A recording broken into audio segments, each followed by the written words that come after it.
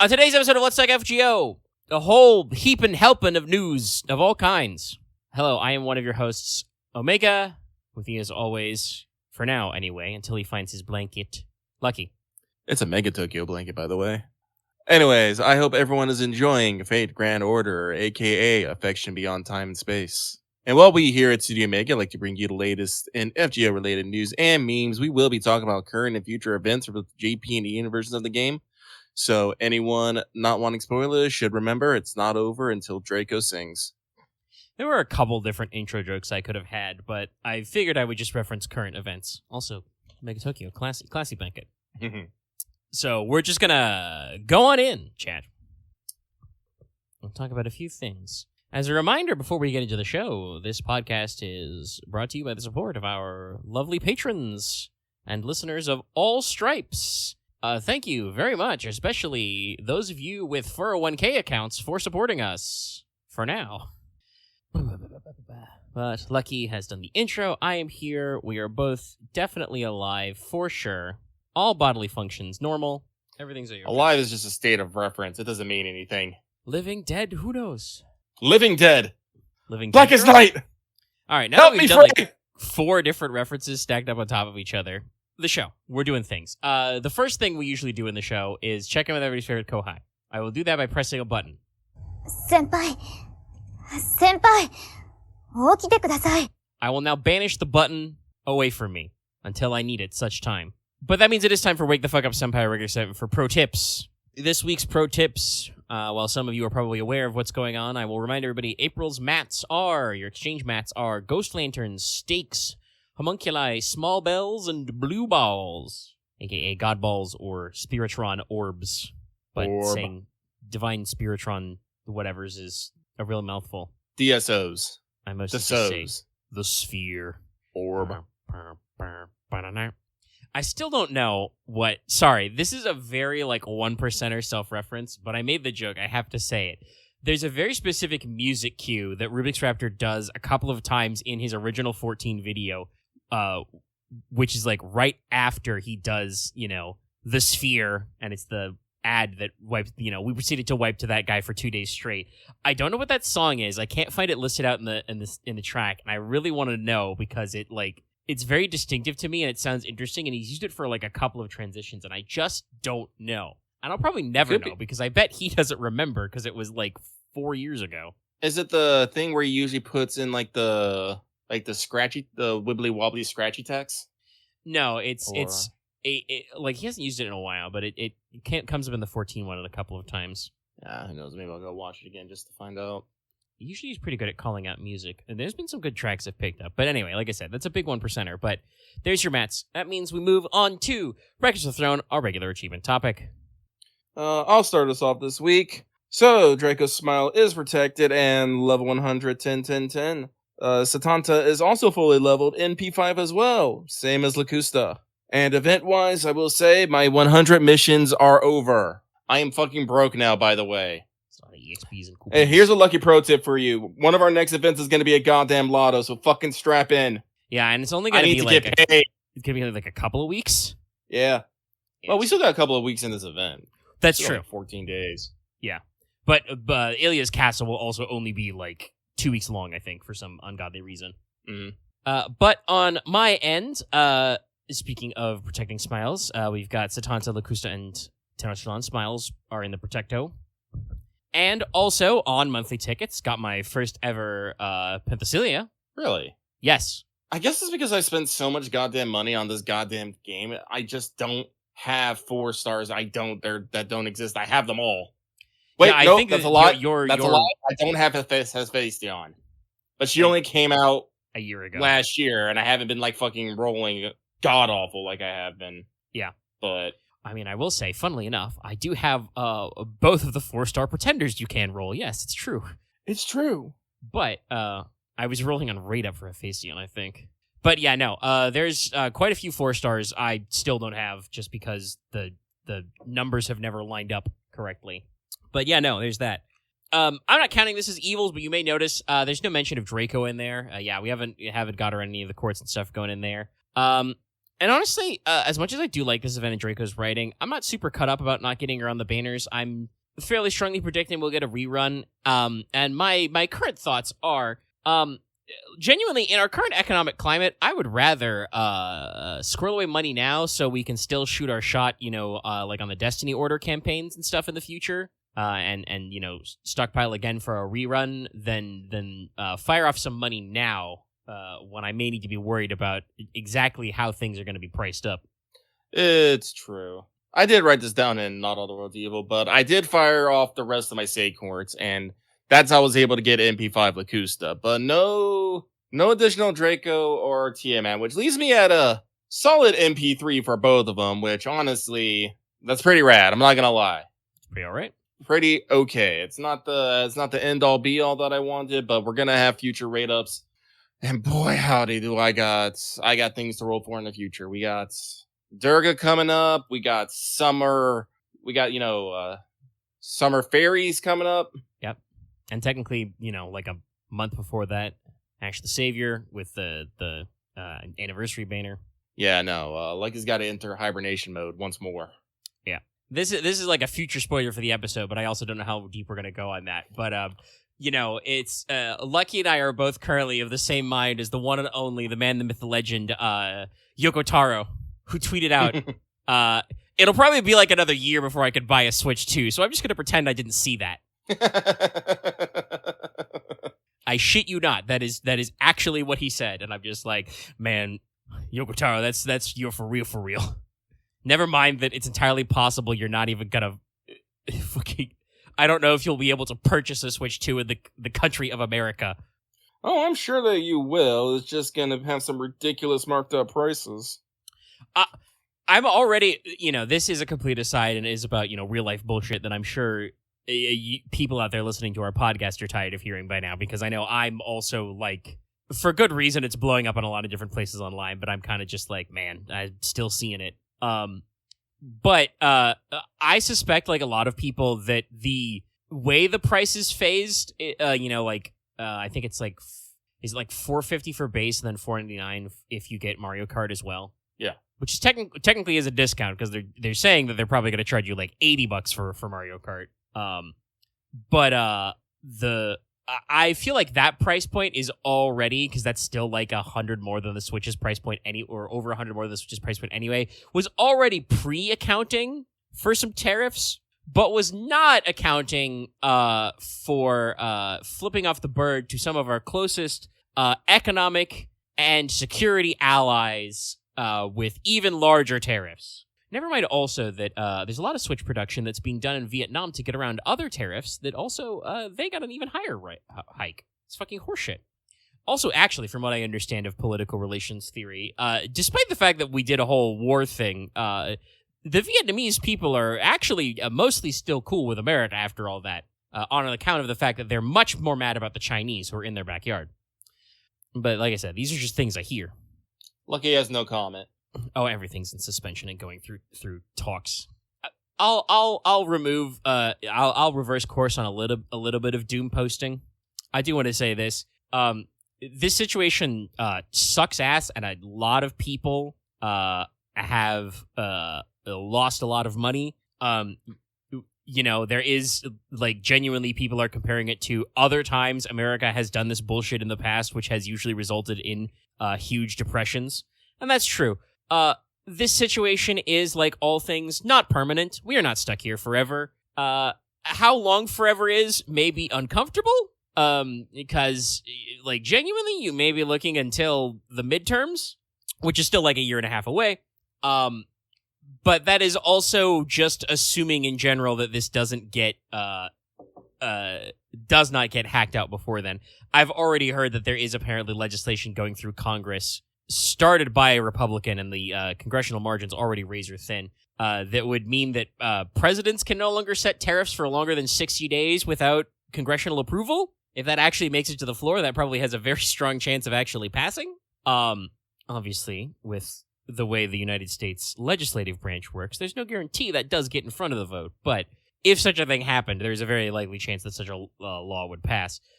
So, we could be here for 30 days. We could be here for 60 days.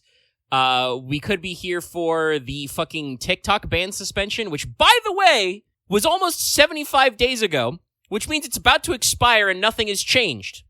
I mean, legally, if it's suspended by Congress, the executive branch does not possess the power to enforce tariffs. I don't think they employ the people who actually charge the tariff money. Yeah, I understand our current government sucks ass and is quite possibly literally criminal. But there are still limits. But like I said, this situation will not last forever. It has lasted long enough that Nintendo has temporarily delayed pre-orders in America because they don't actually know what the price point will be. Funny. I'm gonna be real. They didn't announce the Wind Waker Twilight Princess collection, so I don't care. Oh yeah. We will probably talk about that later. I still haven't sat down and watched the Switch 2 Direct. But definitely, like, I don't think they said anything that made me go, like, well, shit, now I gotta buy a Switch 2. It's like, well, it's probably pretty good. It sounds like they got some cool ideas, but we'll get to that one when we get to that one. But that means we can leave the discussions about all the world's evils. It's funny we had that discussion in all the world's evil. Yeah. My wallet is number one up there. We do want to check in with, did you finish your master missions? Your master missions this week are pretty simple. Actually, I should have mentioned this earlier, talking about the 100 missions. Yeah, I'm not caught up. I swear, I feel like I only took like one night off where I was just like not progging story, and I've been trying to clear, most of the sections available a night. And I'm just like not done yet, and I'm like, wow, they must have dumped like four story sections one of those nights, and I just didn't notice and didn't do all of them. So I'm at mission 69. Nice. I don't know what you're smoking. I think it was pretty consistent all the time. Like, well, that's what I mean, right? It's like, I'm like, I don't know where the gap was, because like it was fairly speedy. Didn't the finale actually drop? Because actually, I have a question, Megan. Did you spend any apples? Yes. I've been hitting apples, and honestly, sometimes I don't have to. Like, some of the missions are clearing very well. Like I said, I feel like I only took one night off where I did not really prog story. No, because I was basically like every night able to clear all the missions I had available. Maybe I'd take an apple or two, but yeah. So I don't know. I got nothing. What I do got is I got my blankie now. He's blanketed up. I'm blanketed up, baby. But I have cleared all of these master missions, so like I said, they're all pretty easy to do. You need to defeat 5 servants, then 10 servants, get 50 of each drop currency, so that's, the roses, the laurels, and the medals, and then also put a saber in your party and complete a quest 5 times. So do the event, you'll get them done. All fairly straightforward stuff. Nice and easy. So that means we can move on to Skelograms and talk about the news, of which, like I said, there's quite a few topics on. JP has been rolling out a lot of stuff, and it has only been a week. Please continue to play the game. Yeah. Number 1, the ordeal call for pre-release campaign started the 30th of March, going until the 13th of May. That's correct. That's a whole ass extra month there. Very long run on.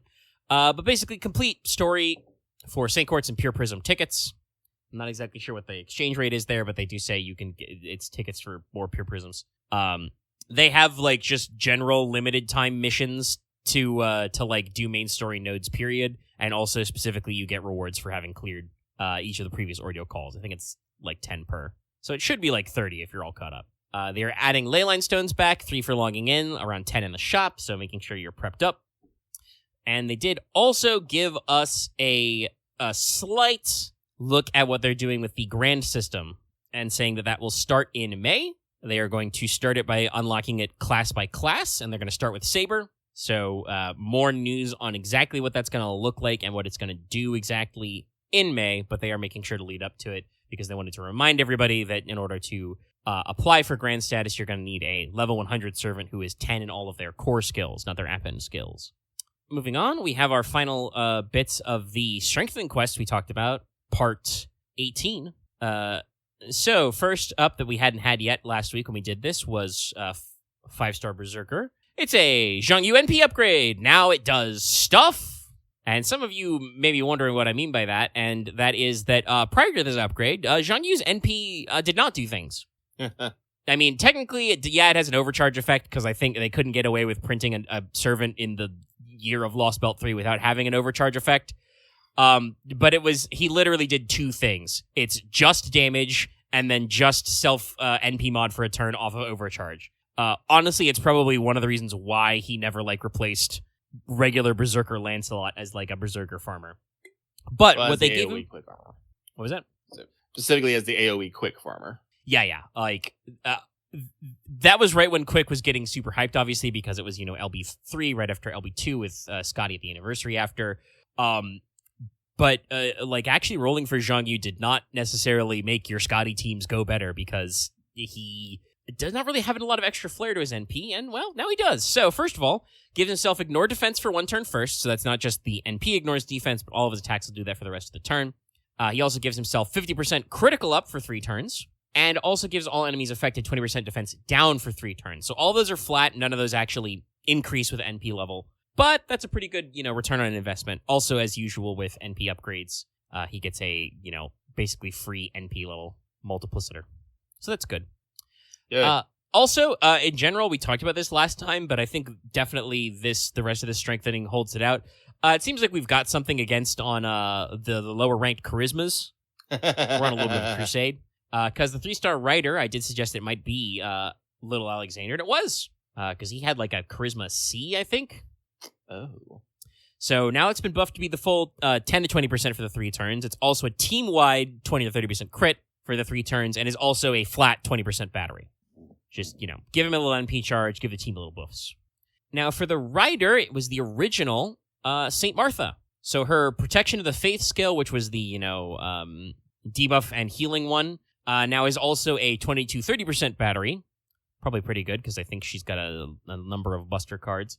But also gives the team 30 to 50% damage up versus dragons for 3 turns. Cool. Now everyone can beat up Tarask. I mean, yeah, the name of the skill they changed it to is Saint of Tarascon, so yeah. Oh boy. Team-wide anti-dragon is definitely got some niches. And finally, the big one that some of you out there have probably already heard of, but we were debating which Lancer it would be, and it does seem like specifically they're picking on charisma, so it was Lancer Artoria. We said it was either Lancer Artoria or Lancer Alter, didn't we? No, it was a 5-star, so I said it will probably be Lancer Artoria or be Tama Lancer, just because it's been like forever for her. That's right. As discussed on that last week, Summer Tamamo at least still does have a very solid niche, and all of her, almost all of her skills are sufficiently spicy. Spice. Her, her charisma equivalent does do only 2 things, but that is technically better off than Lancer Artoria's charisma, which was rank B, which just did 1 thing and wasn't even the thing that we universally agreed was the curve. I actually was thinking about this as I typed this out. Honestly, when FGO started, lower ranked charismas not being the full 20% probably made more sense because enemy HP pools were smaller and there were often less of them. We didn't have 6 guys per turn. But it's definitely one of those things now where you're just oh, stops at 18? It's not even a round number. I need that extra 2%. Yeah. So Lancer Artoria's charisma got buffed. Basically, they did the same thing they did for... I've talked this with a few people. It's now also called Wild Hunt. This is basically exactly what they did with Lancer Alter's charisma, which became her Wild Hunt skill. I don't think the numbers are quite the same, but Lancer Artoria now gives you the full 10 to 20%. She also gives the team 10 to 20% NP damage based on skill level for 3 as well.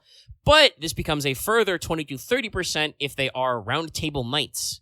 So she's basically got her own Black Grail. Always.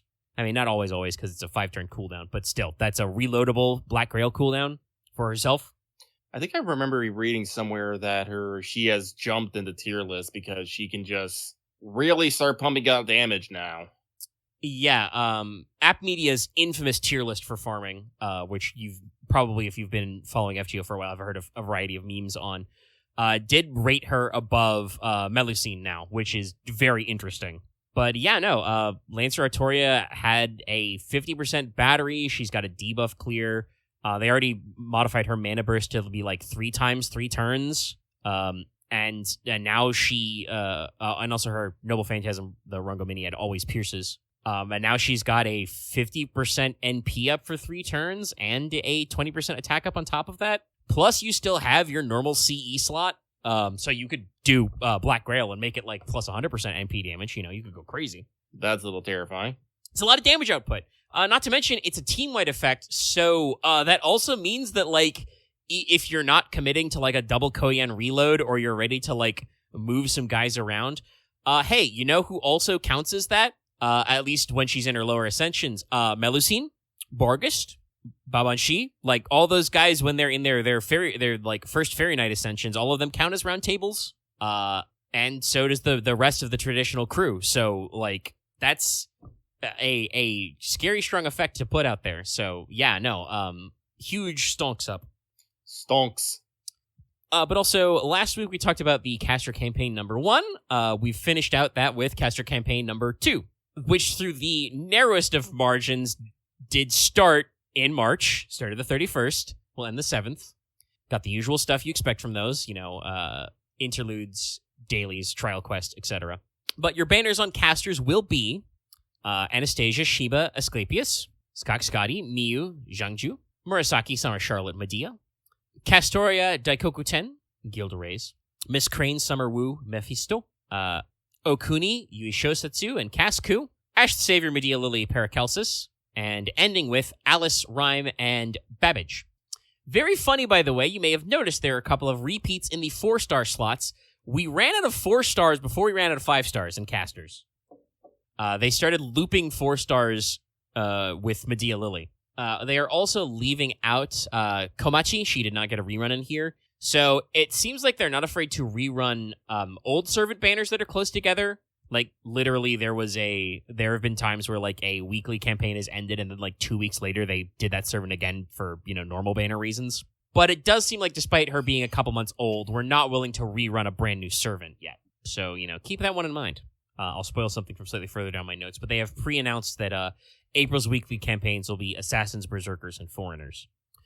Sadly funny that it's not rulers. Well, it's because they already did the ruler one. Yeah.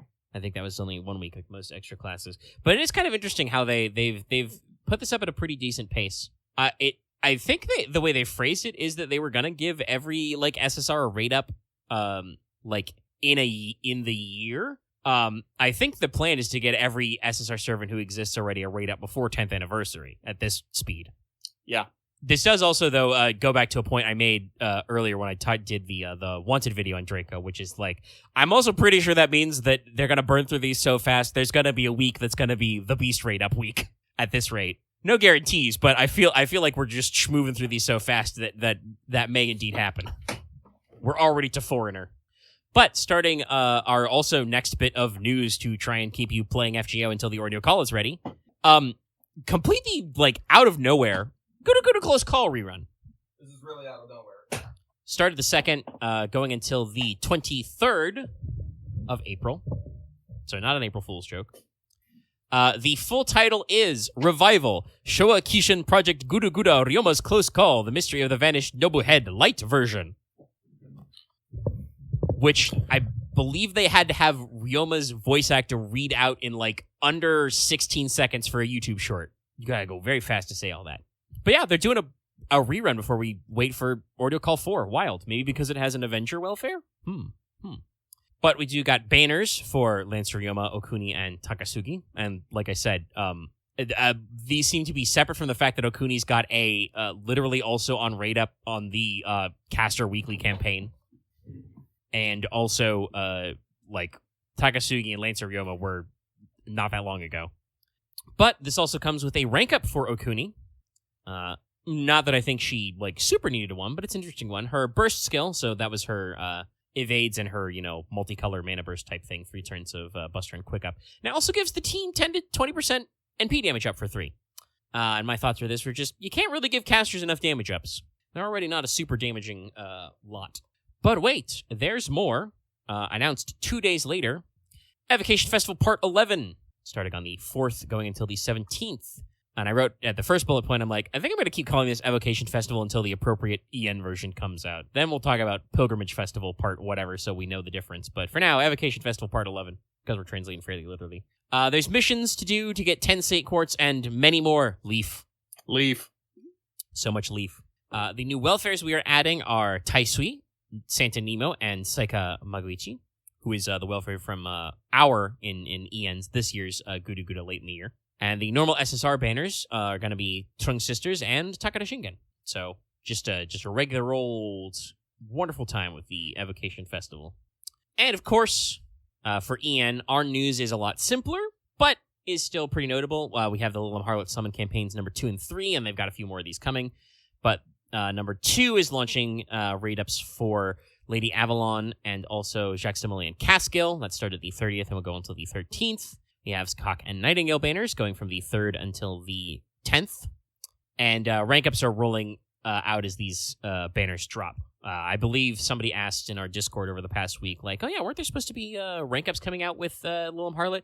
Yeah, I think they're gonna, like I said, I mentioned then, but I'll mention again. Sorry, I should phrase that better. I'm pretty certain that we are going to be dropping the rank-ups as the individual banners associated come out. So with these two, we've hit the Caskill and Nightingale rank-ups. And then I assume that the next batch of banners will probably feature Lancer, Alter, and Mordred, and then that'll be when those rank ups come up. I think there was a 5th one that I don't remember. But yeah, the rank ups are phased to coincide with this. I assume the idea is so that if you are already done with the event, which is very doable in the week, that you have something else you can do with your time.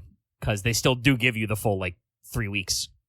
But also, it was April Fool's. So there was the called the Home Run special, and we got 10 Saint Quartz for that. And also, at that time, Returning Master campaign was buffed with a little bit of extra Saint Quartz.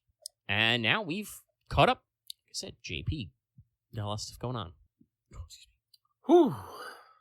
So, with that, Lucky has exited Blinky mode.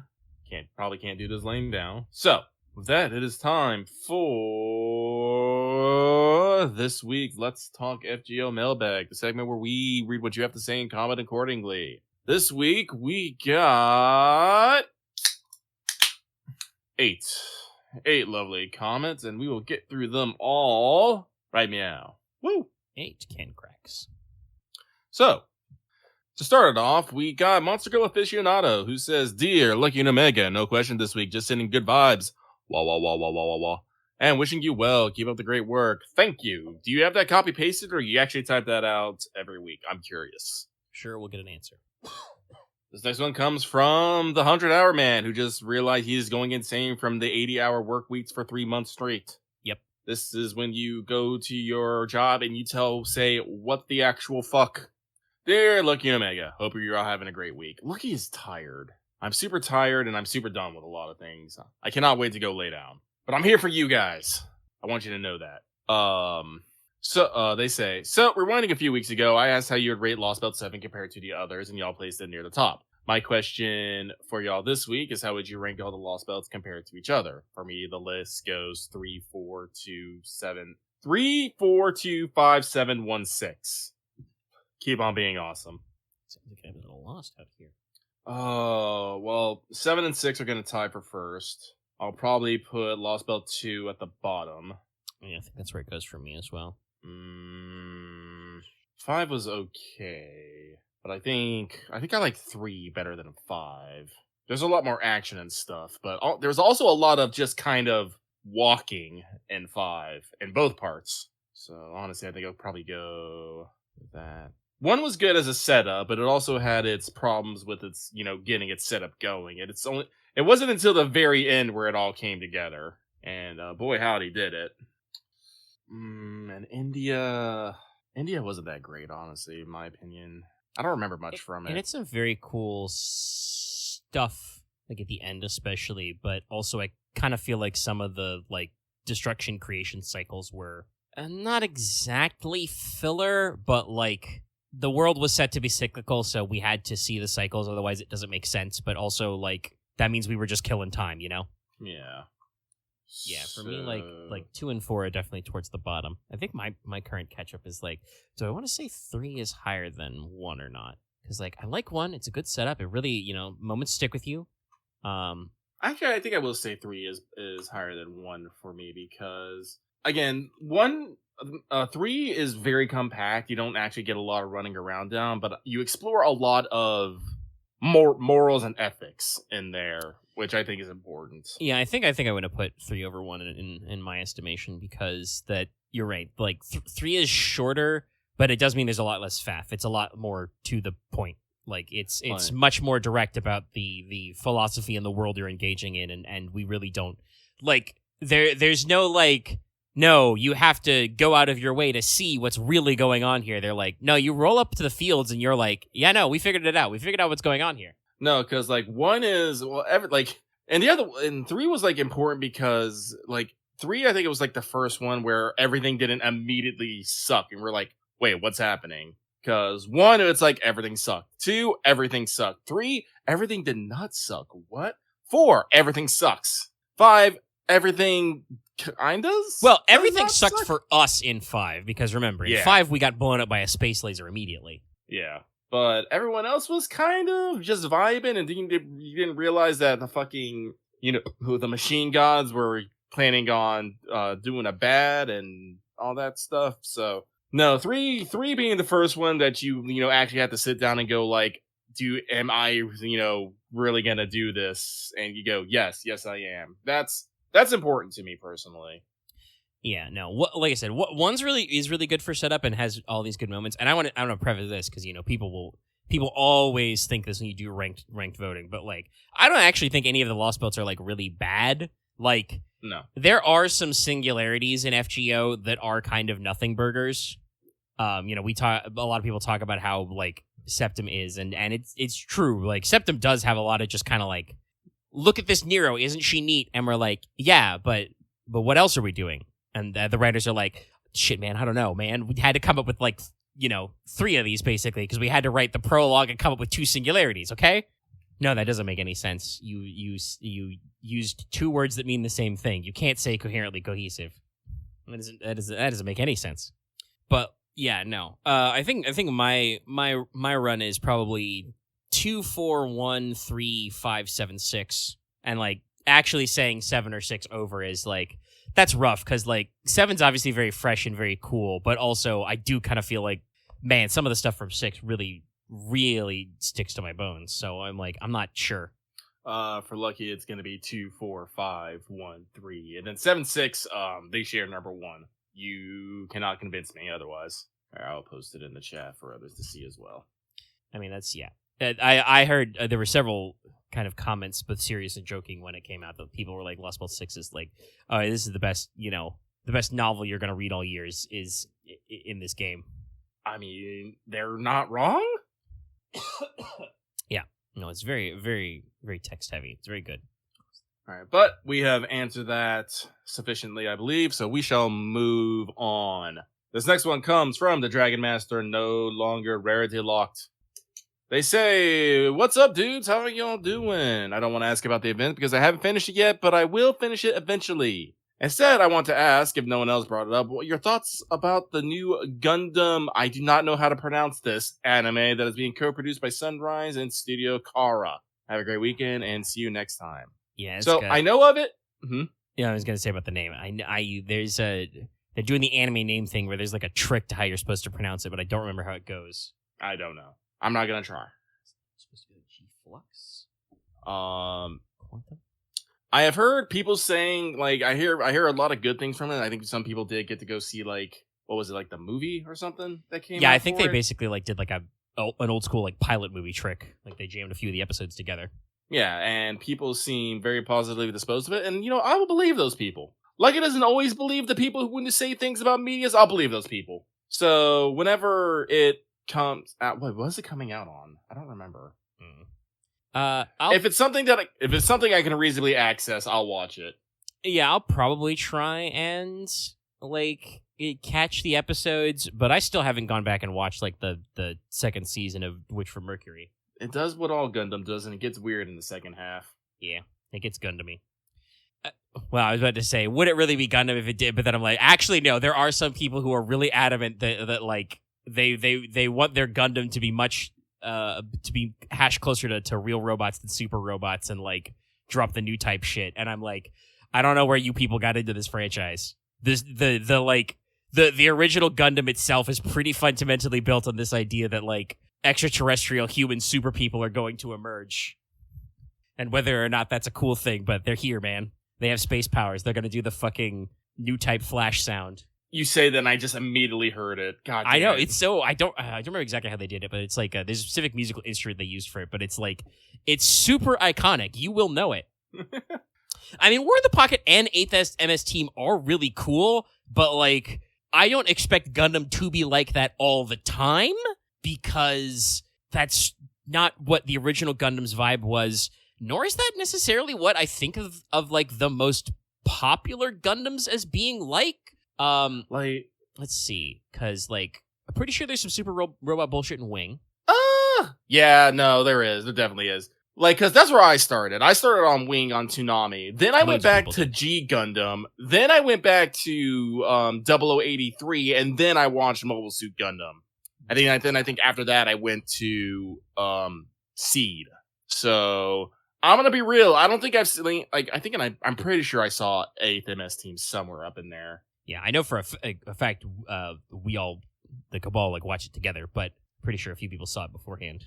But like, yeah, the Wing got a lot of people in the West in, and I don't really. I also don't. I don't think a lot of Japanese people complain about new type magic, space magic either. This is mostly like Western Gundam fans. Like, I feel like some of them really want it to be a little more military-y, but it's not really what Gundam is about.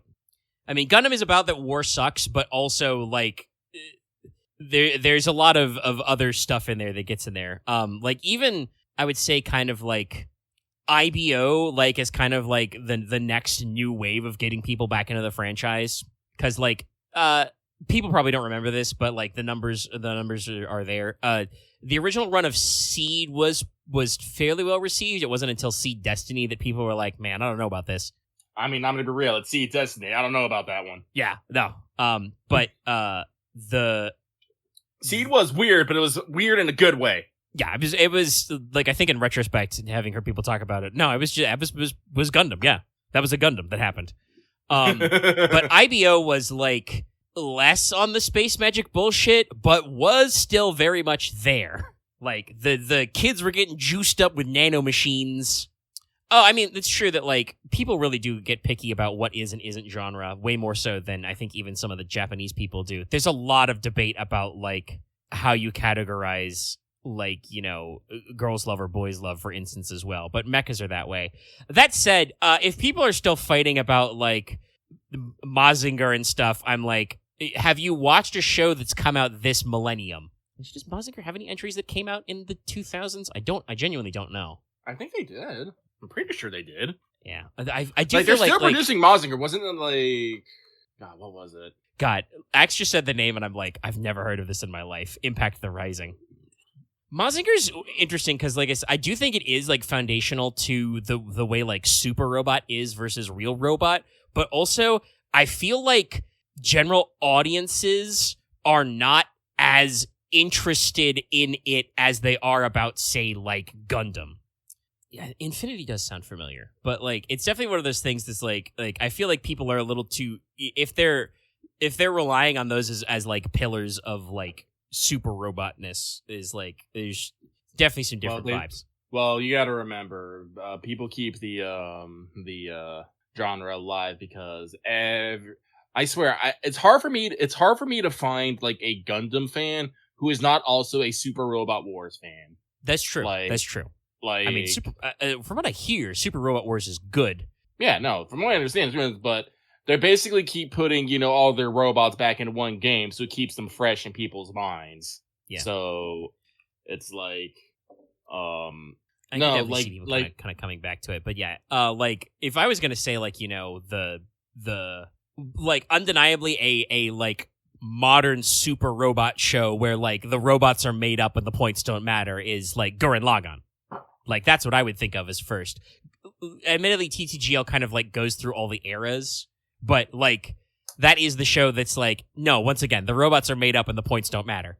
Gurren Lagann's, like, actually, like, it's way earlier than that. It's, like, 2008, if I remember correctly. I don't want to say that, like, you know, I've had a lot of years to think about TTGL. I don't want to say that it's, like, flawless. Like, I kind of get what they're going for with, like, the ending, but also, like, man, the ending does kind of still suck.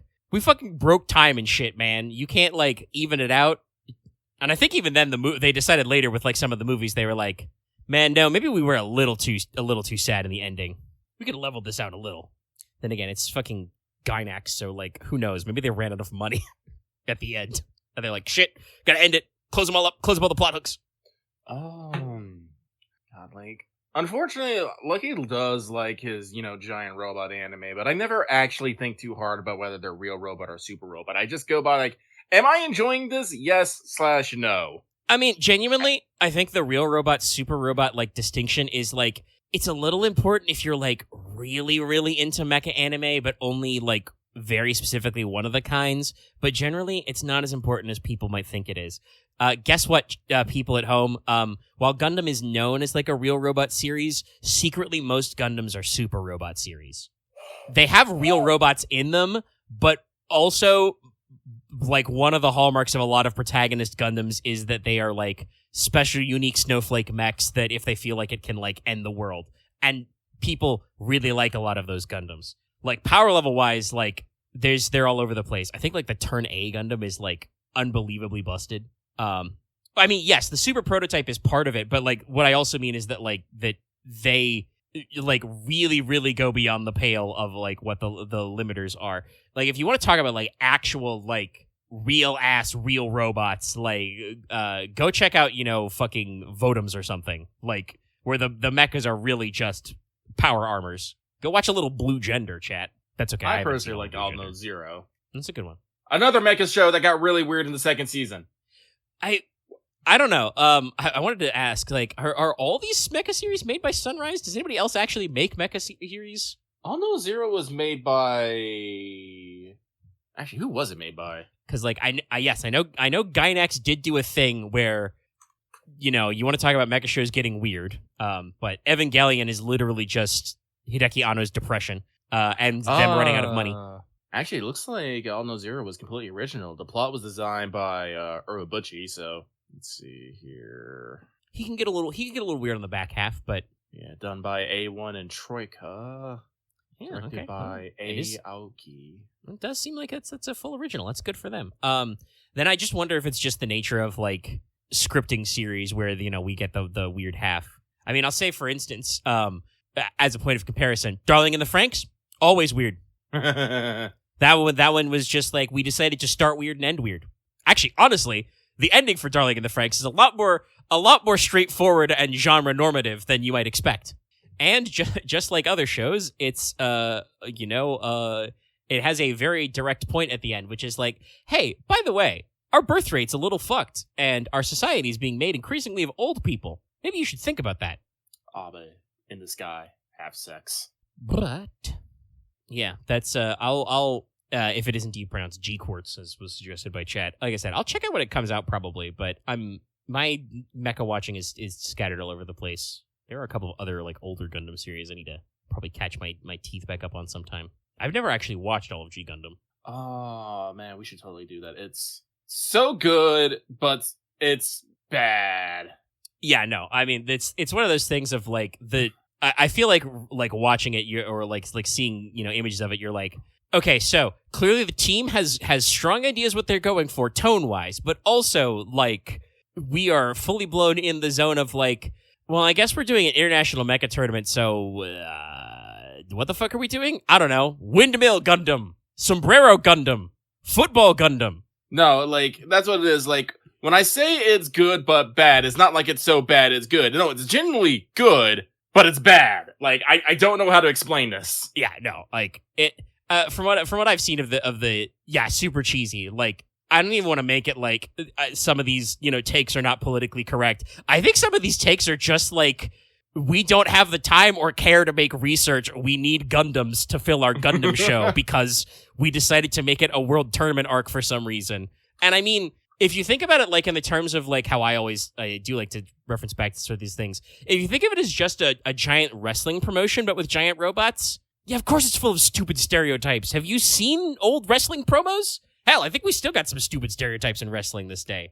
The Gundams are just wrestlers, chat. They need gimmicks. That means also, though, because that was, what, late 80s for G Gundam originally? Early 90s? Anyway, either way, means the gimmicks possibly problematic. God. Also, sometimes G Gundam is just goofy. But, like, it's got heart. Fucking German ass ninja. German ninja. Again, this just like the writers are clear like in the phase of like, we don't fucking care. It's way better wrestling if he's a ninja. Okay. We're gonna move on. Thank you very much. We will see when we see. Hang on, I'm fighting. Gesundheit. I lost. It's okay. I'll cough in solidarity. This next one comes from Agent 418, who says, "Hello, Lucky and Omega. Have a good weekend, y'all. P.S. When are we getting the Hassan of 100 Alberts?" Let's not. I mean, Albert did already declare himself a high level, a grand assassin on the power of. There was people probably don't remember that, but there was a stream once where he was wearing like a green or blue coat that was like chroma keyed out. Yes, I remember so this. people made quite a few memes about that one because he was transparent, very high presence concealment. But yes, thank you. Hope you have a good weekend as well. So we move on. This next one comes from Soul of the Light Mode Discord, who says, "Dear Beast of the Sky, Lucky /up, and Beast of the Earth, Omega /down." Up, get down. Sorry, I'm just debating, but never mind on that. After the event, a few of us were chatting about beasts, so I'm curious. What is your dumbest, most out-of-pocket call for the final beast Chaldea will deal with? Or just roll past and have a great day with good vibes. Wah, wah, wah, wah. Well, I think my Honestly, a great day part is going to be a little clapped because it's 10:30 at night, but, I appreciate the effort. No. Honestly, if we're going to have, the final beast, it's probably going to be Final Beast Chaldea. Yeah, I don't know. I think I mentioned this last week, but I'm like, I don't know exactly what, form Chaldeus will take, but I'm pretty sure it has to be punchable at some level. Yeah. This is a game that is kind of built around combat missions. It's going to be some weird fusion of Chaldeus and Amiosphere, and we're going to have to do it. It's going to be I don't know, it probably won't be one of our beasts. Maybe it'll give it some weird-ass beast signature, It'll be the ultimate escalation. Da Vinci will look at a console and be like, "I'm getting the spirit graph response of all 7 beasts at once," and we'll just be like, "Well, shit, that sucks." Anyway, just cock gun. Anyway, loads ray-proof engine. Just hey, Sion, sorry, do you still have? I'm just thinking reloads with malicious intent. Yes. Hey, Sion, do you still have your personal copy of the Black Barrel that's shaped like a Browning High Power or something silly? Because in case you forgot, because she's in a fighting game, Sion's version of the Black Barrel is just a gun. A normal gun. No, because I'm pretty sure, we still haven't actually seen Beast 5. No one knows what's going on with that fool. I'm so glad that I did see before I had to mute the spoiler channel for a little bit. Just because people were having a very rapid-fire discussion that I was not caught up to the story to participate in. So I was like, hold on, let me mute those notifications for a little bit. But yeah, several people were talking about the fact that, man, where the fuck is Beast 5? No, a lot of current theories is that Merlin or Lady A have also been confirmed to be I do believe forgive me, I can't pull up my references out the source of my ass, but it does say that, Draco did call Lady A Beast of the Stars, and I do believe at some point earlier it says that Merlin is a beast candidate, and I can actually understand the reasoning behind that, because as much as Merlin loves humans, he also wants to see their end, which means, they have to be destroyed. So I can understand Merlin being a beast candidate, but again, we've had nothing to actually signify. And also just in general, talking about some previous mythologies, I got into it a lot in The Wanted, but you still see a little bit of that in the actual story, but Nero being picked as a beast as kind of a what if makes perfect sense because like I mentioned before, there's a lot in I guess the kind of early Christian, mythos and theory crafting where the actual number 666 was probably picked for numerological reasons to line up to spell Neron Caesar, that may be why the oldest actual reference we found to it is actually 616, because it used to be written a different way. But there was a lot of it was Nero who first, persecuted the Christians sort of a thing, and lots of just urban legendification around there. Well, guess what? If you read some of the oldest versions of Merlin, he is actually supposed to be an antichrist. His, the mother is a nun who used to be a noblewoman, and his father's an incubus, and like there was like he was supposed to be the spawn of Satan, but luckily somebody caught it and baptized him before anything bad could happen, and then now he's just Merlin. So like. No, I think that tracks with Fate as well. I'm certain that somebody on the FGO team, if not Nasu himself, has read that version somewhere. So, I think it tracks perfectly as, like, that is kind of a thing that, can happen. Yeah, Merlin also has an independent manifestation. Yeah, but that could also be possibly part of the things of he's actually physically trapped on the other side of the world, and he's just kind of vibing here with us. Yeah, he is choosing to summon himself forth. Because, like, this is actually something that I don't think they mean at all as like a beast thing, but like Saber Shiki has an independent manifestation as well. But I think that's because she's just connected to the swirl of the root, which is like not really beastly, but is also just like, well, she's like the human representation of kind of like, the swirl of everything in the cosmos. So yeah, I guess hypothetically she could just decide to show up somewhere. No, so if we're talking about Antichrist figures, actually Altera's in an interesting space here because as per Extella, Altera is actually, a terminal for, Velber. I was trying to think of my hands. But if you look at like some old text, there was some belief that Genghis Khan would also be known as the Antichrist, the what was it, Angel Moa? How do you fucking pronounce it? Angel Moses?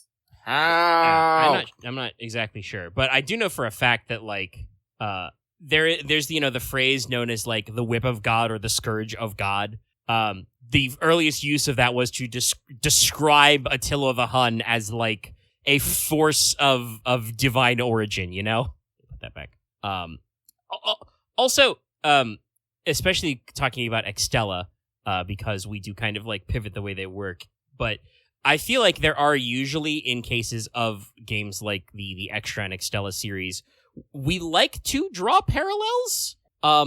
So like we know for sure that at least as a what if, Nero is a candidate to be an evil of humanity. I don't, Tamamo is kind of odd. I don't know if actually we want to say that Tamamo herself is currently an evil of humanity, but they definitely seem to phrase like when she was, released from the, before she was sealed by the Killing Stone, was like basically in the process of becoming, an actual proper like calamity. And Tamamo is related to other figures which are evils of humanity level. So if Altera is the third heroine, basically, No, we were talking about this. I don't think like another Tamamo face is necessarily going to show up for a Beast candidate in FGO, just because I feel they don't want to they probably don't want to necessarily double dip on their Beast slots as such. But if Tamamo was to probably pull a dodgy and probably pull out some of the Millennium Fox vibes, that's probably more. Tamamo always seems kind of not necessarily scared, but like concerned about herself and her master if she were to regrow all 9 tails. Yeah. Like in FGO technically, and Tamamo goes as far as she's ever canonically done, except for like the true ending route of CCC, which keep in mind is why we have the Tamamo 9, because Tamamo goes Super Tails 9, but then she has to, go inside the space inside the reverse double moon secret moon and like cut them all off so she doesn't explode the moon or something. Just like, pop them all off. So that was her pretty high level. I could see Nasu remembering that one and getting back to it. Or not, because I don't. This is the thing with Nasu's writing. Like, it's one of those things of like, I'm sure he hasn't forgotten some of these things, but also, is he going to do that for FGO, or is he going to remember that for like the, secret CCC DLC for Extra Record when that game comes out in 5 to 10 years, Like, Nasu doesn't really forget things, but he'll sit on them. Yeah, he sits on them, and the time that he figures out is ripe to bring these things back around can take a while. This very event, there are a lot of references, I think, explicitly to not just Extra stuff in general, but also some of these vibes are very specifically Last Encore.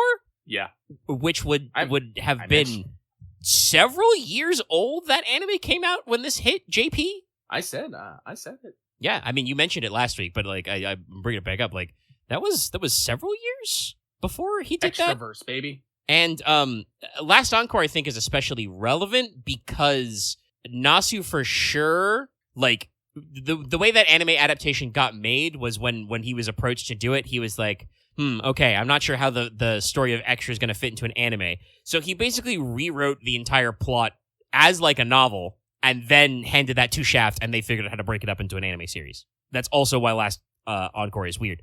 But also, in regards to what you're saying, people were saying about Amaterasu, I don't think Amaterasu is necessarily Beast. Amaterasu is just a god, which is its own fucking problems.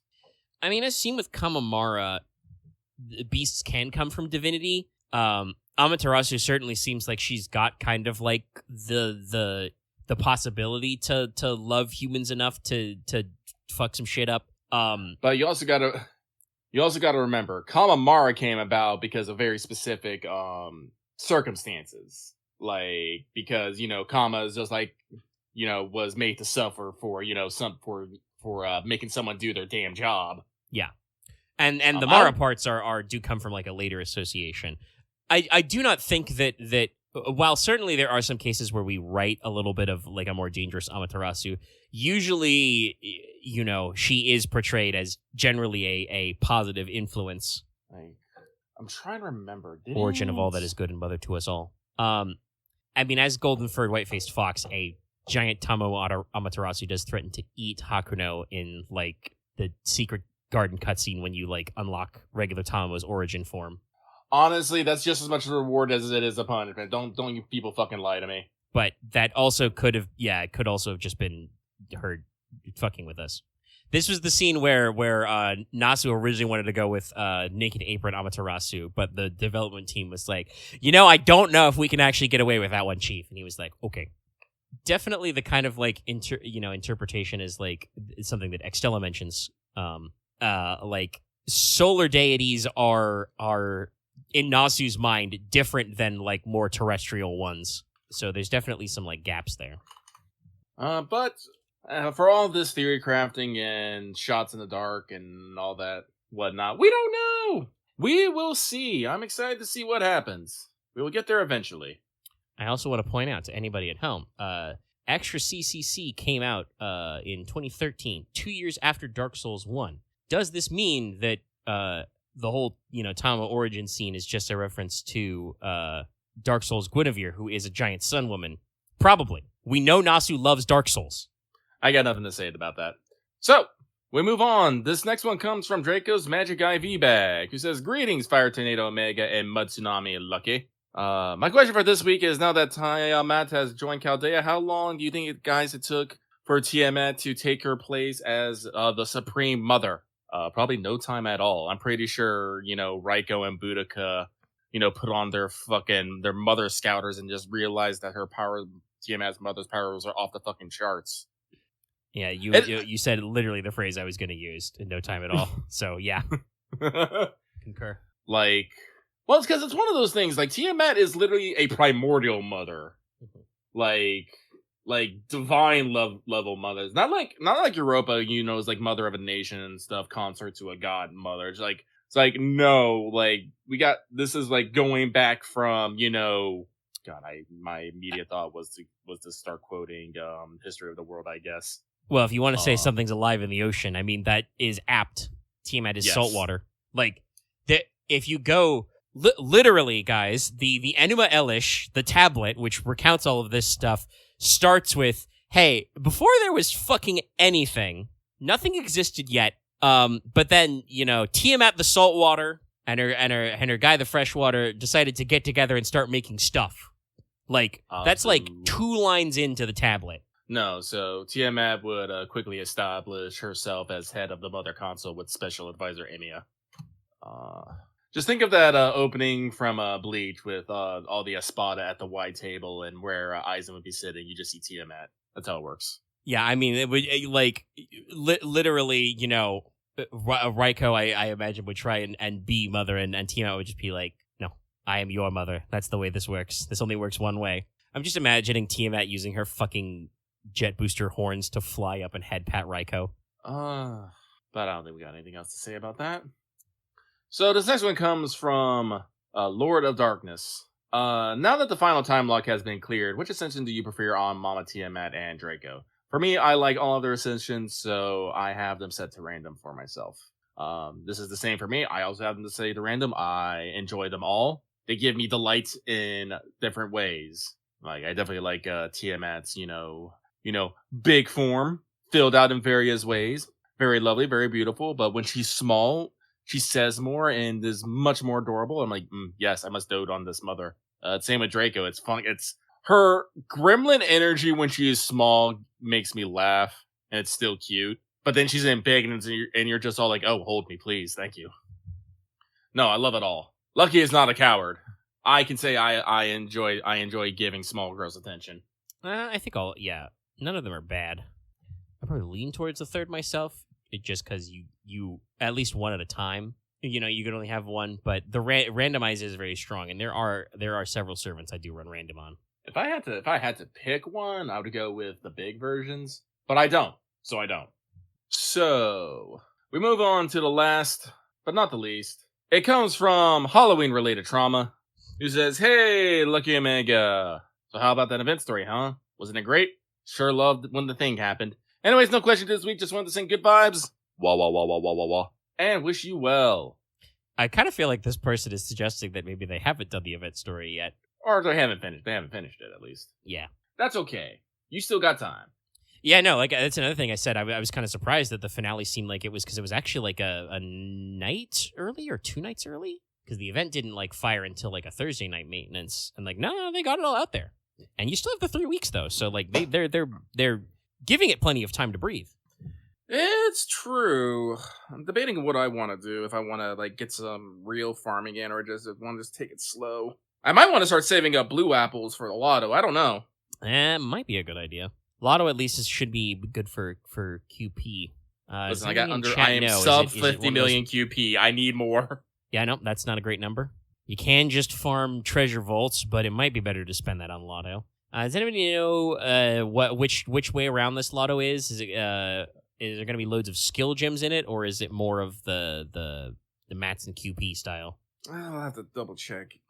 Also, if I remember correctly, this is the event where Kashin Kojin shows up. Yep. It was permanent, thankfully, but...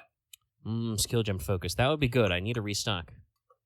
And yes, it's because we call it Ilya's Castle, but it's Ilya's Katakuri Castle, I believe, specifically. But, as like you said, that is the finale of the mailbag. That was the last one. The final one. So, next we have Caldea Free Talk. In my notes, I at least have the note for so you didn't get that 5-star, and I was like, Lucas, you should go here, but I don't know if I got time for that. I didn't. I was still I finished through section 12, and that was at 8:30, 9 o'clock at night. So we started recording once Lucky beat Avast into shape with a crowbar. Mm-hmm. But I do have a moment for Lilim Harlot thoughts. The Harlot thoughts. I'm blending my fuck of that confident together. Now attempting to enunciate better. I do have the section for Lilim Harlot thoughts, and I do want to give... Obviously, Lucky right now, little sleepy. He's a little eepy, but if I ask Lucky this question again in a week, that's future Lucky. He's not going to know shit. Nope. So, if you have any kind of general or specific vibes about Lilim Harlot you want to get out now, Lucky, go for it, please. So, overall, I enjoyed the event. I liked it. It was a nice reversal of usually how things were. Last week, we had just got thrown into the spiral-proof world, and we actually hadn't even started going up, and really going up. Once we actually got started going up, shit got fucking wild immediately. Because basically we're going in reverse singularity order, and we basically start with which was Babylonia, but not Babylonia. I can't remember, because it wasn't actually it was Babylon. That's what was right. It was Babylon. They just called it Babylon. And also, it wasn't even Nero's fake Babylon. It was, secretly a summer. Yeah, it was secretly a summer, and you basically have a mini vacation, even, with some of your fights. I remember you got into a fight with, it was MHXX, Summer Maeve, and who else? I can't remember, but, it was hilarious because you had to have Satanta in your team, and Lacusta and MH Double Lakewood, like, skill seal Lacusta because she took her mushrooms, and Summer Maeve put terror on Satanta, and I'm just like, oh my god. There was other things in there I can't remember, but it was like I was immediately expecting a super serious event, and then they're like, no, it is now time for jokes, and I enjoyed that. I feel like the writer had to know that, like, because it does eventually start getting like heavier and heavier, but like, and honestly, the intro is already pretty heavy, but like, I think the writer really understood that, like, you can't stay heavy all the time. You have to put some fucking levity in there, otherwise people are just gonna get like super bummed out. There's a term for this. I can't remember if it's pathos or bathos. It's one of the two. Yeah, it's. I think it's actually bathos is the idea of like you are supposed to use comedy to like produce a beat between emotional beats. And bathos is also like a little bit of some people use it as a buzzword because there's a concern that like we're a little too like quip and comedy focused, like people don't use the technique quite right, which definitely you can get. But yeah, no, I think the actual classical definition of bathos is when you use like a funny or a pun or kind of like an emotional turn you weren't expecting to, lighten the mood as part of your emotional payoff. Yeah, so no, we got that bathos route again, which was good. And then we slowly started making things serious again after that. I say slowly. Also, yes, at some point I do remember there's a John fight. He's like, I'm everyone's little sister. I think everyone gets confusion. You're just like, what? Yeah, literally confused. And you fight shark pirates and stuff. So that was fun. Draco has no idea what's going on. We have no idea what's going on. Satanta, just here for the ride. Tiamat, trying to kick in our shit. To save us. But then we move on to, the sixth singularity, which is, I believe what they said was Lost Jerusalem. And we find out that it's Halloween themed. Now, so we're still in that silly kind of thing because we have, our Jacques Dumoulin, who is sometimes a girl failure, running things, but it's still very serious because guess what? She's trying to use the Incarnum Dragon to summon, the big shib. The big shub. I always get her name mixed up. But also, we, like escape a sandstorm and find a giant road that says Halloween at the base, and all the servants still confused. Us are like, oh no, man. Yeah. We did get to see a lovely sprite of actual Jacques Dumoulin, which was rad. Yeah, he has a 2D sprite. Yep. But with 2 for 2 singularities being weird, we start realizing that something's not quite right here. So then we move to the fifth, which is America, and honestly, this one was played pretty straight. It's just, a lot of fighting, and some things get a little bit explained. This one was definitely the one where they started to take the levity out of it, because Draco even says, oh yeah, there's no Preza King here. Just which, like, fighters. I feel like is a source of a lot of the goofs and gags, that and Nightingale actually carrying Rama around in the backpack. Like, when you remove that stuff out, it gets a lot more straightforward. I feel like also America was specifically written a lot to give, because obviously Skahak is in it, to give Satanta some more character beats, which was good. Yeah, no, it's good. Also, shout out to the MP line that unlocks after you beat it, where Skahak is basically calling Satanta on the runes, and he's like, stop! It's great. But we realize that, maybe the Incarnate Dragon Beast thingies aren't working quite right. Then we get to fucking London. And this is the point where basically all the levity stops. You open the door and find out the fog is full of ghost children. It's bad. It's really bad. Like, unfortunately, I can't remember fine details right now. I'm sleepy, and it was like... I can remember a few more, because that's as far as I've gotten, was clearing London. So, yeah, we like immediately run into Jack being spooky, creepy Jack. And there's a lot of questions about the fog. We gave Lancer Alter like multiple lines. They didn't do anything, but there was something there. We tried. They tried. It was pretty cool. The big thing, though, is that we run into the Incarnadine beast that represents Fornius, which is supposed to be the Okeanos one in London, which is not how that's supposed to work. So, did the story is building that the clearly these things are like getting like let out, right? They're releasing themselves from their seals and moving around, and that's not good. Oh yes, if anyone didn't know, the name of the 7 dragons is the 7 sins, just in Latin. Yeah, it's If the anyone was Latin curious. names for the classical 7 deadly sins, yes. because they would have been written in Latin originally. Yes. If anyone was curious about said names. Yeah. I thought that was a neat trick. Well, a neat note. Yeah, makes a lot of sense and is also a good use, good pattern. And yes, I got far enough that the fog parts and becomes rain.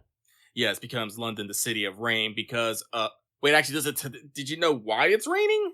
Yeah. Like I said, I'm through that part. Oh yeah, because Okeanos is literally broken and is flowing. It's fucking flooding downstairs. Yeah, it's a great line where they're like, "Oh, that the rain is the waters of Okeanos released because it is above us. That's why it's so hard to breathe, because metaphorically we're underwater right now." And I'm just like, man, damn, what a line. Nah, that's rad. But we'll go from there, and like after that, I don't know, who knows? Maybe I'll go read it again, because boy howdy, some stuff happens. And I enjoyed being along with the ride. I will say Draco's fucking attacks and animations, they're lovely. I love them. Oh, they're so good. Yeah, the production values are all really high. And like once you like get in there and see why like that is, you're just like, you're just screaming, "Let's fucking go!" It's badass. Like I can understand why Lilim Harlot got picked for the rerun. Well, one, because people want another crack at Tiamat Draco. Don't anyone fucking at me. I know you did. Yeah, no, I mean, that was literally why. Because they already knew that Draco wasn't going to be on GSSRs at that point when the rerun poll was like, so they're like, okay, fine, I'll do it myself, with the banner. But why are people so hyped to roll for Draco, right? It's because of the event writing, I think. No, it's so good, and just like implications later, like we can't really get into it, but affection beyond time and space, it's real. There's a lot of fun stuff going on there, and I want to say this. I also like in general. I think I saw this briefly when I was like clearing notifications in the spoiler channel. You said that like we don't really need an ordeal call for beasts because we do kind of understand why beasts are here and what they're for. Yeah. And no, you're absolutely right. Not just from previous writings, but also this story has a lot of back and forth. Like, literally at one point at the end of America, like the optional quest where you get a very, very small Sita cameo. Very tiny. Very tiny. But Lady A straight up asks, okay, hey, Tiamat, how did you stop being a beast and get here? Huh? How did that work out for you? Like, obviously, and I think that's a very pointed comment about what's going on with the master relationship with Draco. But also, I think Lady A was just genuinely asking it because she's, like, curious, Mm-hmm. And Tiamat doesn't, like, spell it all out there, but it's part of the story flow. And like I said, they also do good moments with Satanta. And I'm at the point where like we haven't done a turn on it, but like we're clearly also as a character literally just introduced in this, we are clearly doing a mini character arc for Locusta as well. Like there's a good. No, her whole thing is great too. Like no, like I love Locusta in this. It's so good. Yeah, because like talking about like the levity, right? Even when we start to, before the flip in London where we basically cut all levity out, like Locusta is a good source of comedic relief because she's always like, eat this, drink that, tries to make fucking Satanta eat cordyceps, all kinds of shit. But you do see some hints in there. The first is that she goes like mega turbo mad against Nightingale. But then also, we're doing the servant dream flashbacks thing. So they do a pretty in-depth lead up to like how Nero got to be in power. And there's like a micro cameo from Locusta in that, because that is like, again, I mentioned this both on the podcast and on the Wanted. We're not actually 100% sure the Emperor Claudius was poisoned. He could have just been old. He was sickly like well before he named Nero as his heir. But at the time, historians were like both current and modern were like, well, he was probably poisoned though. And one of the people who was supposed to have poisoned him could have been Locusta, who was famous for being a poisoner. Also, talking about, stuff going on, Claudius could have been sold out by his own food taster. Listen, Roman politics were fucking cutthroat. Yeah, was the actual Agrippina the Younger a total sociopath? Man, I'm not sure. I don't really like to take, especially Romans. Romans were very big on, we're manly dudes, we're manly men. The arts are for babies and slaves. That's probably why they were so mad at Nero.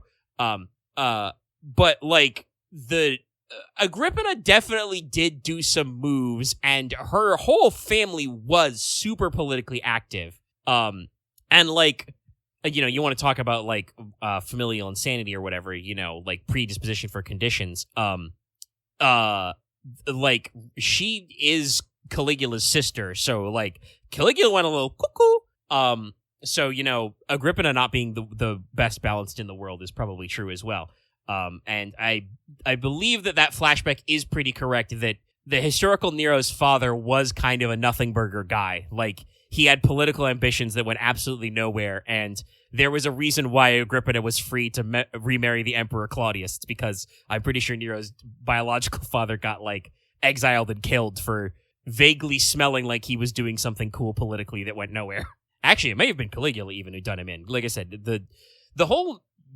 the Julio-Claudian dynasty is, like, full of a lot of horse shit. I think exactly one of them had it locked down, and that was not Julius Caesar. It was Augustus, the first guy. He, I think, had things pretty locked in, but after that, it gets very chaotic very rapidly, and stays chaotic. After Nero died was an event in Roman history known as the Year of Four Emperors. So, like, the Roman political scene got very, very discombobulated very rapidly. So, like I said, was Agrippina probably making some cutthroat-ass moves? Yeah, probably. She was a Roman woman of high birth and standing who had already faced, like, political ostracization at least once. She was probably making power plays. Also, I think there were rumors that she was, like, accusal of the witchcraft on her part, which was very serious in Rome. So, like, she was not probably the nicest of ladies. I'm still it's because they already had it designed for him, but I am still surprised that, like, at least this far through, maybe they'll hit me up with one in the back half, but, like, Wad Arco has some sketches of, like, what Agrippina is supposed to look like. It's also, it's just MILF Nero. That's just what Wad Arco drew. Very straightforward design language. With a little bit of the evil in her.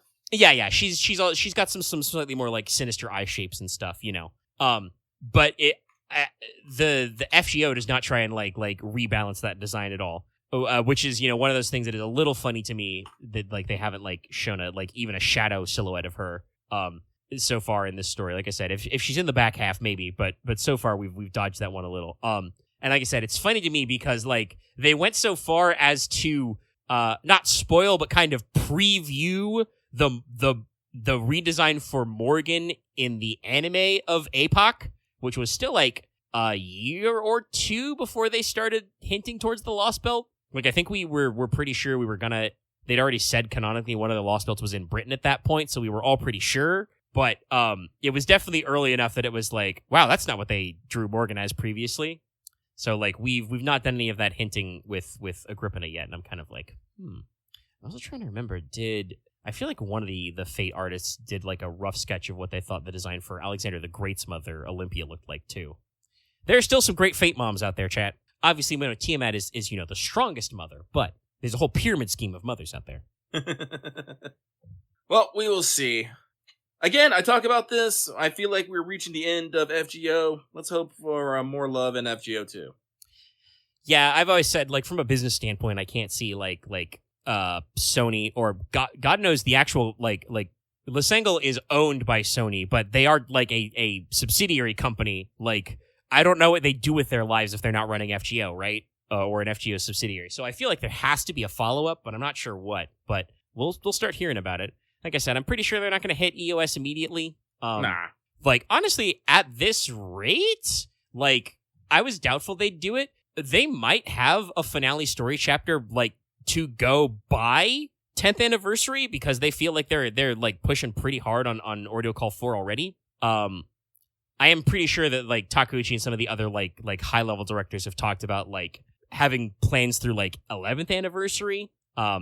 And certainly they have opportunity now that they just activated a rerun out of nowhere, that, like, there's room for them to hit back on some stuff and maybe, like, recap some things we didn't hit before, make sure everybody has a chance to access the, like, Evocation Festival and, like, try all the welfares before the game's over kind of a thing. So, I don't know, but, like, Lucky is absolutely correct that, like, we're winding into a finish. We're gonna put a bow on this story and make it count. Be not afraid, everyone. Yeah. The best stories are the ones that end. No, that's true. All good things.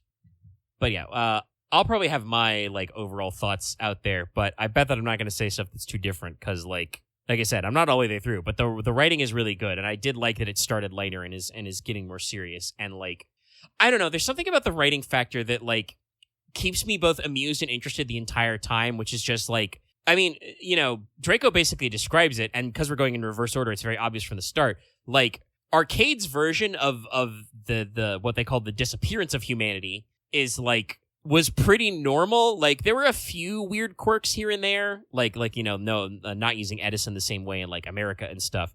But it did get really off the rails until Singularity 6. But, like, if they'd done this like how you might expect them to do, like a conventional recap of all the singularities, it's kind of like, well, we've done that before. We don't need that. But this is like, no. Not even Draco knows what's going on here. We're just gonna get weird, and we're gonna stay weird. We're gonna keep changing little things, And I like that even the characters are bamboozled by this sometimes. Also, in general, like I said, I do want to shout out because it did happen for me, and we're both past it. But I like Satanta's kind of rebuttal to Skahak about servants, right? Oh yeah, where like she says, "Oh man, what do we servants care? We're summoned for a purpose. What do we do?" And Satanta's just like, "You know what? Actually, fuck you, teacher. I don't care that I'm here, dead, right? And I'm a young dead guy. That doesn't matter. Why would I appear in a miracle and do all this shit if I wasn't concerned about changing the future? Huh?" It is actually funny. I do believe it says that Satanta does have a more immature style, and he basically says, "I'll never lose to Maeve." So he's someone determined to fight for his own future, and I'm like, that's important. Yeah, no, I like it. It's good. All right. But yeah, next week, hopefully who knows? Maybe I'll go back and read the story again and cry some more. You can definitely probably hit it up. Well, that means we can move to the what's up. What's up? Got a handful of things. Kind of talked about it, alluded to a couple of the ideas earlier, but there were a few things that happened over the week. Like game stuff wise, the Monster Hunter new title update did drop. So there's some new stuff. I have not looked at it yet. Might get to that this weekend, or might not. We are still catching up on some 14 things generally as well. Still need to go back and fire up and do match 6 again. Still need hopefully some pants. Lucky is being a cute alchemist girl.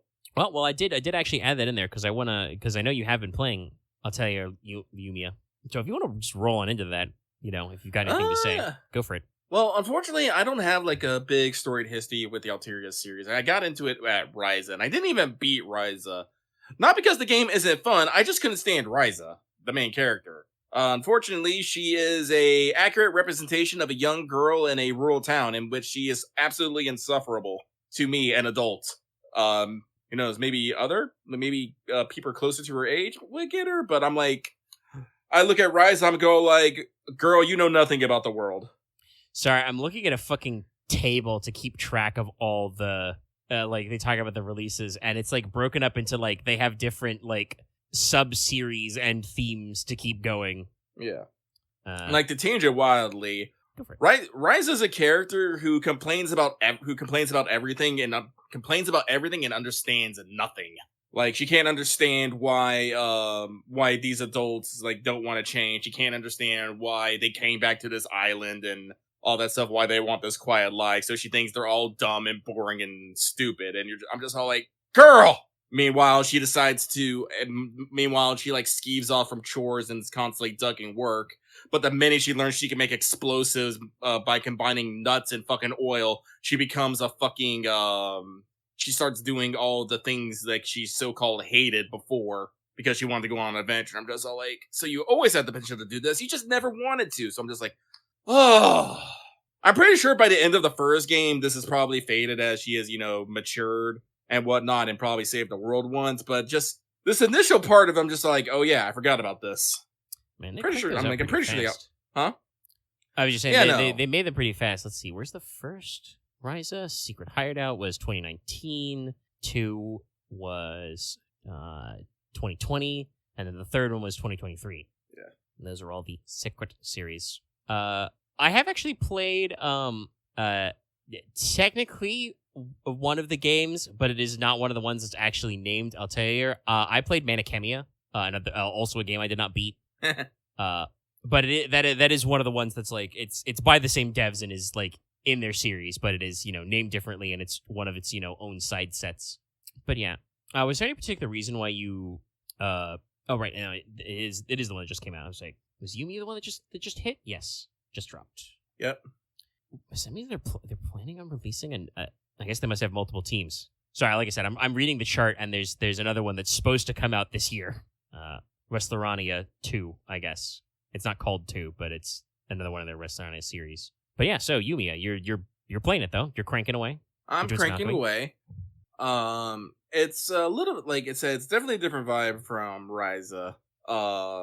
Again, you play a young girl. Although this one's not quite as plucky. She actually carries a bit of sadness with her. In this game, alchemy is evil and outlawed, but she wants to get to the truth, so she does it anyway. And she's fallen in with a research team who is trying to get to this old destroyed capital so they can figure out why the fuck did alchemy blow up the world at one time. So there's a little bit of a mystery, and there's some character development points, except not really, I want to say. Like, they kind of make this point about how, alchemy is forbidden and stuff, but the worst that really happens is when you talk to NPCs, they're like, an alchemist! You basically get two party members who vibe with pretty well. Isla, the Genki girl, you're like, are we automatically best friends? Yes. And her older brother, I forgot her older brother's name all of a sudden. I want to say Conrad. It is definitely Victor. Victor is, the stoic one. He's like, I'm not sure if I can trust you, but, it's pretty obvious that he, thinks everything is fucking rad as well. So, this is one of those things, I'm immediately tempted to clap back at Axe, but I will not. This is one of those things that always, weirds me out in video games is that slight narrative dissonance between things like, oh, you're supposed to be viled and hated and no one's supposed to like you. But if you actually did that in a game, you probably wouldn't actually be able to get anything done. So they gotta, kind of dial it back. So it's doesn't actually necessarily impact the gameplay or story that much. Because let me tell you, I've done a fuck ton of alchemy and I have killed a fuck ton of monsters.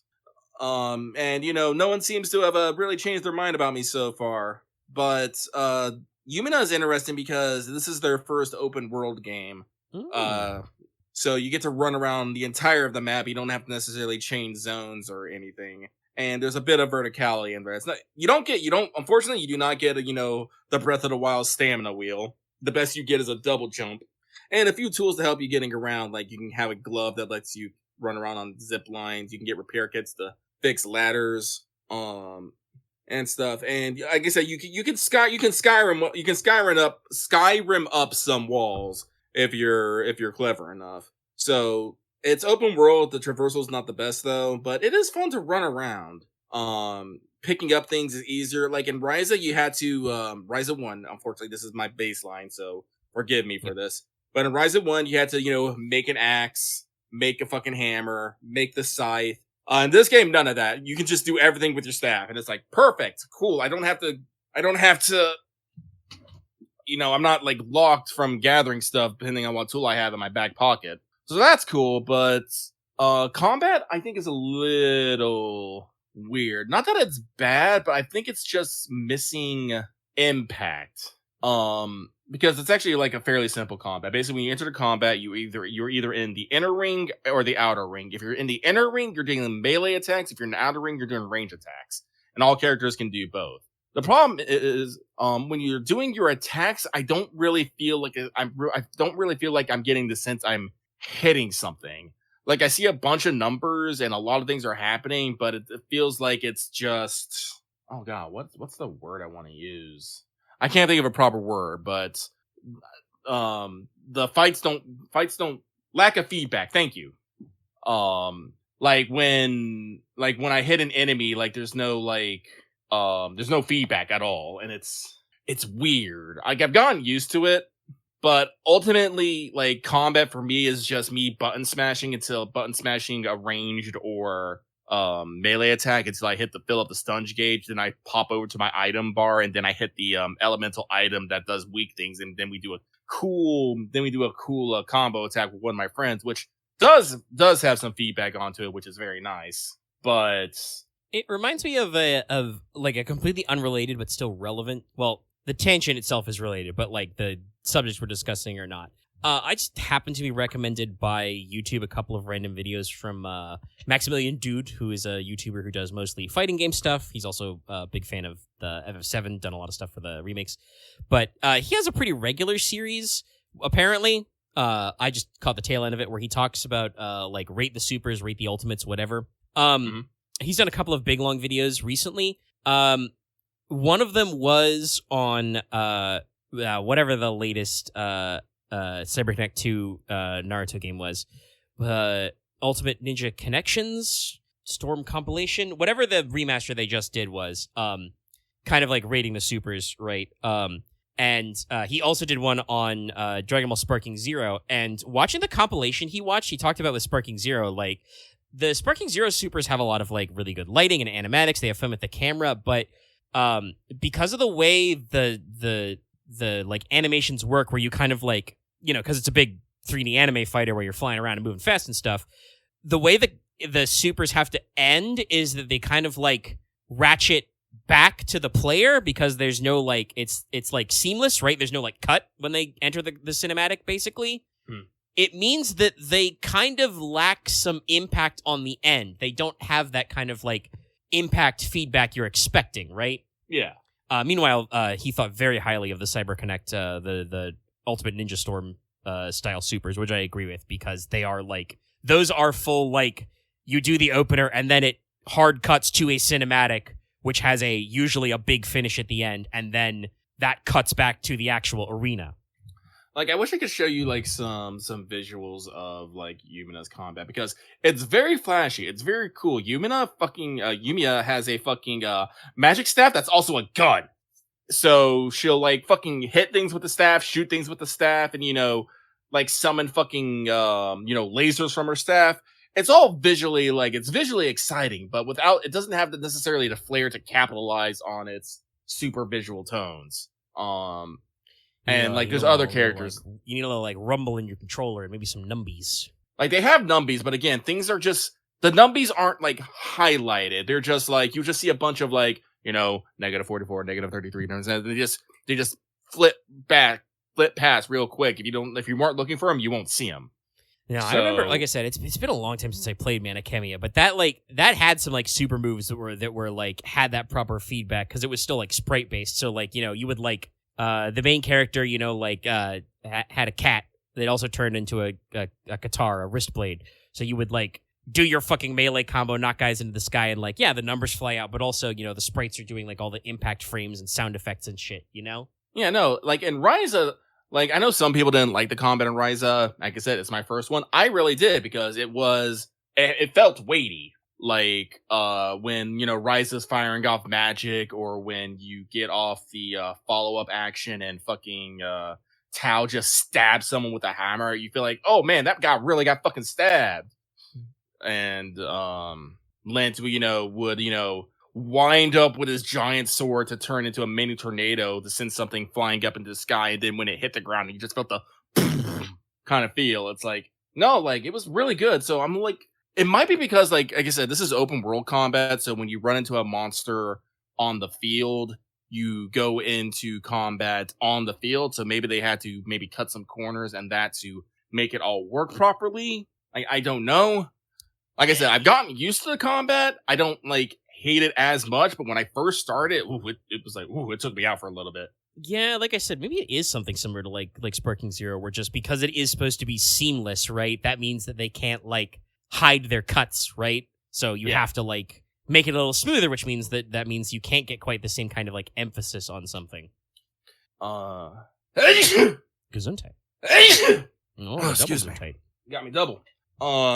Alchemy is the other big thing in these series, and I'm gonna be real. I don't fully understand it yet, but I'm gonna be real. I didn't fully understand the alchemy and Ryza. Basically, what you're supposed to do is you're supposed to take items of certain qualities and effects and keep adding them until you get better effects. But the game will keep sliding you new mechanics, so you never actually get too comfortable with the systems you have before you got something new to start fucking with. So generally, I just no brain my builds while I'm waiting to get into the late game when then everything fucking matters. But like it's honestly, I don't really have a lot. Unfortunately, I really can't talk about the alchemy system because I don't have a lot of points of reference to compare it to. I can talk about combat between different games and stuff, but the alchemy system, I don't want to say it's like so uniquely, the Altaria series, because there's other games where you do alchemy and you combine stuff to make stuff, but I haven't played that many of them. It's probably a thing where, like, if I saw some footage, I could probably come up with a couple, because I've played a few games in that, with different sorts of weird crafty mixy stuff before, but like I said, just trying to describe it is like tough. Sometimes we don't have the language for things. No, but again, this is also something I'm probably not entirely comfortable with, because again, you have to gather items and craft items to make, better items. And the things you gather have ratings, and the things you craft have quality. And the more quality is, the higher the grade. I just reached the second area and I am crafting, C grade items. Lowest is E, by the way. But in order to do that, I usually have to, go gather some decent quality items, then turn that into a decent quality synthesis item, and then use that to craft a good thing. And it's like, but it slightly kills me inside, because I know that, the further I go, the thing I just made is going to be, obsolete. So I always feel a little weird. That's not necessarily a game problem. That's a me problem. Lucky doesn't like wasting things. I really don't. Like, Lucky is one of those people, like, one of my favorite things is equipment that grows with you, where you don't have to keep, swapping out your sword every town you get. Like, oh god, I don't remember what games, but I like games where you can, like, take an old weapon and turn it into a new weapon. I think you could do that, like Dark Cloud. Yes, that's what it was. Dark Cloud and Dark Cloud 2 had a lot of that, where you can upgrade your old weapons into new weapons, or use your weapons as components for new weapons. So something no I matter really what, liked in a modern game, FF16 basically does that. Like, a lot of your more important items, and especially your swords, you just kind of like take old sword, add 2 new things, make new sword. Yeah, and I think they did eventually make it so you could cosmetically pick too. Yeah, so this is a Lucky foible. I don't like making stuff only to toss it later when I get something slightly better, but that's how alchemy kind of works in this game. You want to basically use the best items you have at the time to make the best gear that you can at the time, but guess what? A couple hours later, you're going to be able to make something just slightly better, and you're going to be all like, it's slightly better, and you might go do it again, which is part of the gameplay loop. Alchemy is part of the main gameplay loop, because the gameplay loop is because there's not money. There's not money in this game at all. They took it out. They're like, yeet. There are vendors that you can barter for stuff but you barter basically your materials for more materials. So you can get so if you want to toss some lower rank stuff to get some higher rank stuff, you can do that. It is slightly randomized. But so your gameplay loot is you're going to run around, fight monsters to gather stuff to make better gear. So you can run around and gather more and fight more monsters. So basically the onus is always on you to be, constantly pushing your gear further and further and trying to get, get that next mana resonance, get that next, get those extra effect levels in there, just push it just a little bit higher than you did before. Because it, not just because you do have gear, you have your weapon, you have your armor, you have your accessory slots, but you also have item slots. I was actually talking to you about this earlier in the Cabal about, the elemental weapons things. Basically all your weapons are basically non-elemental damage, and you basically have 4 slots in which where you can equip special items that can either do one of the 4 elemental attacks or some other sort of attacks. I just unlocked some more. I haven't figured out what they've done yet. But that's where you slot those in, and you have to craft those too, and those have their own quality and special effects that you want to make sure. So if you are keeping track, you I have 5 characters right now, and I have to like make and maintain like 5 weapons, 5 different sets of armor, 10 accessories, potentially like 20 I say consumables. They're not really consumables. They're on a recharge, which is nice. I do like it. They're on a recharge, and you can actually hit like multiple times with certain items, so you can like make cool combos and stuff. But 20 items, and then you have I have 2 support item slots where I can put like potions and buffs or like revives in there. So like there's a lot to be constantly worrying about your alchemy and stuff. And especially as you go through more areas, you start finding new materials to work with, which in turn lets you make new synthesis materials, which lets you reach even greater heights with your gear. And I'm just all like, it's a good gameplay loop, and the system's not obtuse. It's easy enough to understand, but when you're looking through page after page after page of your material, trying to figure out which one is the best one you want to do for this, you're just like, God damn. Thankfully, the game does have like auto systems. Like if I want to, I can just push the push a button and the game will do it for me. I can like set a setting, like do I want like the best effect, the best quality, or do I want to put in like a custom one? But like I feel like using that's just kind of that cheating stuff. It's all like you're not engaging with the system as intended. But at some points you're just all like, God, it's so much. Especially when you start getting into the fact that you can upgrade your recipes into even better recipes than what they were before, so that you can get more bang for your buck on those specific items, which makes you help you make even better items later. It's like it's blocks upon blocks upon blocks, and I don't hate it, but I don't. It gives me the agita. I was about to say I don't like it. It's like, no, I do like it. I like being a crafty bitch. That is in my blood. But like I have 60 D grade fucking tough logs I'm probably never going to use again. And I could just toss them out, but what if I need them? Yeah, I think the main thing here is that like I'm sure they had reasons for doing it that way, but like the no money thing is just like, nah, man, you should just let me like sell them back once they're a quality I don't need kind of a thing, just exchange them. There is something called a disassembler that I haven't unlocked yet, because this game has base building. It's rad. Basically, if you clear out certain areas, you get a little pad to build a base on. It's great. I built me a little Asian home in one area. It doesn't fit anywhere else. It kind of pisses me off. But so you can get little like knickknacks and tchotchkes to help you with your synthesis. And like I said, once like there's something called a disassembler, which I'm hoping because you can't sell items, I just have a fuck ton of old items, like old consumables that I can't do anything with. I'm just like same for like gear and stuff. Again, some things I can throw out. Like I said, you have your base building. Guess what? You use alchemy to make base building parts. You can't throw those away. Like I've tried. I'm like, son of a bitch. Lucky does not like carrying old stuff around. No converter yet. Like I said, I'm in an area, and if I can hit a percentage goal of exploration, I'll get something called a disassembler, which but I haven't got there yet. Like, see, and this is the thing. Like, this is what I was talking about earlier. The game keeps giving you upgrades throughout the game. So, you keep getting new tools. Like, actually, just recently, I got the ability for synthesis skills, which basically every time I do a synthesis, I can basically pick 3 traits, whether I like increase the effect of certain elements, just a higher quality, and like, maybe a gear bonus or something. And on here, I'm just like, it's just layers upon layers, and I like it, but it's stressful. Yeah. Honestly, that's what I'm gonna say. Atelier Yumia, I like it, but it's stressful.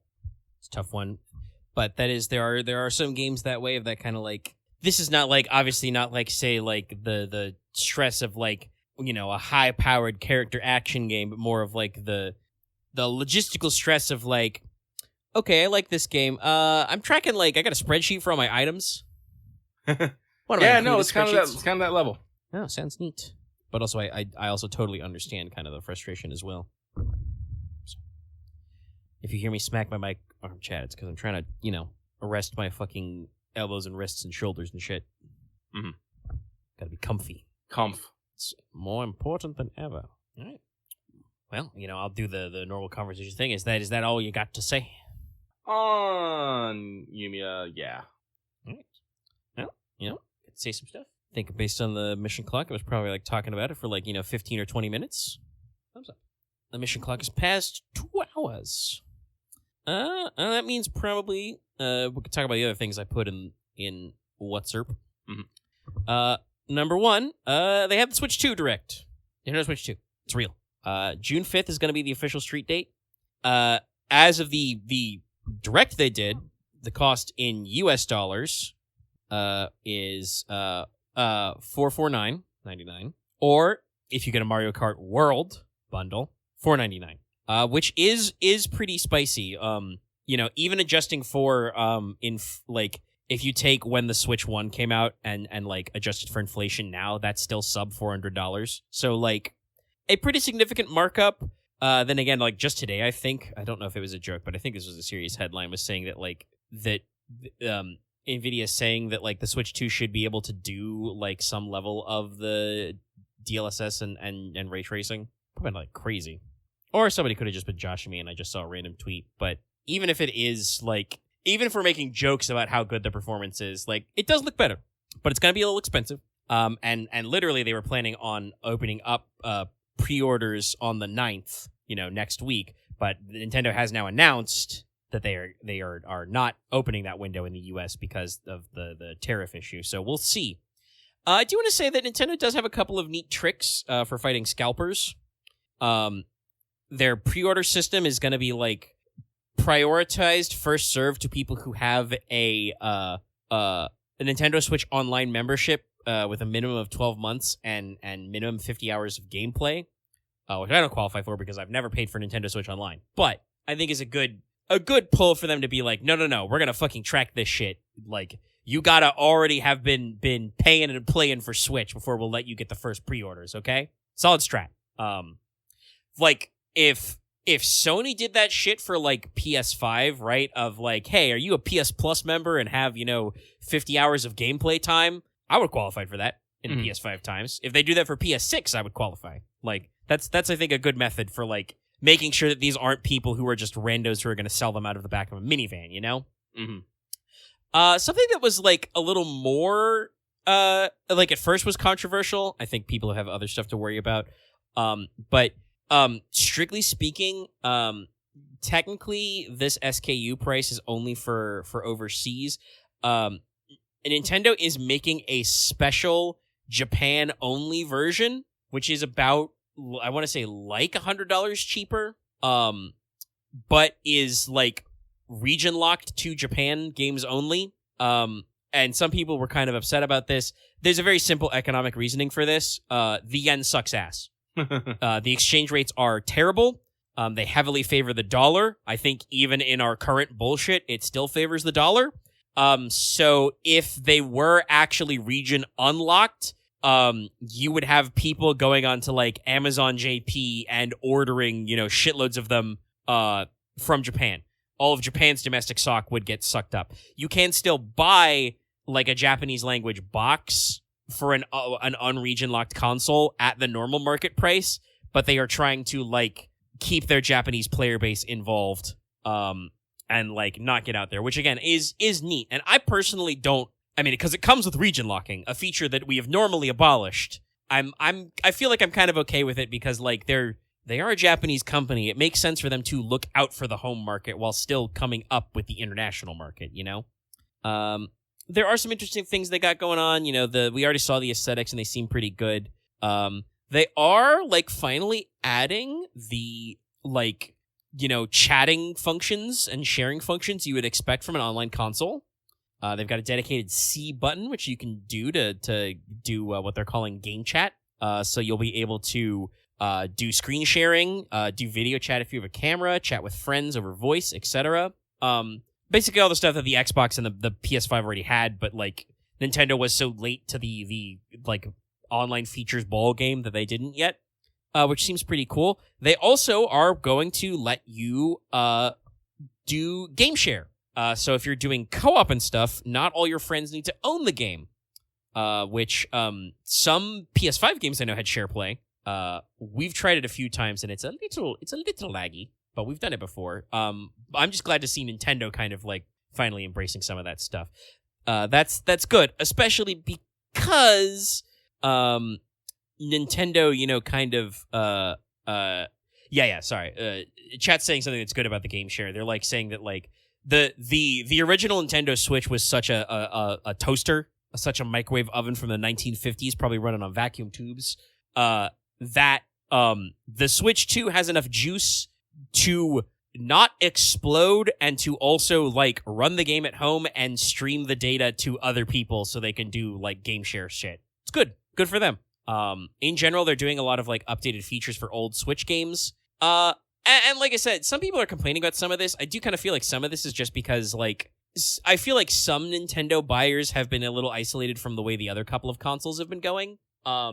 Basically, Nintendo said that a lot of their games are going to have free updates or just play better on Switch 2. Some games are going to have paid upgrades. That is literally how the PS4 and PS5 work, people at home. That, like, several games just run better on PS4 or had free PS5 updates if you stick the PS4 disc in. Other cases, some of the upgraded features were technically separate buys, though they were usually discounted if you already owned the game. Yeah. But, like, that's like Ghost of Tsushima Director's Cut, Death Stranding Director's Cut and shit. So, like, that's pretty normal. Like, obviously, Nintendo didn't do that before, but that's also because, like, this is, I think, one of the few cases where, like, Nintendo is properly giving you backwards compatible hardware for, like, the first time in a while, where, like, I think the last time was technically the Wii could read GameCube discs. That's how far back they are. Yes. The Switch 2 will take Switch cartridges, so, like, they actually have the ability for you to do this kind of thing. I think the game share features are important, though, as well, because Nintendo seems to be making the first move, which hopefully will not become a universal industry standard, and I do kind of think it won't. We did, for this current generation of games, jump to kind of the $70 price point for a lot of major games, but there are still a smattering of console and big market games that are kind of in the, like, 40, 50, 60, etc. region. Oh, well, now it seems like Nintendo's creating a new price point, which is the $80 zone. Nobody is very happy about the $80 zone. Nobody really seems to like this. So far, it does seem like it's only for, like, major titles, like the new Mario Kart, which is going to be open world, and that's, like, very interesting for them. And a new Donkey Kong game is the only ones I think they've announced so far. And obviously, like, I feel like Nintendo is testing the market because... This is a complete aside, but I feel like the longer this goes on, I feel like I build more and more resentment towards Rockstar games. Not only is there shit with GTA 6, which is going to be the most... To me, I'm like, it's going to be GTA. It's going to be the most median game of all time. Like, it'll probably set the new standard for what a median game is, like a perfectly average video game.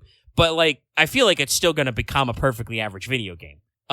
And like all the stuff about like, oh, the release dates were scared, you know, etc. Like game developers have been very honest that they're talking about that. But also like Rockstar says in press releases shit like, we could charge $100 for GTA 6. We might charge you $100. And I'm like, oh, please charge $100 and have people fucking not buy it. I mean, people will still buy it, but like, I do genuinely think that I don't, especially with the way the American economy has just taken a turn, I don't think that the broader public is going to be ready to shell out $100 for GTA 6 right out the clip. You know, people will still buy it, but I do not think it will be as successful if they just went for like $70. Hell, get away with the Nintendo thing. Try 80. That might work for GTA 6. 80 might work for them. But like, I feel like Nintendo's willing to take these swings because not only are they breaking into the market with, you know, like probably their most powerful, like hardware.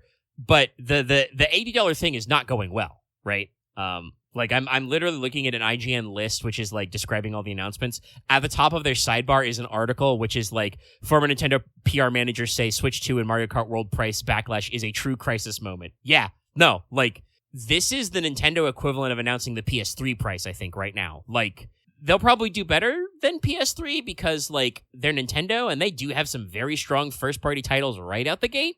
Jokes about PS3 has no games aside, I do think it took a few months for the PS3 to like really be clipping with games, right? Yeah.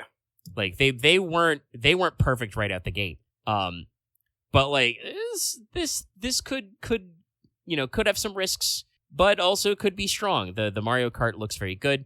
And I should preface this chat by saying I'm reading an article. I have not actually sat down and watched the whole thing because like obviously people were turbo hyped that day, but I like I said earlier, I'm definitely not getting I'm not like trying to fight nobody for pre-orders of a Switch 2, and like I don't know when we'll get around to it. Probably they'll release a game in demand enough for me to want to get a Switch 2. Yeah, developers are saying that the hardware is very, very good to work with, which is nice. I think most modern consoles are that way, but like the reason why you were seeing not a lot of games on the Switch 1 was like out there. And yeah, apparently some of these Switch ports are like very speedily developed. But yeah, like nothing they announced is actually like a killer app. Yes, not even the one you're thinking might be a killer app. We'll talk about that one later. The trailer was a killer app. The actual game description, I think, is gonna give a lot of people pause. But like they had some good reveals, like Kirby Air Ride. That's kind of interesting. It's being developed by Sakurai, who did Smash Brothers, was working on that previously. Like that's neat, But I still remember Mario Kart as one of the games that makes you hate your friends. Nobody likes to get nobody likes to get blue shelled, period. But nobody likes to get, like blasted by the bullet bill or whatever, or a star, and like, you're in first. Shit sucks. So like the open world stuff is cool and transformative, but not like a killer for me. The big thing is that they did not like properly hit us with a brand new Zelda. They are going to get updates to both Breath of the Wild and Sorry, there's actually a typo with this IGN article. It says Tears of the Wild. I almost said that out loud. That's their fuck up, not mine. Tears of the Kingdom. Smoother frame rates, faster loads, better graphics. Cool. I think those games looked pretty passable normally, but that's neat. A lot of people are making jokes about the Metroid Prime 4 trailers they showed with like the psychic powers, but it's gonna be on Switch too, But they've got they're doing a lot of updates to their stuff, expanded version. They showed that they're going to do improved. ZA is going to be on Switch 1, but they're going to show improved stuff. This is another one that's a little divisive, and I think actually gets on them. They have a really neat sounding game called Switch 2 Welcome Tour. A interactive way to show off the game and the console and kind of some of its new features, and like do a museum and give mini games and stuff. This is going to be a paid title you have to download on your Switch 2. This, I think, is a misstep.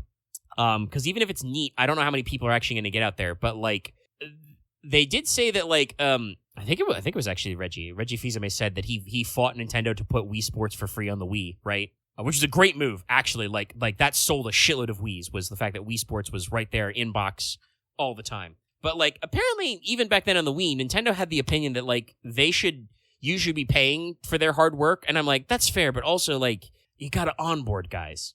Even PS5 has like Astro's Playroom is free.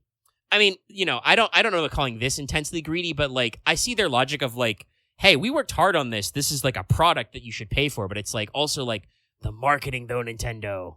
Like, I wonder if it's just that the Switch 2 is just that expensive to produce. I mean, it could be. Like the general wisdom is that console makers take a loss on consoles. And obviously this one is a higher price point and does seem very much more powerful. So like, Nintendo may feel like they got a nickel and dime a little bit more. That's what I would assume. I mean, that's gotta be why they're making the jump with like Mario Kart to like $80. They're like, we're incurring extra costs to do some of this dev time. We gotta work on this shit. Yeah. And like we'll see if it works. They're bringing GameCube to Switch 2, not to Switch 1 for Nintendo Online, which is interesting and funny. Did lead to a very funny meme. The first 3 games they're releasing are Wind Waker, GX, and Soul Calibur 2. Keep in mind, I know some people were said that like, oh, this means they have no plans to do Wind Waker HD. I wouldn't say that, but because like it is the original GameCube version. It does not have the HD like quality of life shit. Like, I think even Nintendo does understand that when they do updated re-releases, they like do different things, But they're doing like GX and Soul Calibur 2, by the way, is one of those picks. It's very funny to me. They also did show several other games. So like there was very, very, very briefly. Robin said it. Very, very briefly, there was a meme about how you can finally play Path of Radiance for less than $500 because Path of Radiance for the GameCube is very, very expensive physically. The problem is that after the tariff announcement at the price point of the Switch already, you may have to pay $500 to buy the Switch 2 that's going to let you play Path of Radiance on it. So we'll see how the meme shakes out, but was very funny for a brief period. So they're breaking into the GameCube era. They're doing some stuff. And they started talking about third-party games. They are doing another Hyrule Warriors. Looks like they're doing a Tears of the Kingdom Hyrule Warriors. Age of Imprisonment. Could be neat. Not really what I'm looking for right now, though. Honestly, the first Hyrule Warriors, I think, is probably the best one. Age of Calamity was weird. It was okay, but weird. I like the gameplay, but I never really. I had a hard time getting into it fully. It's a cool concept, like, you know, doing a what if, and also like the giving you an opportunity to play through all the champions. But like, I don't know. It just, I don't know. Zelda doesn't feel like it's quite designed for the Dynasty Warriors treatment. You know, it's cool, but it doesn't. The vibes don't hit quite the same way. But the like. I like, obviously I can see the reason to do an update, though, because it means they can put Tears characters in it, right? Yeah. So like, that's cool, but you know, we'll see that when we get there. The big one is, and this is an interesting one that I did allude to earlier that I want to talk about, is FromSoft announced a new exclusive title for Switch 2 called The Duskbloods. Now, based on this trailer, a lot of people were like, Bloodborne 2? It's Bloodborne 2? And a lot of people took that opportunity to take a crack at Sony. Yeah. This is why last week I'm starting to wish more Bloodborne fans the suffering they deserve. But it's okay, because I was immediately karmically justified. I actually think the Bloodborne fans are going to suffer, because The Duskbloods is not Bloodborne 2. Shortly after the trailer came out, which I will admit, the trailer does look very Bloodborne. But, and just today, by the way, well, no longer today because it's after midnight shit. But previously on 4/4, what will be yesterday when this goes public, Miyazaki did an interview with Nintendo that I skimmed through earlier. Marketing clarified, The Duskbloods is a PvPvE game. So like, it's not Bloodborne. It's like inspired by Bloodborne, but also they're doing different things. It does seem like it has Miyazaki's like the Bloodborne kind of like fetishization of gothic horror and vampires in it. The player characters are called, like, I mean, they are the Duskbloods, but also they are, like, the Bloodsworn, I think is their name. So, like, they have special blood-related superpowers, so they're vampires, they're anime vampires. Which, like, yeah, that's kind of Bloodborne. And he talks about how in, like, the hour of twilight mankind is ending, you gotta rise up against the twilight to, like, you know, save them or something. So, like, dying world stuff, pretty typical for FromSoft's outings. But like the way he described it, it's much more.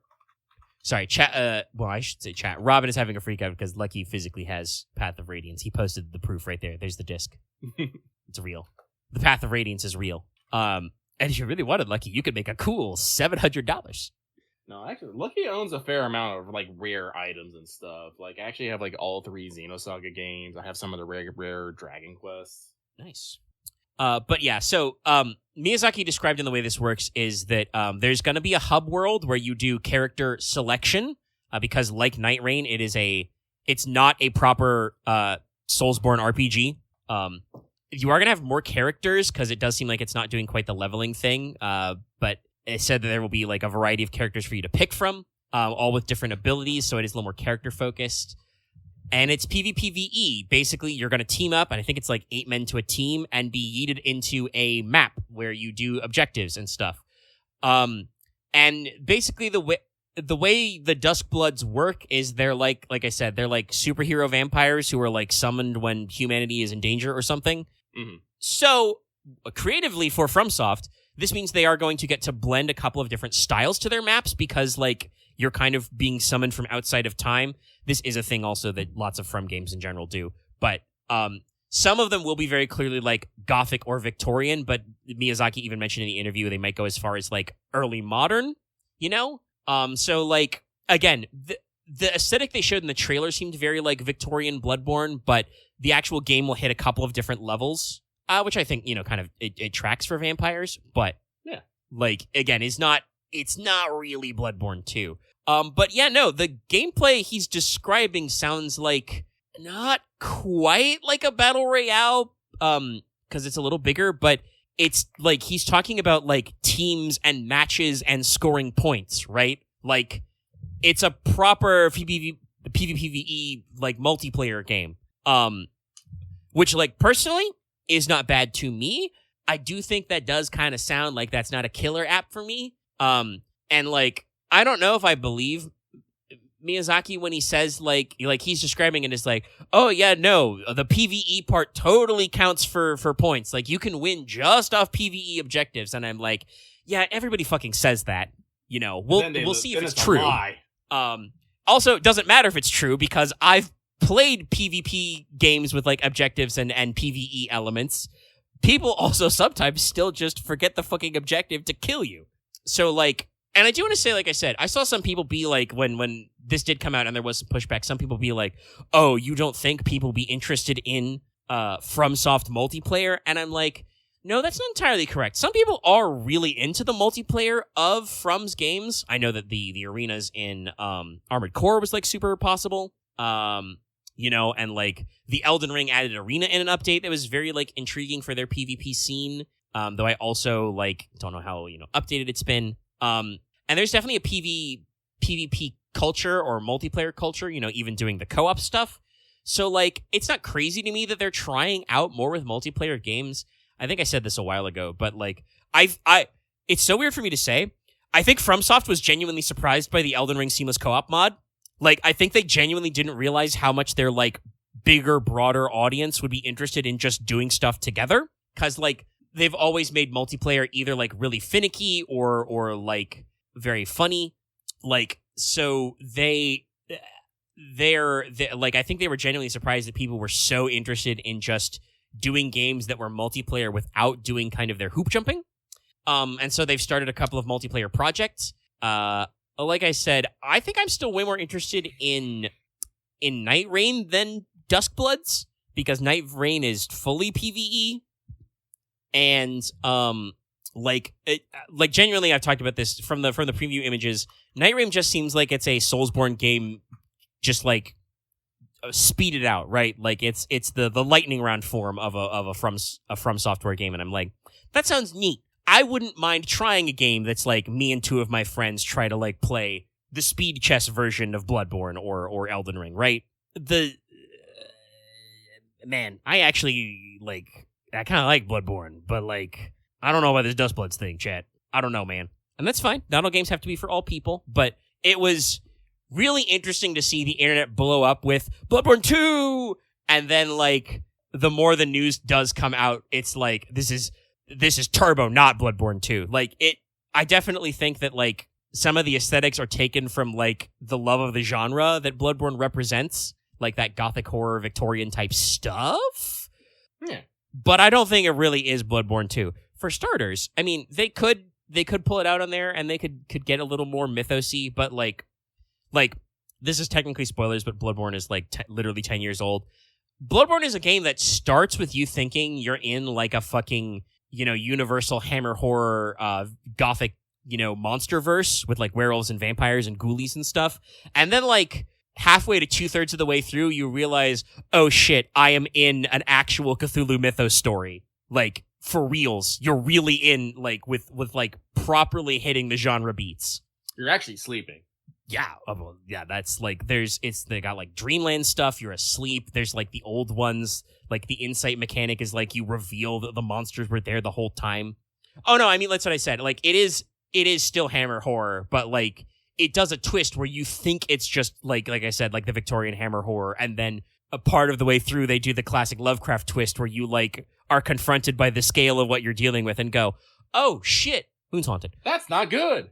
And like it's really cool. And like I said, I do like Bloodborne. It is a game that talking about games that I like but are stressful. Bloodborne stresses me out because it is like a faster paced game like that. I'm the same way. I like Bloodborne. I'm bad at Bloodborne. I'm developing I'm like developing reverse imposter complex. Like I play Bloodborne. I say I'm bad at Bloodborne. I don't feel like I'm good at Bloodborne. I've streamed Bloodborne a couple of times. People are like, "Oh, you're not that bad at Bloodborne, Omega." I'm like, man, I don't know how to deal with this one. I do kind of want to. Thank you, Axe. I appreciate that. Axe says you're all right at Bloodborne. I'm like, that sounds correct. I'll accept that one. That's we could do that. We could be all right at Bloodborne. I'm okay with that. I should try Lies of P again. Like the demo, like I felt it and I was like, okay, this is doing some different stuff. I'm not sure I 100% click with this, but I do also like feel like I need the time, but we'll see when I'm ready for another big game I can play forever. But yeah, like Bloodborne's cool. I just get stressed out playing it. So like I said, again, the Dustbloods is not really Bloodborne 2. And also Miyazaki did talk about how they made it, which was they had a very loose idea that they. Let me grab the interview again and make sure I'm saying the timeline correctly. So let's double check what we got here. So how did this come to be? Okay, a while back they had an opportunity to go to Nintendo for ideas. They pitched the rough outline of Dustblood. So basically, Nintendo took a meeting with FromSoft and said, "Hey, you got any ideas?" And they pitched a very rough version of Duskbloods. And then the reason why this got headline treatment was specifically when Nintendo was developing Switch 2 games, they went back to From and went, "Hey, that game you're working on, we'd like you to pitch it for Switch 2.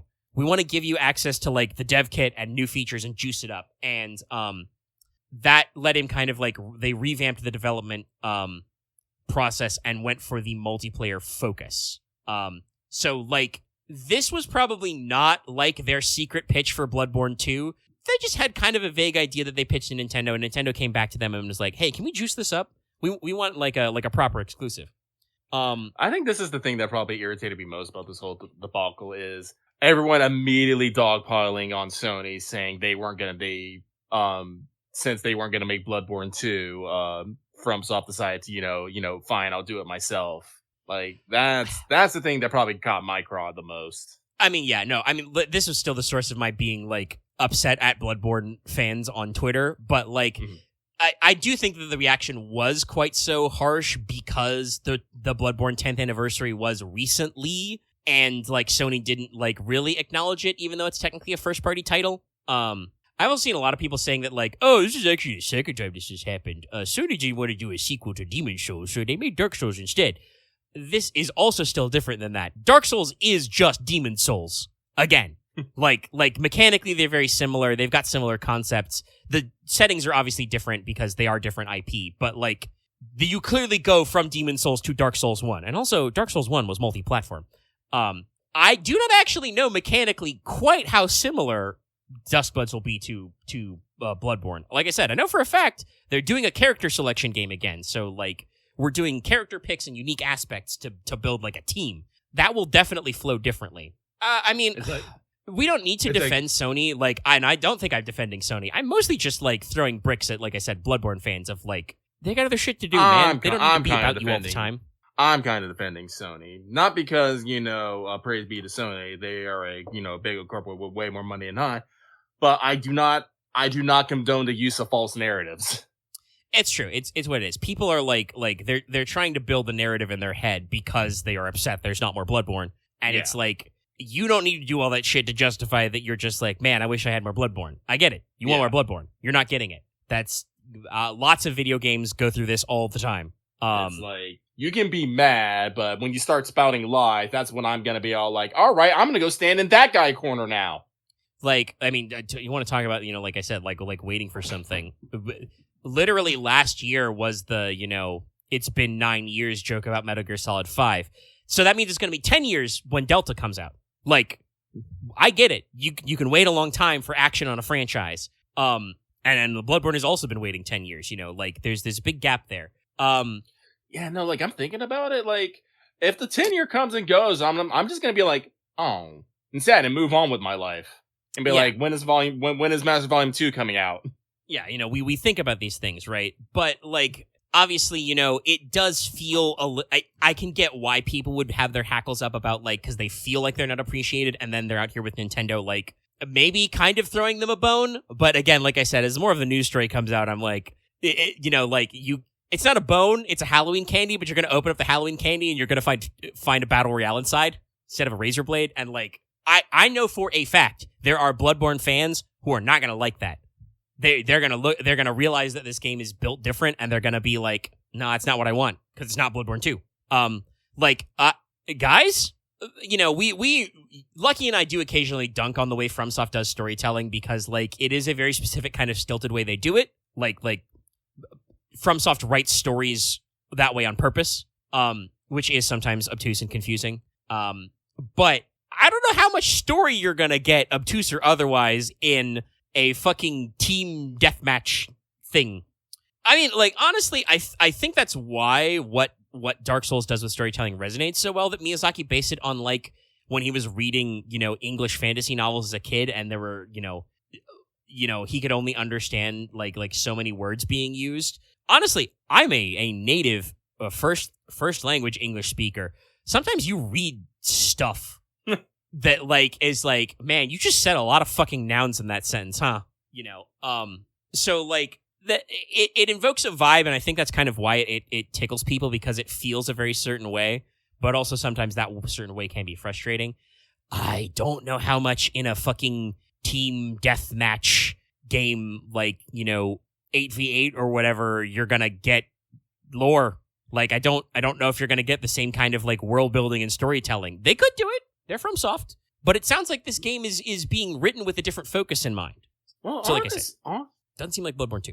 Honestly, we'll see as it comes out. I'm gonna be real, probably not my speed, but I'll keep an eye on it and see what people say about it. Yeah, we'll look and see. I also do think that, like, there are some games by third-party franchises that Nintendo has kind of, like, snapped up and put in jail, like, forever. I think, unfortunately, Bayonetta's that way, and same with like, Astral Chain. Like, I think those are never leaving the Nintendo sphere. But there are also Nintendo games that are, like PlayStation games, timed exclusives.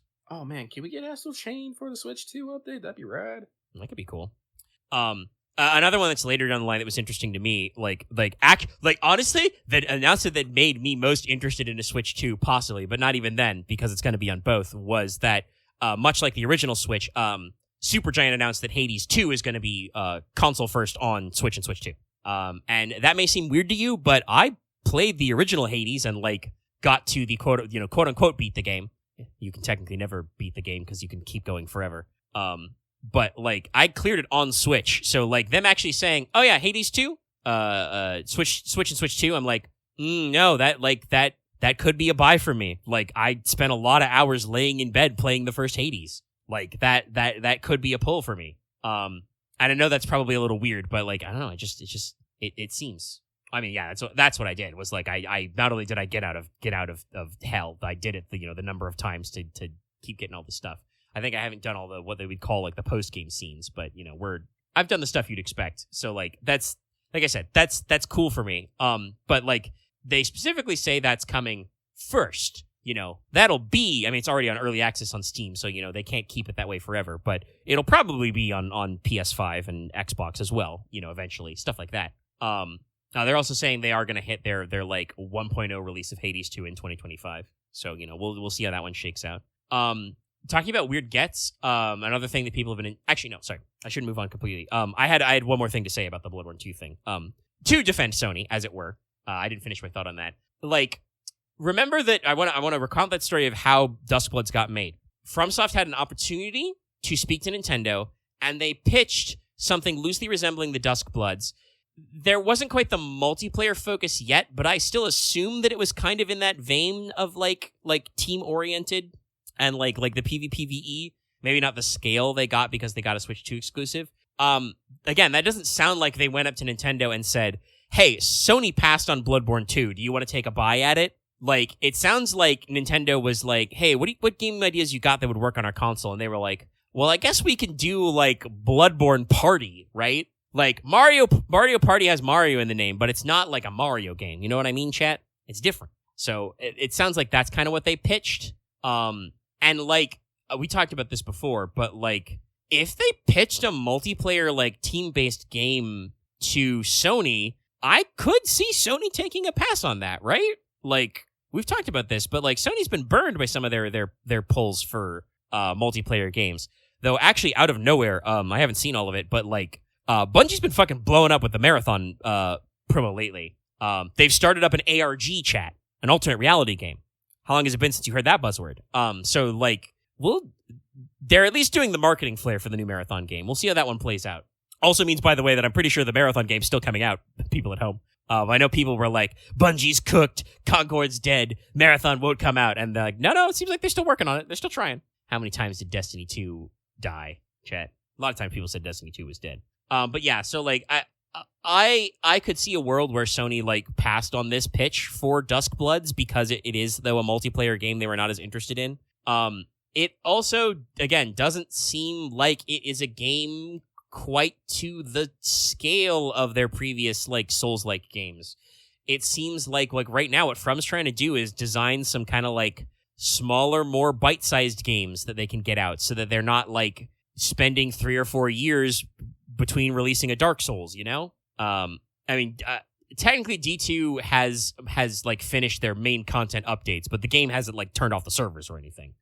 They're still doing stuff. I think it's just they're not doing any more big expansions. Yeah, they're still doing updates. They're like, and who knows, maybe they're not done with the story. They just thought that they were done with the story, but I believe their last expansion was billed as like we're gonna like do our big finish, but you know that's still like they've got like a patch cycle and a content thing.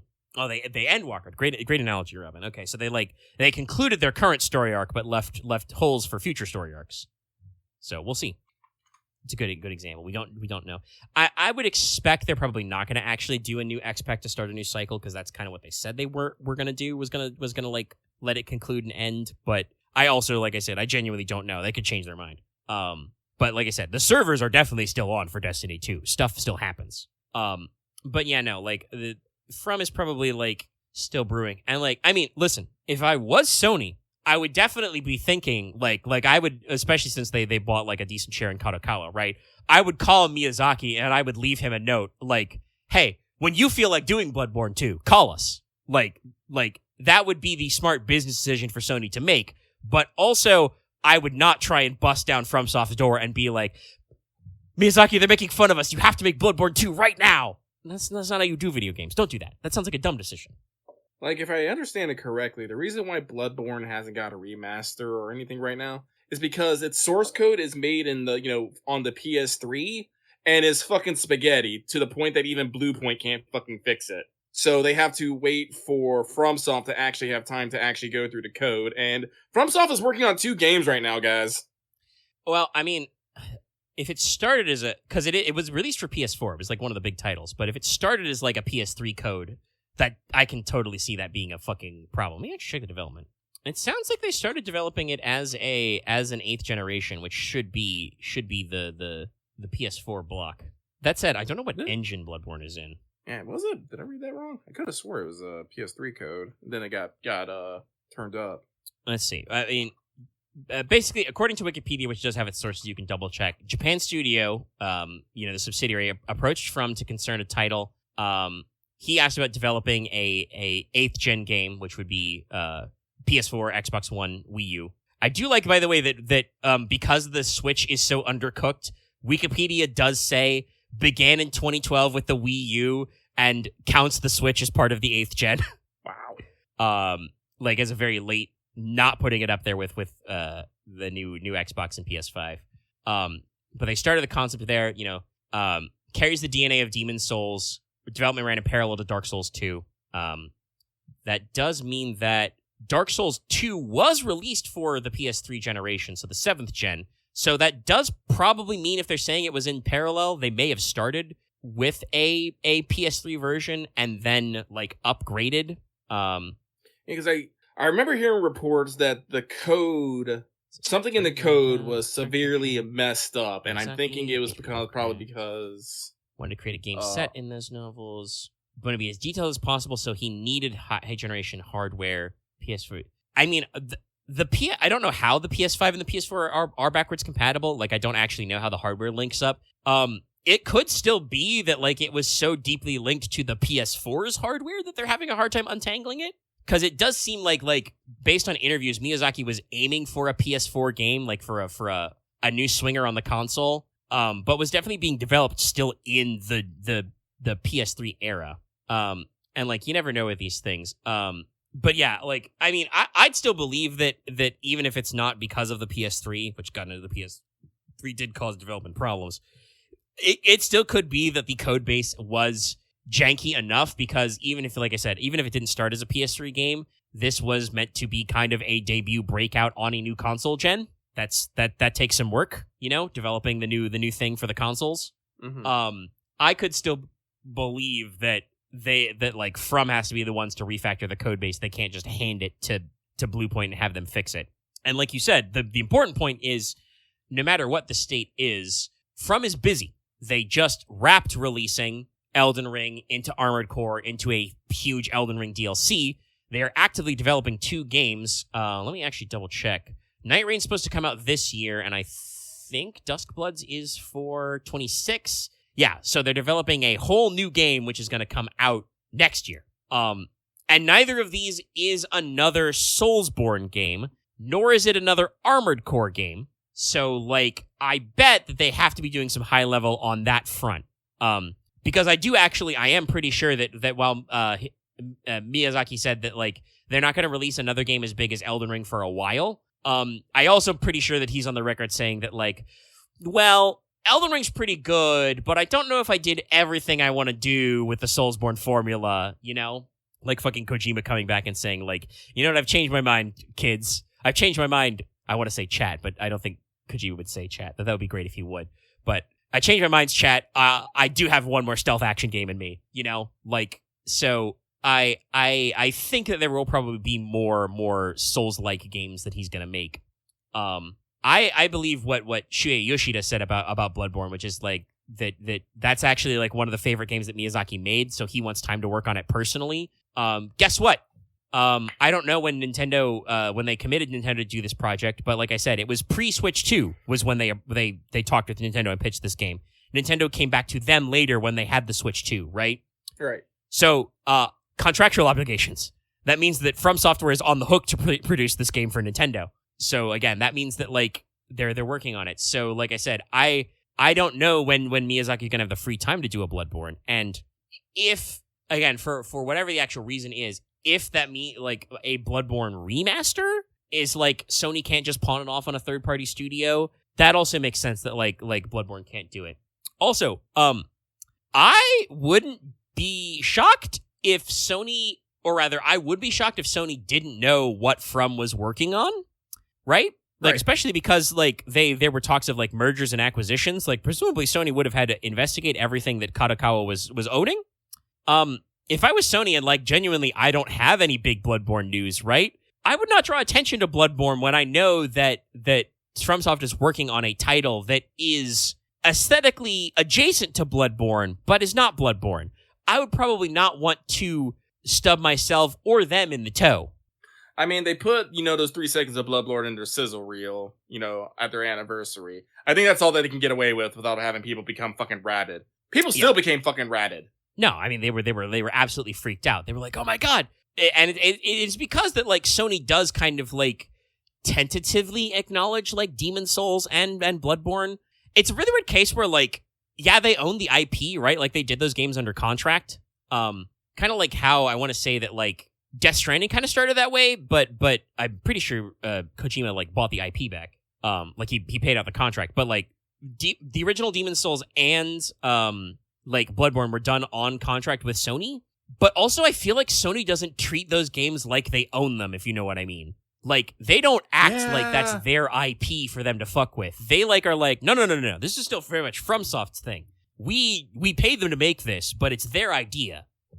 Well, like I said, it honestly just might be just because how easy it is or how hard it is for them to work with it that might do that. You could have a fucking you can have a goose that lays golden eggs, but if it only lays those golden eggs for your neighbor, you're not gonna feel very involved in the process, you know? Yeah. And I mean there are plenty of stuff where like shit just gets fucked up and they can't work on it. People are a little bamboozled by it, but there is like one DLC that didn't make it into Mass Effect Legendary Edition because like BioWare just said straight up like, yeah, we don't got that source code anymore. That was like outsourced to a guy, and we don't know where they went, and they lost it. We don't got it. We just don't got it anymore. Sorry, it was fucking like 10 years ago. And like obviously you can do ports and emulation, but if you want to do updates and like proper remasters and then re-releases, you probably want the source code, Chad. It's not the same. Like I said, so like if I was Sony, I would tell FromSoft to be like, when you guys are ready to do Bloodborne 2, call us. But I would not knock down their door to tell them you got to make Bloodborne 2 right now. Oh, again, I want to be on those C-suite meetings. I want to hear what they're talking about. I'm sure Sony has all, because they've had like the previous calendar year was full of like super ups and downs for Sony. Like they had some huge hits, huge rewards, but also had some moments that like definitely like whether they were justified or not, talking about earlier, like you used the phrase, stick in your craw. Like there was some stuff Sony did that stuck in people's craws. Yeah. Like, and like I said, for better or worse, whether you agree with it. And like, I mean, they kudos on them for pulling the plug, but like they said, nah, this Concord thing ain't in it, man. Like they've done some moves like that. The games industry is having a come to Jesus moment, I feel. Yeah. I mean, and it's all over the place. And like some people are obvious, like, man, we want, we're looking towards a crash. Some people are like, we need a video game crash. And I'm like, don't wish that. That would be bad. That may happen anyway because our whole economy is going to tank. But also don't like actually wishing for like, that's like the, no, I won't even say it's like a fictional. No, that's literally the equivalent of like those plots where like the villain is like, I will destroy every population center in the world and reset us to 0. That's because like, do you understand how many people are employed by the game industry? If it was a crash, that's bad. It's a lot of people are going to be out of jobs. They may be in a really bad way. Like some of them might not survive through it for various factors. That's not cool, man. But also I think that like we do need kind of a refactor moment, and a lot of games are doing it. They're doing it in different ways, like I think it's so funny to me, like the way that we hit these moments of like the turnaround. It does give me hope, I think, for like stupid shit that happens in real life, like in other factors though, like sweeping like government policies and other tech shit. But like it's so funny to me that like for a long time, like Phil Spencer and Xbox were like sticking to their guns, like, nah, we're real. We're really doing exclusives. We're buying up studios like crazy. We're gonna do it. We're gonna be taken seriously. You're gonna want to play games on Xbox. And then like, and despite fighting tooth and nail and winning on factors about like winning lawsuits that like they were not becoming a monopoly by owning certain studios and all this bullshit and like agreements and stuff. They still the effect didn't happen. The miracle didn't materialize. Like and the period after kind of that peak is like the realization that like they spent a shitload of money that they're not making back. Like even adding Blizzard and Activision, you can't make enough Call of Duties to like make your money back for how much they spent, right? They just spent too much fucking money and it's not making enough of a profit. And so like they are doing things like releasing Bethesda's new Indiana Jones game on PlayStation and other shit like that. Like they had to do a turnaround. Nintendo is kind of like finally catapulting to some modern like online features, but is also pushing the boundaries with their price points. How will that work out for them? Will that be better or for worse? There were some stories talking about narratives and stuff. Some people have been talking about how they're like disappointed that Nintendo has said that like some of the games they're releasing don't actually fit on their cartridges. So the game case basically just comes with the code to download digitally. The thing is though that like technically that's not new.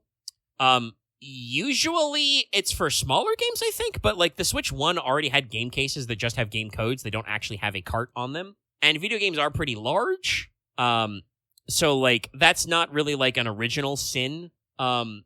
I mean, it's also a thing that others do. Like, there are, I believe, some discs that you put in, like, your PS5 or your Xbox, or maybe even, like, back in your PS4 era, which are mostly just download keys. Like, they're just, like, a physical token for your download.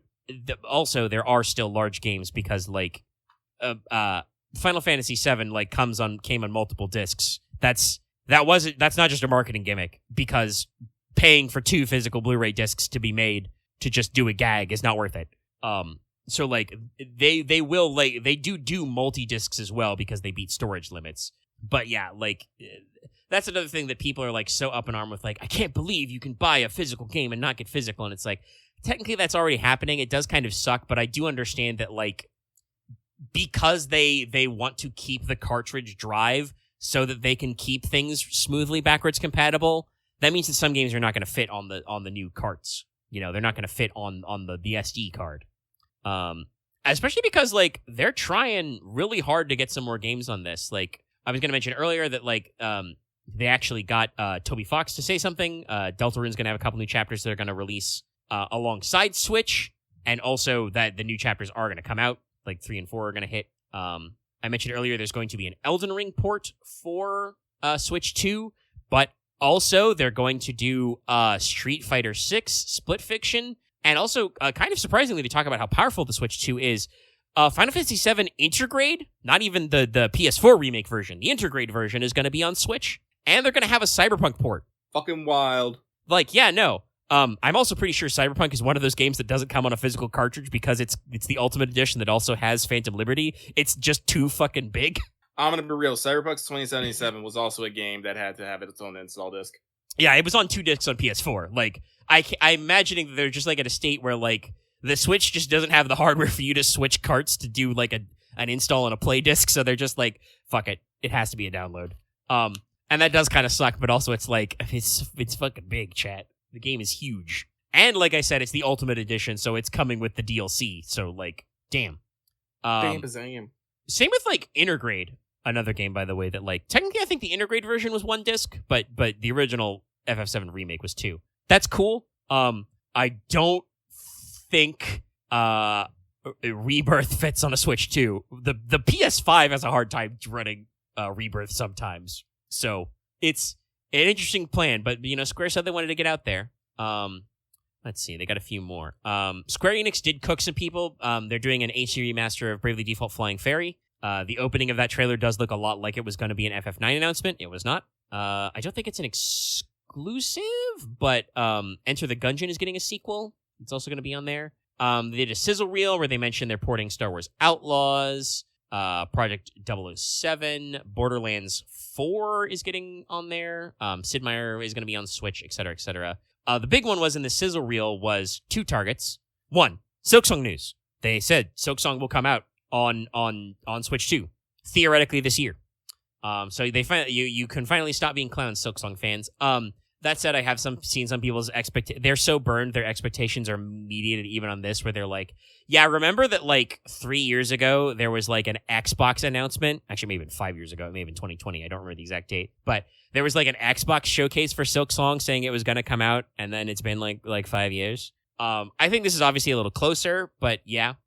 The wild one to me is they're releasing Yakuza 0 Director's Cut. We're Kiwamiing Yakuza 0 on Switch 2. Yeah. With new cutscenes and new modes. This one I can't imagine is actually like I don't know if they said for sure, but I can't imagine this is actually Switch exclusive, because that seems so weird for RGG, right? Yeah, it might be a timed exclusive, but yeah, we'll see. I don't think we got enough news. I'm interested. Like honestly, this probably no matter what puts a pause in me actually like getting and playing 0, because I know you could do that through like PS Plus and stuff. Technically, I started on Kiwami, so that's where I need to go back to finish. But like, it's definitely like, well, they're doing a new version of Yakuza. Use a gamepad, a classic joke. Honestly, I think you would still play on controller on fucking PC anyway.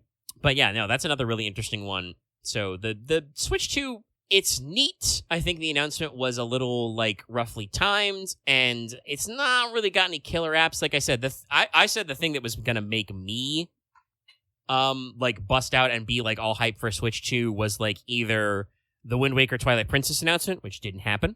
I don't even think because it's a Wii game. They didn't even announce that. Like, actually, no, wait, Twilight Princess was cross generational.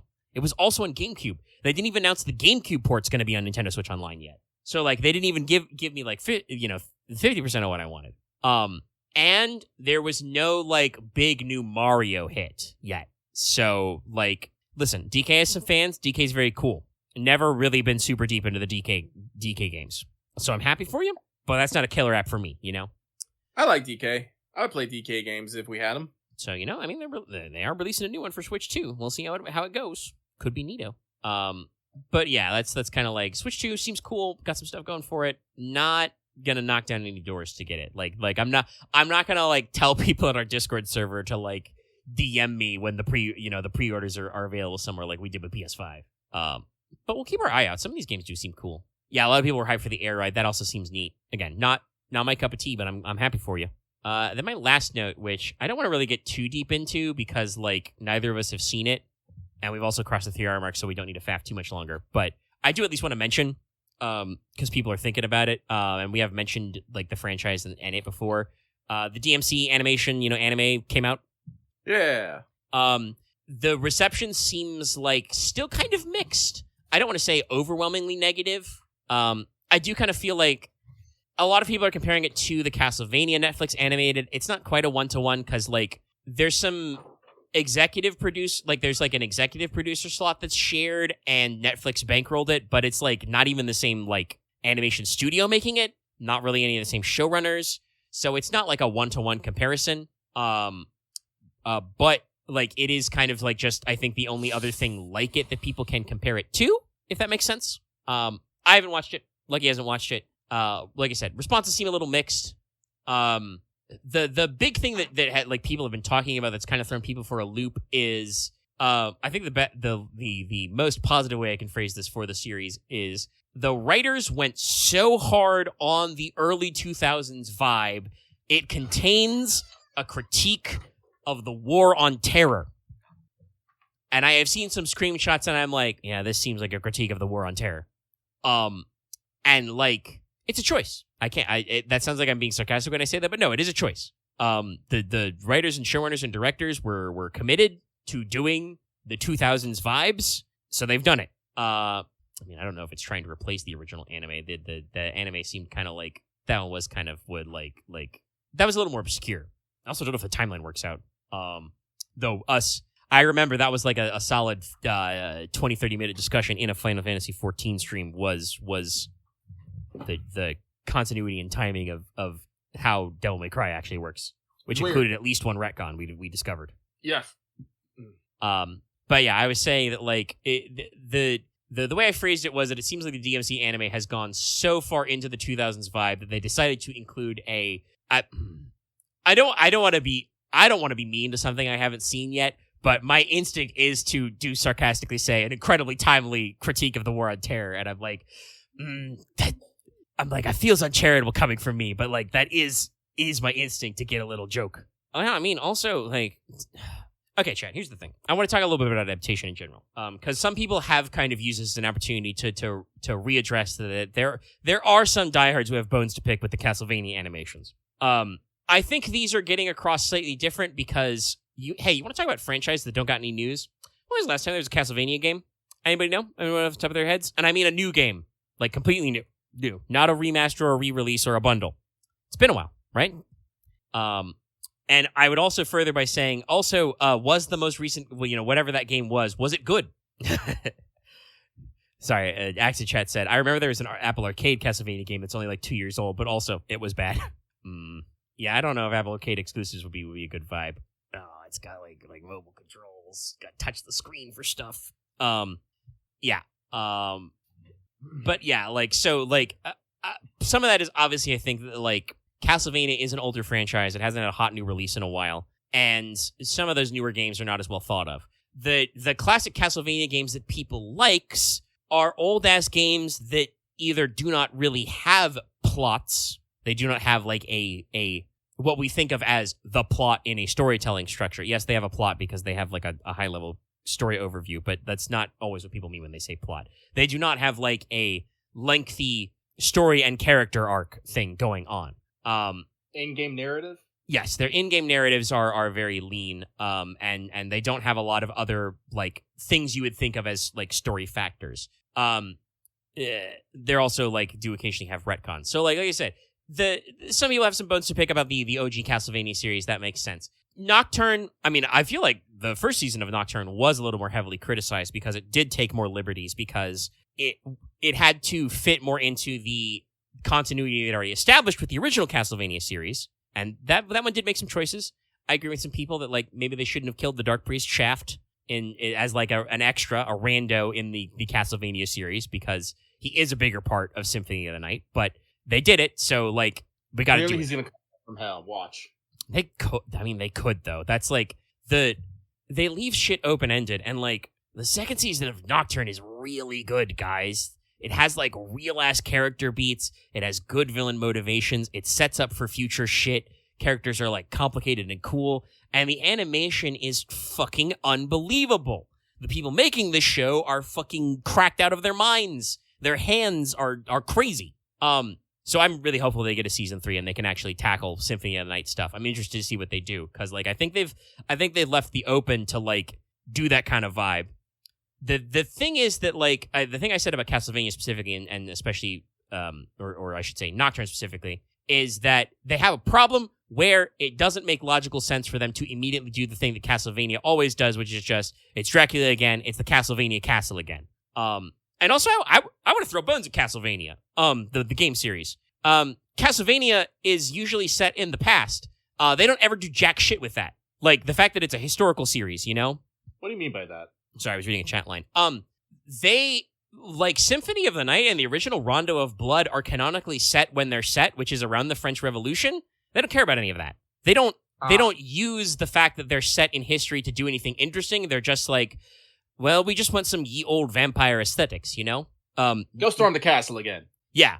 Nocturne, like, actually tries to do something of the fact that they realized, wait a minute, this game is set around the French Revolution? That's actually, like, super impactful and comes with this, like, interesting dichotomy between the aristocracy, the church, and the people, where, like, yeah, the French revolutionaries kind of, like, you know, did press out the church because the church was super tight with the nobility and they were concerned about corruption. And yeah, was that necessarily a good thing? No, but also it's no excuse to turn to summoning demons, you know? And like the vampires, well, first of all, vampires in Castlevania usually are that way, but also historically vampires are usually painted as like an aristocracy thing, you know? So like naturally putting that in there. And it's why like people are like, oh, you know, Annette and Nocturne, she's not, has nothing to do with the original Annette. Yeah, no, she doesn't. The original Annette is a lady you have to save in a linear game. I'm sure she has some level of characterization, and they did remake Rondo, so they probably give her more. But, like, the original video game was very straightforward. Now they're actually trying to make Annette a character, and, like, not everybody was doing it, I'm sure, but I also definitely feel like some people were having a reaction because they're like, she's a black woman who does stuff. There are a slice of people who definitely exist who would object to that. But making her Haitian specifically to deal with the fact that also, historically, Haiti did just have a slave revolt that was influential on the French Revolution is, like, again, important. They're actually, like, doing their research and, like, embodying this series in the historical period it's in. That's neat. I like that Castlevania does that. The other games, like, I feel like have like, missed an opportunity to do more with that because they're just like, no, we got this castle thing going on. And like I said, it wasn't even until Symphony that they actually became, like, the Metroidvania thing we thought of, right? Like, most Castlevania games were just, you know, out there.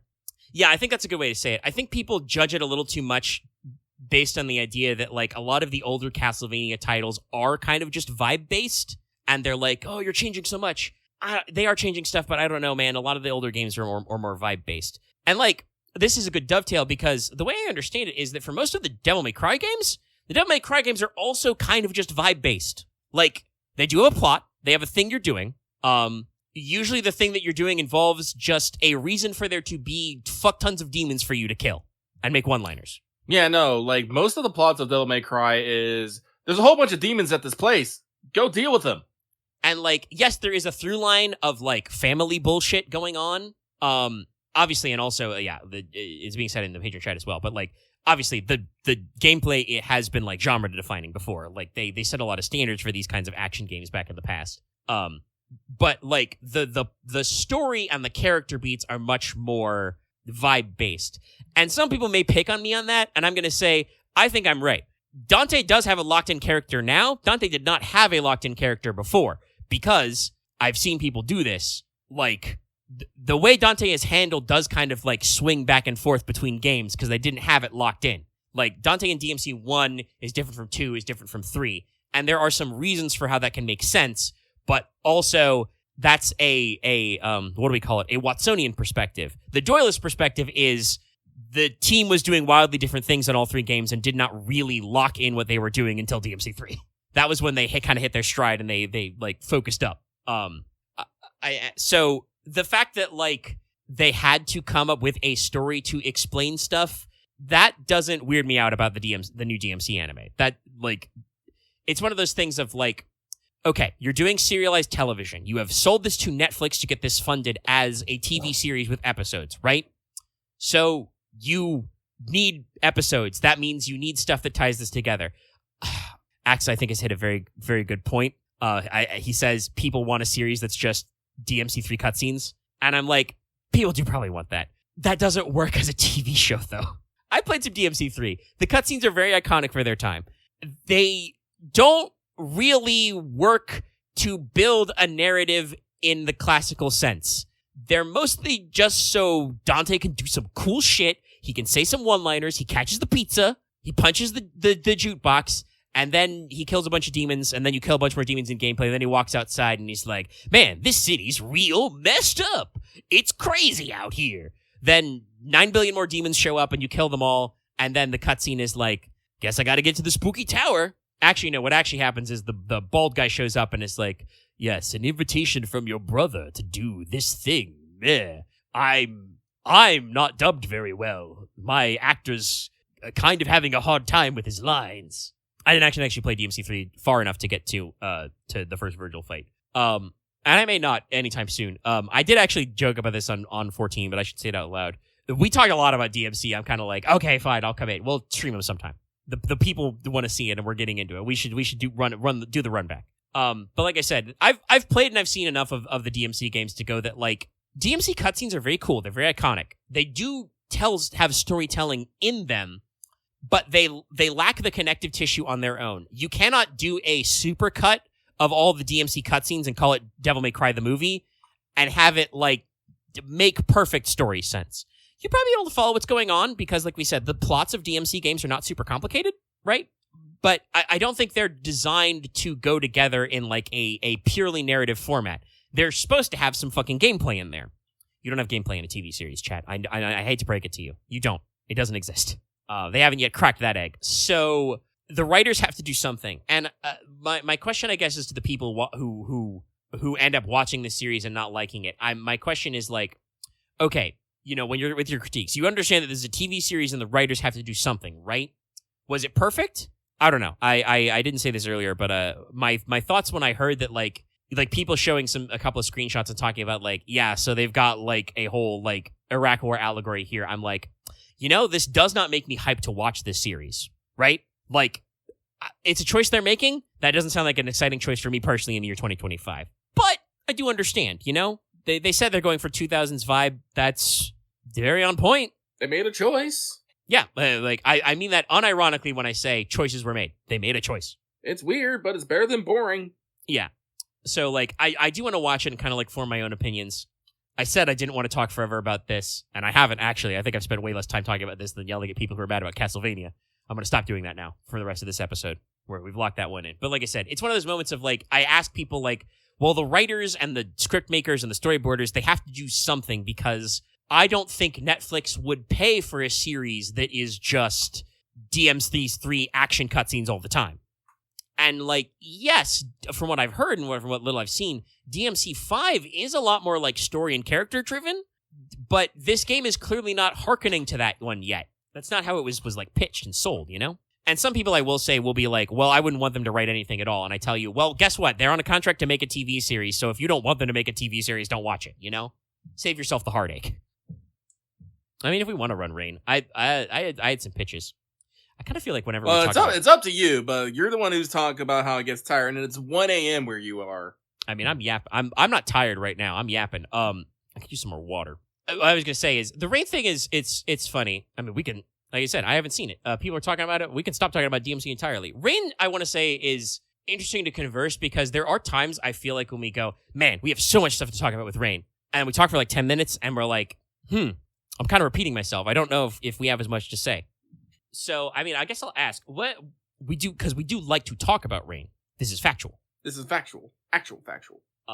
We talked about it a lot off mic today. The question then I guess is like, you know, on the podcast, where do you see some Rain recapping? Like right now, I mean, not in general. I'll save the hell of thoughts. Like where do you not even where would you go? Because we're just going there. Where do you want to go about Rain today? Well, first off, a small apology. Lucky has borked the audio for this week's episode. So Omega's probably gonna have to do something weird until I can get some video editing device. What happened, I'm not going to explain. It's very embarrassing. Listen, technical difficulties. The audio wasn't set up right. There's some problems with it. Yes. You probably could edit around them, but this is the thing we talked about. The like you were fighting Avast until literally tonight, so you haven't been able to like get the tools. So, I'll run something up probably over the weekend, and if we can save the video version and do the edit, we'll do a director's cut. But it unfortunately happens sometimes where shit gets fucked up. Yeah, so shit got fucked up. So, which is a bummer too, because I think that we Lucky was slightly unhinged in the chat last week, and if people don't get to see that, I'm gonna be slightly sad. So I'm gonna try and see if I can get the episode out as a director's cut, or I might just forget. We'll see. We'll try. You are are correct. flow. Definitely, we referenced the. Sorry, we definitely referenced that, the video version, the video recording. We still have it. It's just like I said, the audio part of the video is fucked up. And you may think to yourself, "Oh, well, if you have the audio that Omega recorded, couldn't you just line it up?" No, it will not line up because I edit the audio slightly separately to squish some silences and take some of the background noise out. And that means that the timing is different than the video version. But also, obviously, I don't capture the video, so visual gags are lost. Yeah. But since there's not usually a visual component, I like to trim the dead air because it's one of those things where, if you're just listening, you're like, why was there a long pause there? Oh, well, it's because one of the players was thinking about their lines, and none of the rest of us want to be rude and be like, line? It happens frequently. I think I talked about this past week, that, I'm noticing more and more that for multiple players, I will pitch them a question, or, the other characters will give them back and forth, and then they just, that person has to come to a hard stop, and I've started saying, out loud more to both the audio recording and to the other players, and also to myself, just, he's thinking about it. Just fill the pause. And like I said, no, I am actually not calling out anyone specifically. That happens a lot to the players. Because, with Rain, there's a lot to think about. There is a lot to think about. If you follow along the Rain series, we recently just got back to Tyne. We are back in Stonehearth, and we are having meetings. And we're slowly moving into our macro scale, but that usually means that we have to start thinking about macro things.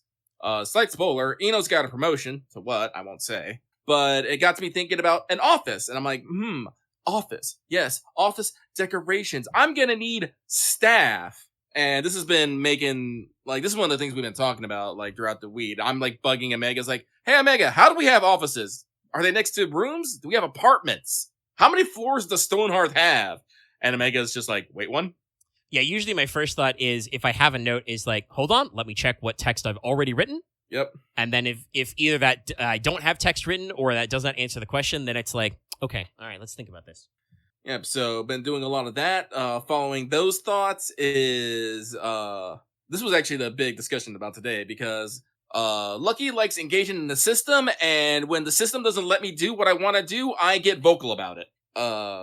Rain is a game about political fantasy, and one of the fun things about political fantasy and fantasy in general is just having waves of mooks accost you and be ineffective, and this is what is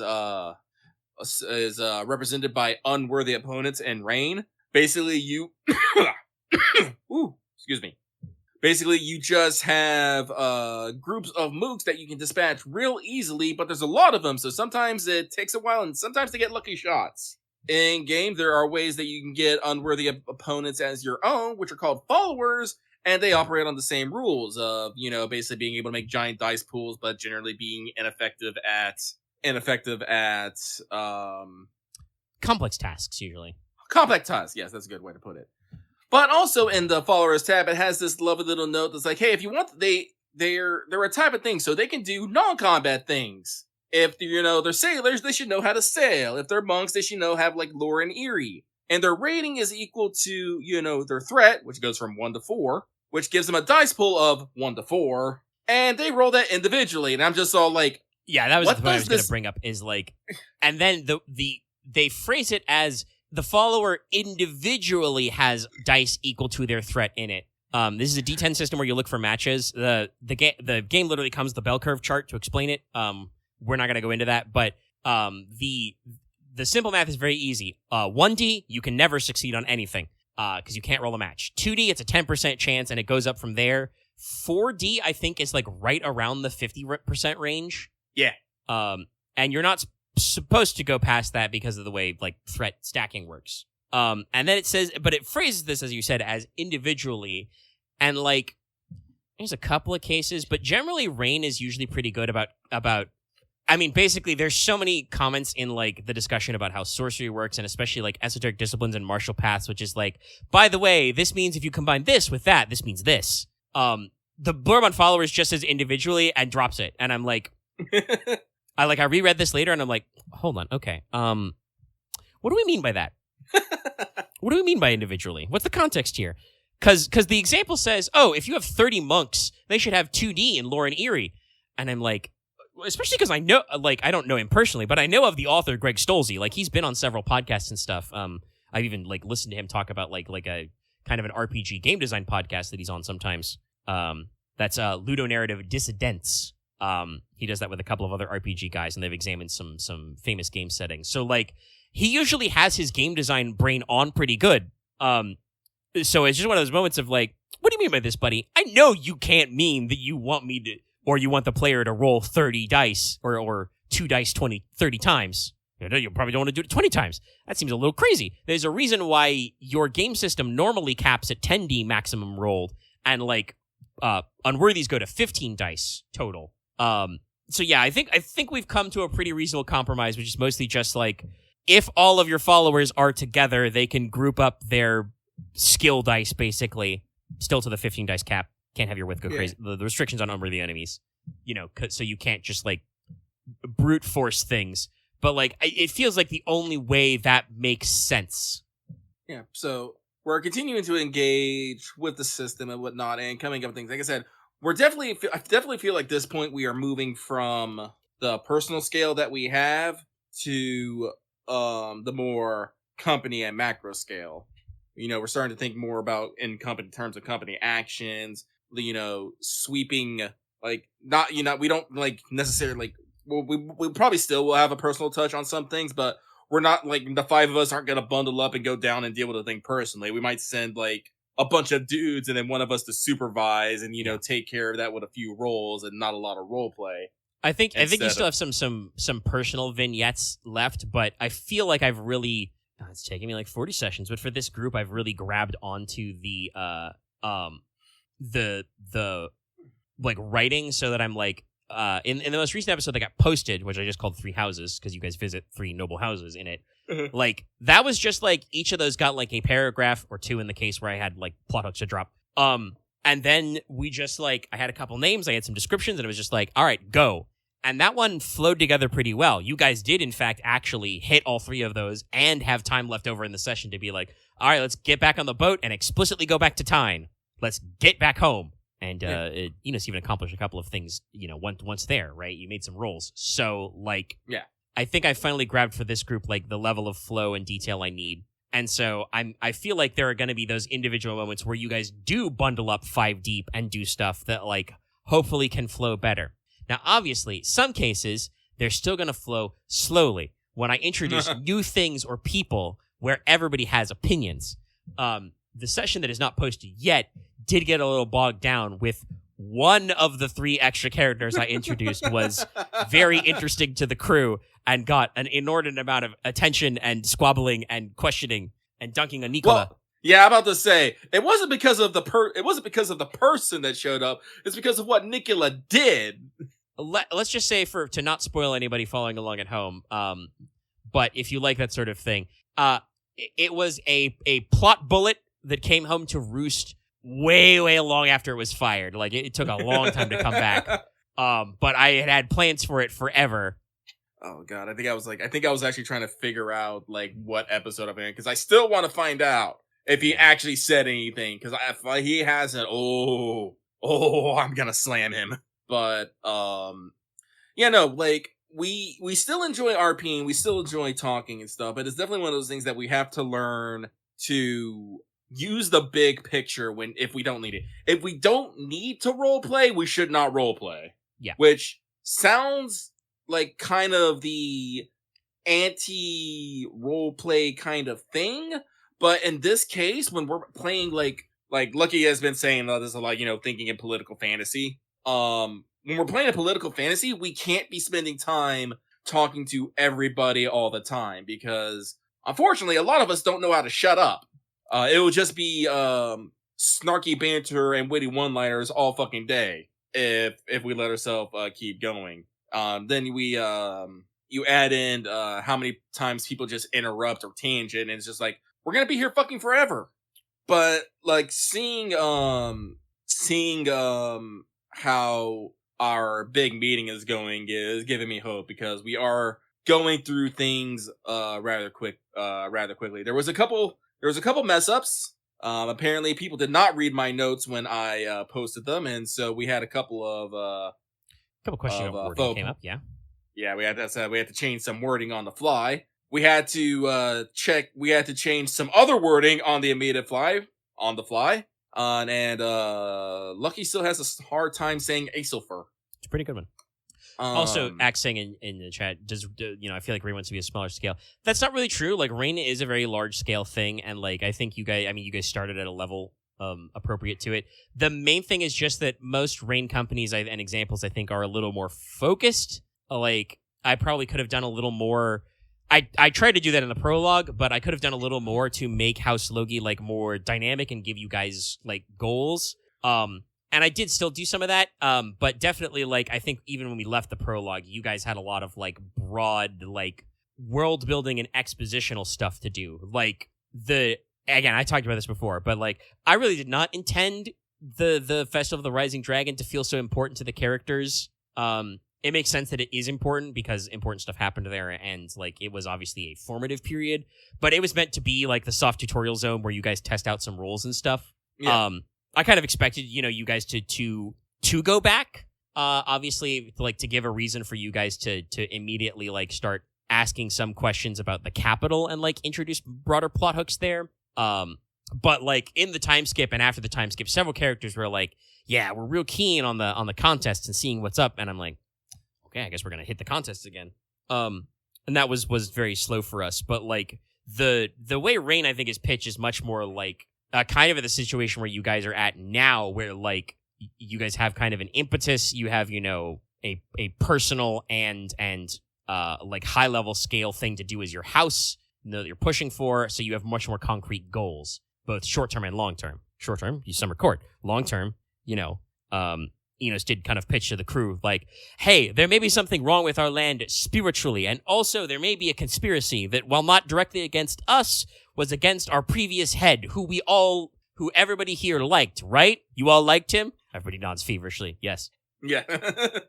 So, like, yeah, it's one of those moments where kind of, like, on the one hand, that means that you guys got the cool thing where you guys kind of got to, like, design your own plot investment. Like, you guys decided to pick the things to get in.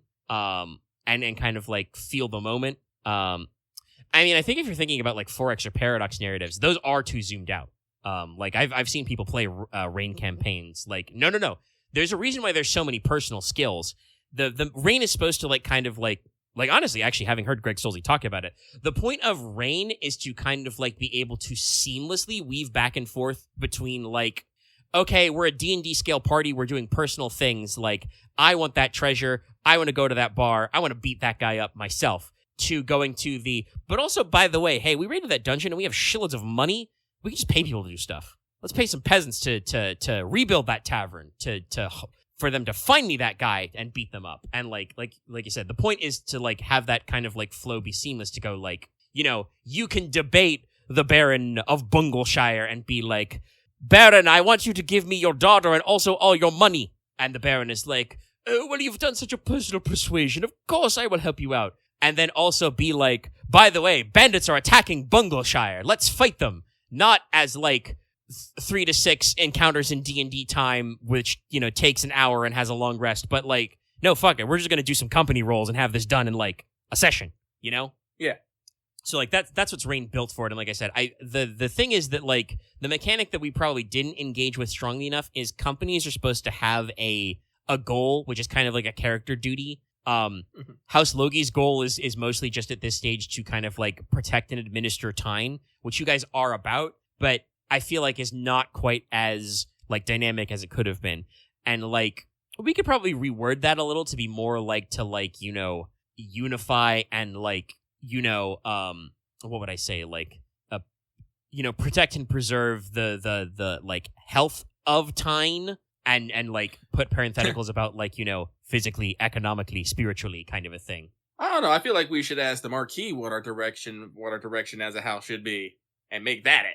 That can also work. Yeah, I mean, like Leslock didn't really feel like he was in charge of the house until recently either. So if we want to start doing like policy setting, we can re-examine that. But like I said, the mechanic for companies is they are supposed to have goals that are supposed to be much more straightforward. Some of the like non-player companies I have in the background, the stats are like, I don't know like word for word what their goals are, but I kind of know what their goals are. But like smaller companies you guys have run into are definitely like, no, I have ideas for what they're hitting. I mean, it can be grand. Like I said, it's the company goals. There are examples in the book. Yeah, think about it. Like I said, it's a thing. You are the leader of the company. Yes. But yeah, so like I said, they're supposed to be that macro like snap to and back and forth. And now, like he brought up earlier, you guys I think are hitting the point where we are going to get more sessions where you are going to seamlessly kind of go like, okay, I'm on the ground. I'm doing this to set up for this thing we're doing at the macro scale. Mm-hmm. Conrad Wargman is going to grab drug dealers and flip them upside down and ask me, where are the drugs going? And now that we know where the drugs going, we're going to send our army to beat them up. Kind of a thing. Yeah, no, that's what I'm hoping for, is that we just spend more time just doing little actions to boost up our company actions, get things, like, get roles done quickly, and then, have enough time to get a bit of role play in between things, but not hours of role play as we, like, just try to get through, like, one meeting. Because we're not actually done with the breakfast meeting. We're, like, half done. Honestly, part of that is just because there was a lot of role play earlier. The session got a little slowed down.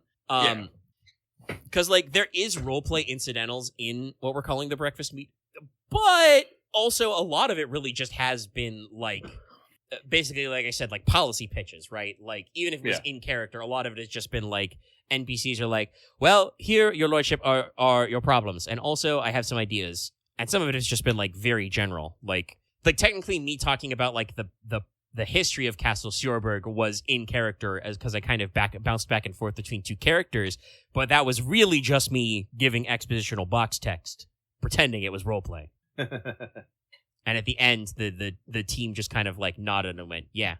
The part we didn't get to was the summer court part was more complicated because that was the kind of thing where I was like, you guys were like, we don't want to gloss over it. We want to kind of do this as our big thing, and we do want to make policy decisions. And I'm like, yeah. And that's like where the meeting cut off, where I'm like, okay, I have, pitches of ideas you need to get. And I think it'll also work as a good recap to like the stuff you still need to decide exactly what you're doing for next time. Yeah. I'm excited. I definitely still have to sit down and make sure I hammer out a few things to make sure we're all there. I definitely want to make sure we've got the Ogre Hunt vignette ready. That one probably won't call for a company action just because sending a company scale thing to deal with a single monstrum is just one of those like awkward things logistically. Mm-hmm. Like, you send too many dudes, they're just going to trip over each other. But like, definitely you guys can make a couple of like broad rolls to like narrow it down and get into, a combat encounter. Yeah. But this is a lot of what I've been thinking about is my character has a lot of personal things I got to do. And I'm like, boy, howdy, I hope I have time to do them all. Unfortunately, like this is one of my big problems is I think about Rain way too much. Oh. And the constantly thinking about I also think about Rain a shitload, but I'm thinking about the shit you guys ain't even seen yet. Yeah, no, I can't even imagine. But I keep thinking about all the plot lines that I'm engaging with, and I'm just constantly wondering, all right, how am I gonna move this to the next level? And sometimes I'm just all like, I think I'm just gonna have to pray to God. I mean, honestly, that should be a thing that like maybe we should have that conversation more, not necessarily on mic, but as a team. But like that definitely feels like a conversation that the players and the characters need to have regularly of just like, okay, here are the plots I'm interested in. How do I move this forward? And if the answer is I don't know, I have to wait for GM, God intervention. that's it. But like, yeah, that is one of those moments of like we need to have some of those conversations, and that's something you're planning on having is like. We got a little out of Loth, but I think we may still need to do that conversation as, like, Enos may still want to have that conversation to Logesh, I should say, about, like... Well, I passed that buck off to Axe, but okay, yeah. I will be there to support him mentally.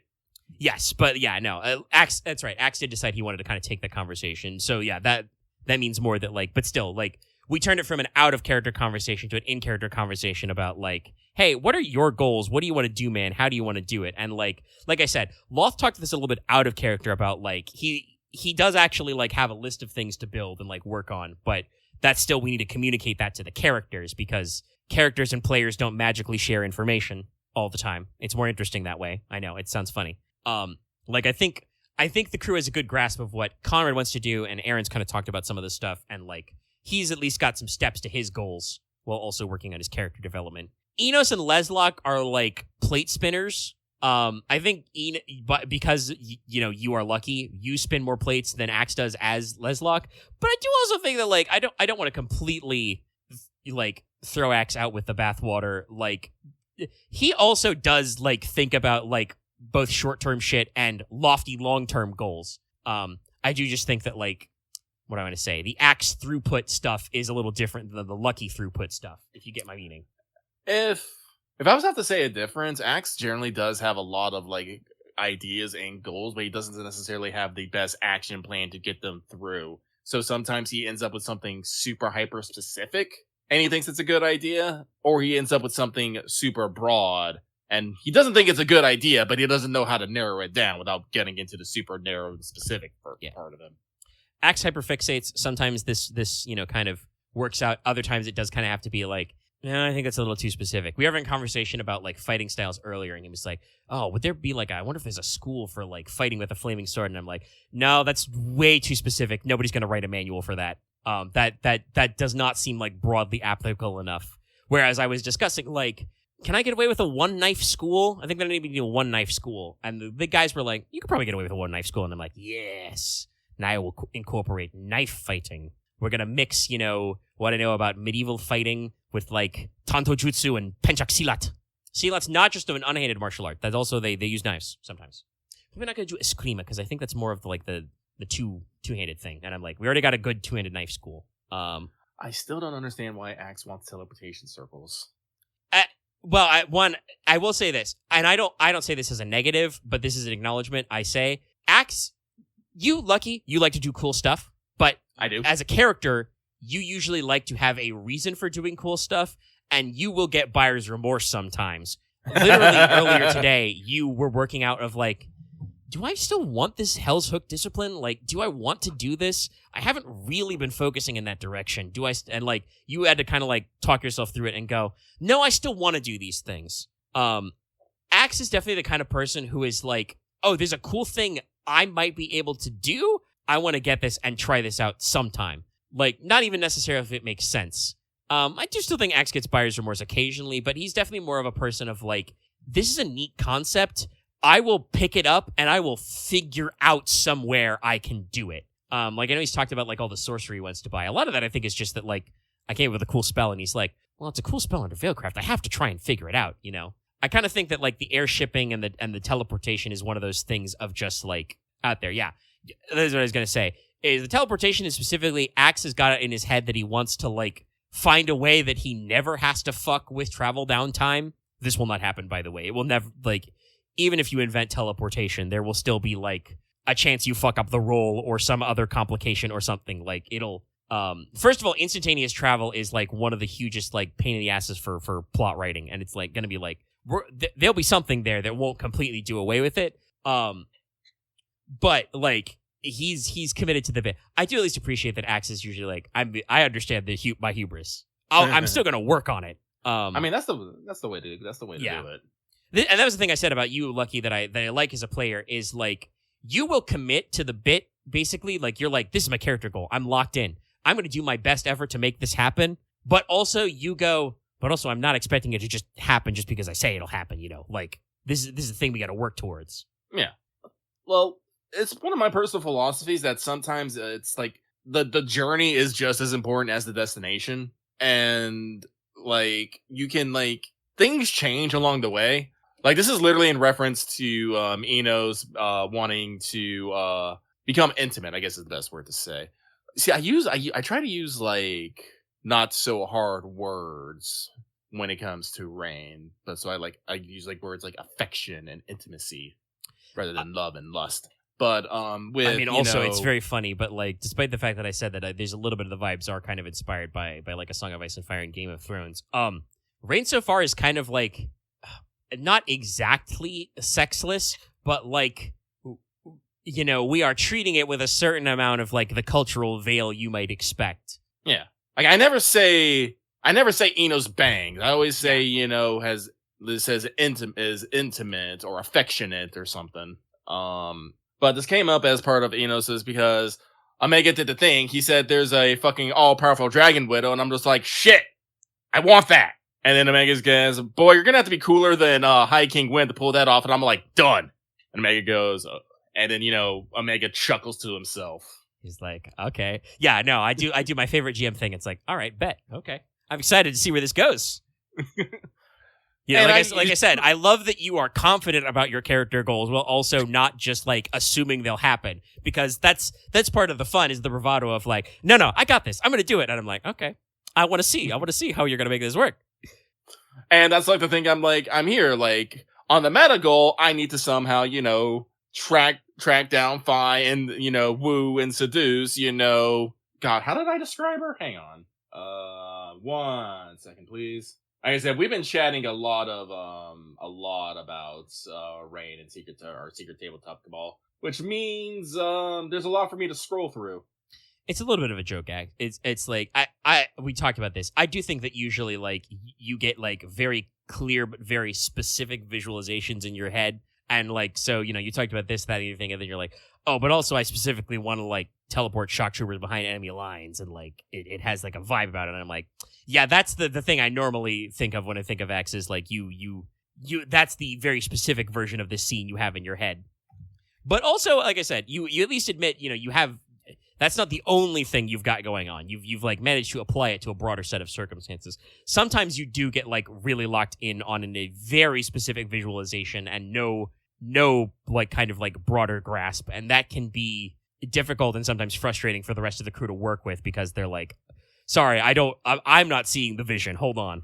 Yes, but in regards to the Dragon Queen, I said, listen, finding an ancient Dragon Widow and convincing her to love this Iron Demon schmuck when her late husband was the closest thing we got to a God Emperor is a fucking tall task, okay? I'll do it, though. He's in there. He's trying. But again, this is what we're talking about. I'm not actually sure where to go about this. Like, I feel this will come up as part of another one of my plot points into getting Alestra the, flawless attunement for Dragon Sorcery, which has to come up with alternative means of awakening the dragon within her, which, in character, I have some ideas for. No idea how to fucking actually follow up with them. And out of character, also have no ideas what to do for it, because it's not actually written in the rules that way. It says very clearly, eat a dragon heart. And I'm just all like, that's not going to work. Yeah, I mean, you asking about it, definitely, I already had some looser ideas for, like I said, I have a whole document of sorcery that you guys can't see yet. And probably will never be able to see that version of the document that I have, but the parts of it may end up in, like, slowly unveiled in new tabs. But I've alluded that there's a lot of traditions and out there and knowledge and just kind of out there. So, like, your specific thoughts about, like, talking and asking about, like, well, what would we do? How would we do this? I have ideas, like, that gets me to think about things and ideas and, kind of how to bring them over. And so, like, yeah, you guys don't know, like, what the rules look like, if they look like anything yet on some of those concepts, but you've given me thinkies, and I'm like, okay. I think I know the path that, like, when these guys commit on paper to, hey, I'm actually going to work on this project, whether that's discussing it and, more importantly, especially, like, rolling on some of that stuff, you guys can figure some things out. And like I said, I've alluded to very plainly, like, what some of these secrets are and where you would go to crack them, basically. Like, I've alluded to that, like, if you want to know more about a kind of, like, I don't even know how to say it, like, not necessarily the spookier, but, like, the more direct, possibly even, like, physical or violent, like, soulcraft, you guys are gonna have to go to Keltacy. You're gonna have to, like, ask those weird, cat people who are dedicated to Dea Tacita, like, hey, you guys have a weird, unique culture snapshot. Where did you get this from? What's your traditions like? Show me your City of the Dead. Yeah. And I've mentioned that, like, if you guys want to try and, like, figure out, the like specific sort of fire themed alchemy your ancestors were doing before it got kind of replaced by the more mainstream model, you're gonna have to track them down, and you have some leads on that. Stuff with like Anima is like pointing out that, like, okay, so Wind Witches is wave and wind. You guys, the version that humans use is very focused on the wind part, very light on the wave part. The merfolk I explicitly mentioned use it in a different way that's much more water focused. So you guys are gonna have to, go talk to some mermen or mermaids about it. The dragon stuff is basically all turned into, like, I thought a lot about the mechanics of that part, and it's like dragon sorcery is turned into, like, well, a lot of like weird plot stuff. Just like it's very powerful, so it makes it interesting that people are going to be interested in trying to develop it, and you guys are personally like. Well, mostly Enos, but I think that Nicole is not against this, very much the, like, yeah, no, there's going to be more interesting interpretations of how that is. Yeah, you say like, it's become that X. It actually always has been very directly inspired by FromSoft stuff. Dragon sorcery specifically is that way. But no. Like, well, this was the fun thing about, like, dragon sorcery is because, Nicola, told Enos had to start going research, and that led him into researching into dragons, into, the dragon slayers, which then led him looking into the church, which led into, talking about saints. And so it's like, I don't know if I'm necessarily getting closer to my goal, but I'm learning a lot of things along the way that just makes me, quietly at 2 a.m. just go, that's fucking rad.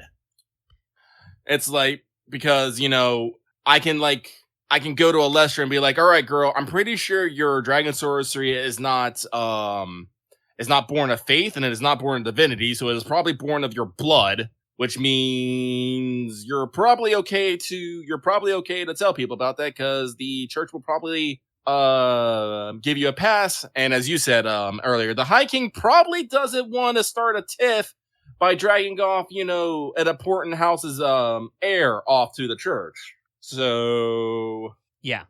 Well, and it's one of those things where, like, some of that stuff didn't exist, like, Dallas pitched this to me, like, in a DM of just, like, hey, I think in part of, like, my because Dallas also is, like a messy bitch about stuff. Like, he wants, more drama stuff. He's put both his character in the situation. He's like, it basically was just, like, hey, I kind of want my sister to be a sorcerer too. But I would it be possible for her to be a dragon sorcerer, like a low level miracle worker? And I'm like, yeah, that could just happen. And then I kind of had to figure out, like, how that made sense. So, like, that eventually, as you, like, started going down the research hole, that means some more and more of that got fleshed out for me to present to you, from my very vague ideas, and that got pitched into kind of like it seems like the theory that Enos is running with is that, like, I mentioned in the backstory, there was one of the dragon sorcerers, was it Nordleaf? Something like that. Nordleaf Icebreaker was, like,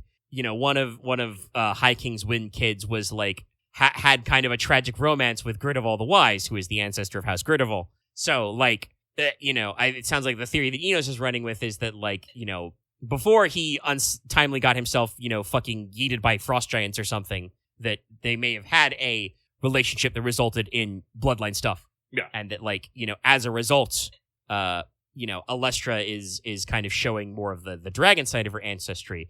Why is she manifesting that versus, like, Nicola seems to be manifesting very strongly a lot of his, more Fey traits because he has a Fey ancestor? Why indeed? Maybe this is divine providence. Who knows? Well, actually, Nicola Grandpa, can't actually, manifest his banshee grandma. Well, yeah, that's the thing we did actually talk about. I realized later, I was like, actually, Dallas, I think, just threw, like, points at it immediately because he's like, oh, this is neat. But I actually thought of this later. I'm like, oh, I need to remind him that I don't think he can actually buy those points yet. The way those work is that he's, like, you gotta be, like, raised or explicitly trained in the traditions of the Shi, and, like, Nicola hasn't actually done that one yet. Honestly, I think you were too kind of him letting him pick up the one based on having, the bloodline.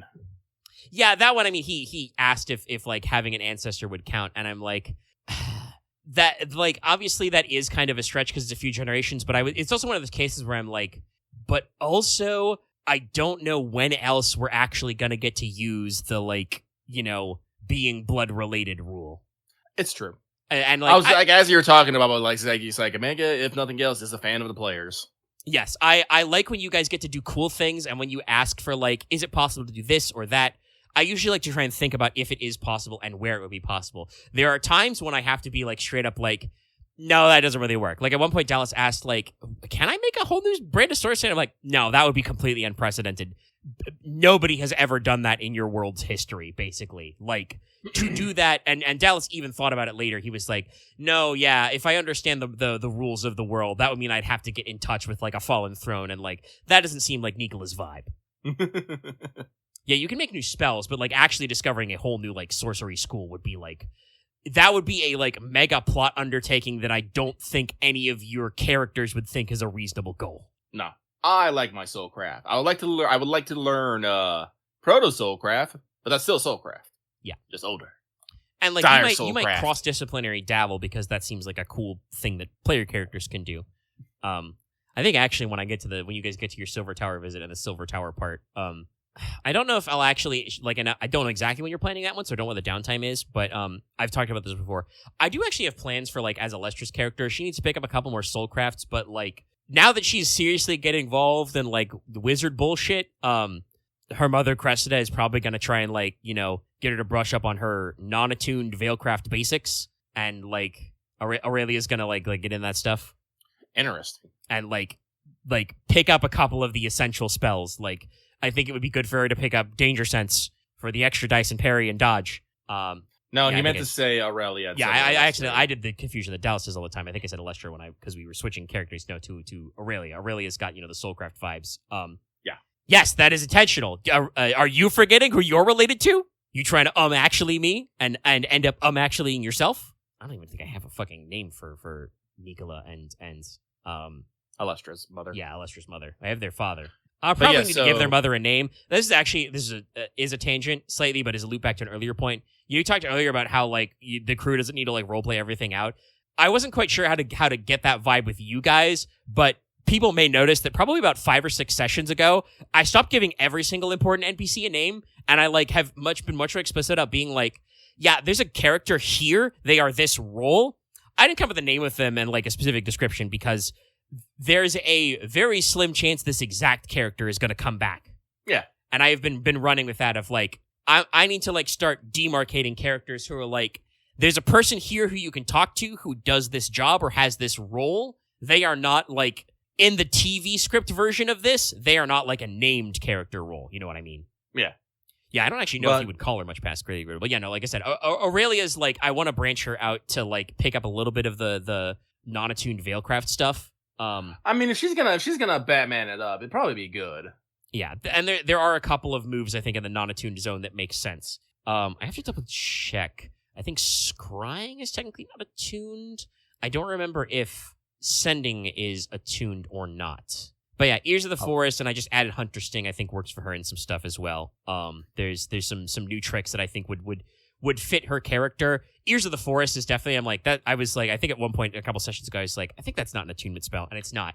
That's the one that lets you, like, one of the ways you can converse to animals. It's slightly different than the dragon sorcery way. But, like, for Aurelia, that's really relevant because one of her first Soulcraft spells was Way of the Animals, where she, like, uses Soulcraft to basically, like, talk to the souls of little animals and wooden creatures. So, like, that would really work for her, that synergy. But when you guys go to the Silver Tower and talk to some of the Enchanter Elders, I may actually do a little bit of world building there and kind of, like, talk about that point if she has enough time to get into it.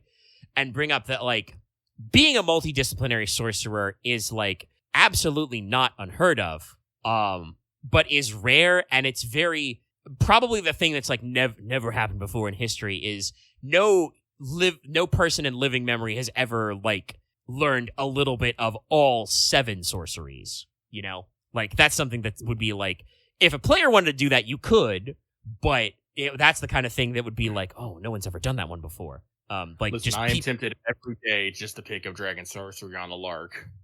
People have like a hard time, like, putting that many in there. Oh, and I know you've bounced around a little. Like, I think most recent you're locked in a little is, like, I'd like to see, Enos maybe develop a little bit of summoning. We've open-ended that people can pick up some more summon craft. Before you talked about like just speaking about like crafting and maximizing, like, man, can I get into runes? Can I make some rune weapons and then enchant those with soulcraft? Yeah, well, this is because of me like moving around my focus and whatnot and what I want Enos to do. Like before, like actually, like the original was alchemy, because I was gonna do what Nicola does and make ores and turn them into stuff. But Nicola started doing that, so I was like, I'm okay with a little bit of overlap. I don't like a lot of overlap. So I like everyone to have their niche. Yeah. So, I was like, I don't need that. Then I started looking at runes. Runes are interesting, but they're not the exact flavor that I wanted, especially since the ability was based off body. Yeah. So I was all like, that's fine. It's a very physical discipline. I think even for like carving runes into weapons, body makes sense because like the way you perform the spell is you have to physically put the marks in a thing, and like that's tough. Yeah. Dragon sorcery has always been, that kind of keck sorcery, but I do think it would be like useful because, that's healing, light, purification, very important things, especially when, you're getting shot or stabbed, but like, narratively speaking, makes the least amount of sense. I'm an iron demon, for fuck's sakes. I am literally my faith is literally the opposite of Hydra's. Yeah, that's actually a thing that hasn't come up, but I did have to actually think about the cosmology of the world, and like the way I imagine it is, kind of the primordial chaos thing is that like, in the beginning was just kind of like, formlessness and dark waters and stuff, liquid darkness, and then these things kind of pooled together into, all the light stuff became a light object, and that was Hydra's, and Hydra's was like, man, this shit's chaotic. Let me try and fix that. And then his act of like trying to fix it, kind of created like the deity that became Dea Tacita, like as his kind of like shadow image, like the projection. She is technically the darkness to his light, the death to his life kind of a thing. So they're kind of like opposite poles, basically. Yeah. So yeah, it would be very weird. Well, actually, no. What I want is I want actually Alestra to learn, fucking Umbral Dragon sorcery, because I think that'd be fucking rad. Hence, one of the reasons why. Cool thing, and that's something like I said, I definitely like the moment Eno started talking about like getting her real sorcery, and again, because you guys made me do some world building in the back, I was like, oh, we got some cool stuff we can do with this. That's like would really be unique, right? Like, there's an opportunity that I think you cottoned onto, but and the rest of the crew. For like proper Norlon homegrown dragon sorcery. Yeah. It's one of the reasons why I want to look into the legends of that dark dragon that wanted to eat souls. It's very angry. I don't know if it's actually alive and kick. Corpse Eater Mythodeer. Yeah. I don't know if it's actually alive or kicking, but more information. So no, it's exciting, but no, I was looking at after that, I was never really interested in Veilcraft. Like divination spells and stuff like that have never super appealed to me. So... Yeah, I think you've even talked about that with Axe, that and even I think with me a little about the game design of you don't necessarily want to just throw out questions into the void and have them answered. You like to do stuff. Yeah. That's and been while there are spells that kind of answer questions in there, a lot of them I've tried to make sure have limitations and structures. And even the ability to literally ask a mirror a question, I'm I reserve the right as the GM to be as vague as I want for the plot to keep moving. No, but I probably am gonna pick up Mother Guide Me here recently for the very specific reason of after we get done with the ogre hunt, Enos is gonna use it to pinpoint that silver vein because he owes Lord Wayland, since Lord Wayland, freely gave him, the secrets of Damascene. Yeah. So, and that's even with the yeah, I mean, you still have to roll for that one, and that one I like because that's you're hey, what?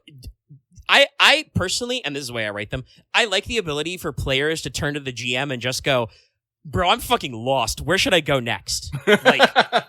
Players can do that anyway, but that doesn't always make sense in character. So I like in character routes for players to be man, I'm just not picking up on something. So I like those options. That's why I am actually fond of certain applications of the Force in tabletop RPGs, for Star Wars stuff, because I can just be you get a force tingle. It says you should do this or that. You know, just like little gentle pushes. No, but, that's important. Like, this is a thing that I think a lot of people in modern times don't always think about. But like Axis said, he wants to try and improve like stuff like communications, transportation, etc.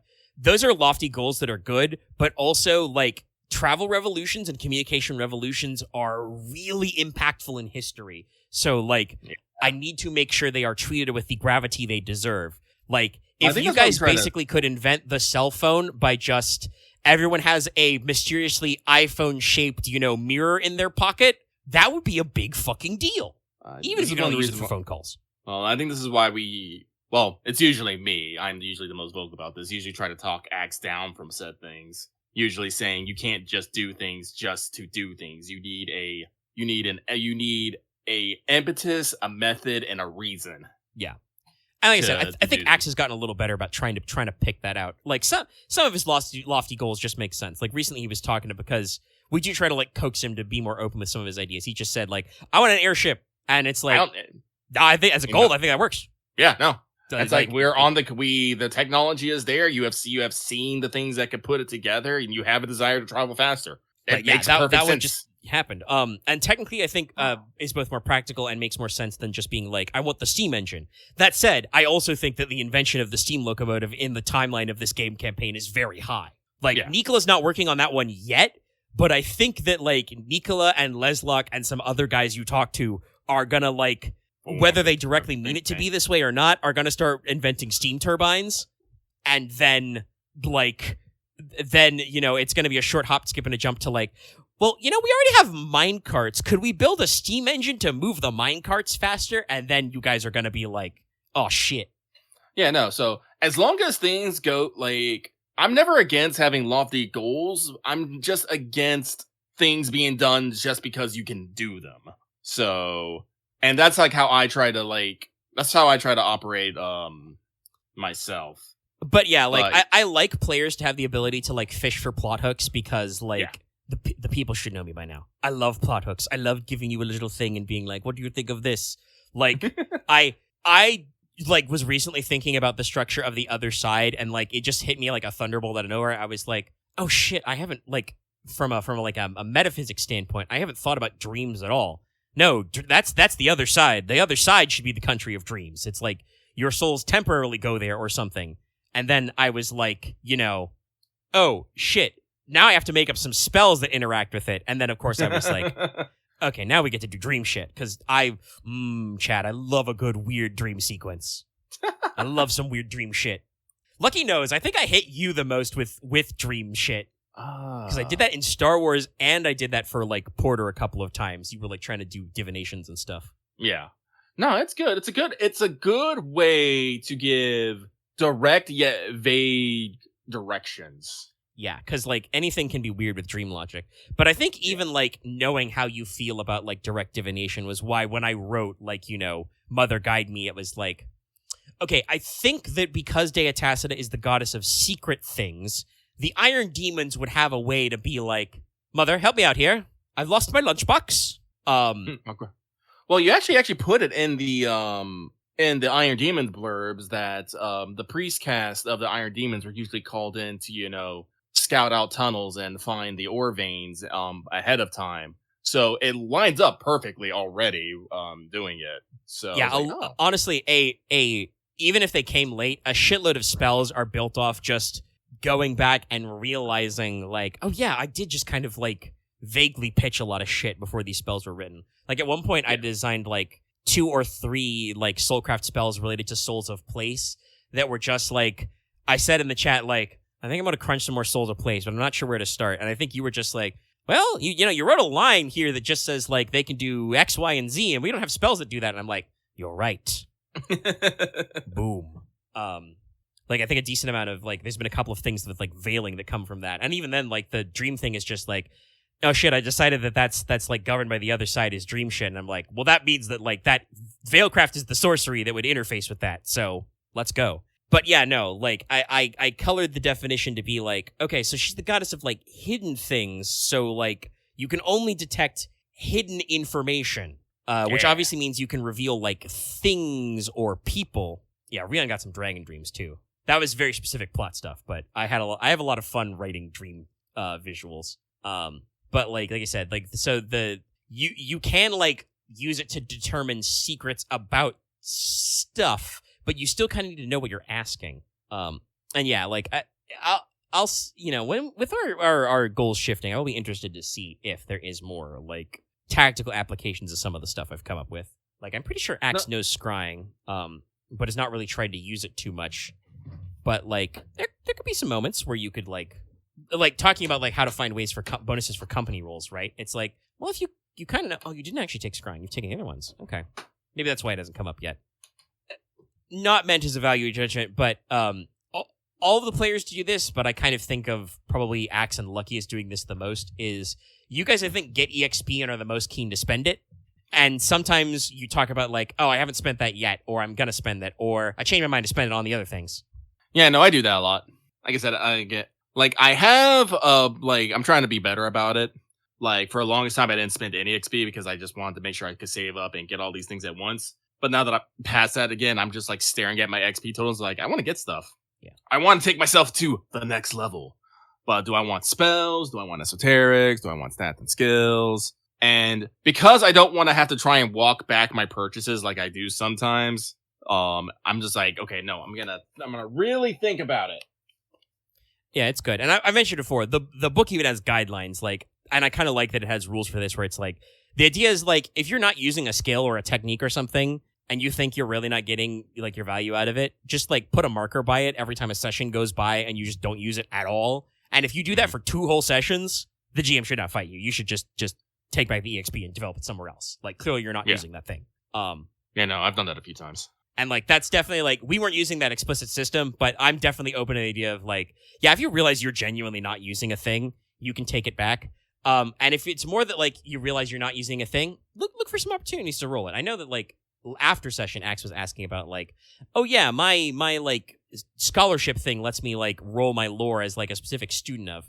What would be good? When would I be able to roll, student of politics, which I think is where his diversion is? And I'm like, you can roll this, that, the other thing. I think Axe said that gave him some ideas. It happens back and forth.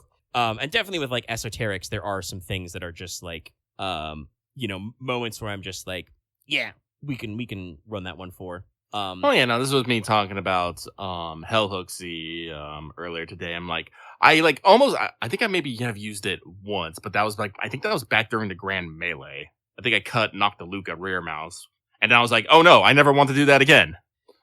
But I'm looking at the school. I'm like, but it's so cool, especially if I do it on the ends of chains.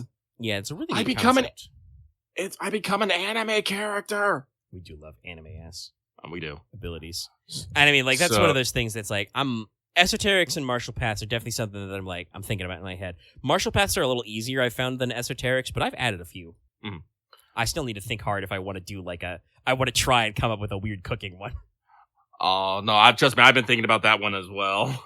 Because there's many ways I can take that. Like there, like probably like a 4 or 5. Like the fucking do like that one D&D spell Hero's Feast. Just like, hey, if you roll at expert cooking and have high quality materials and prep a meal and everybody sits and eats it, you'll get +1 wound box. You get the leather heart advantage for like 24 hours or some shit. Like there are things I can do with it, but I'm like, do I have enough for a whole path or even like a 3-step one? And like, do I want to go that route? I'll see. Like, there's a difference between like me, like just thinking like there's room for an idea and then like it coalescing into like, no, I got a literal 5-step plan for this. Like, I'm pretty sure I know what the vibes for like a one-handed knife, strat will be. I'm trying to think.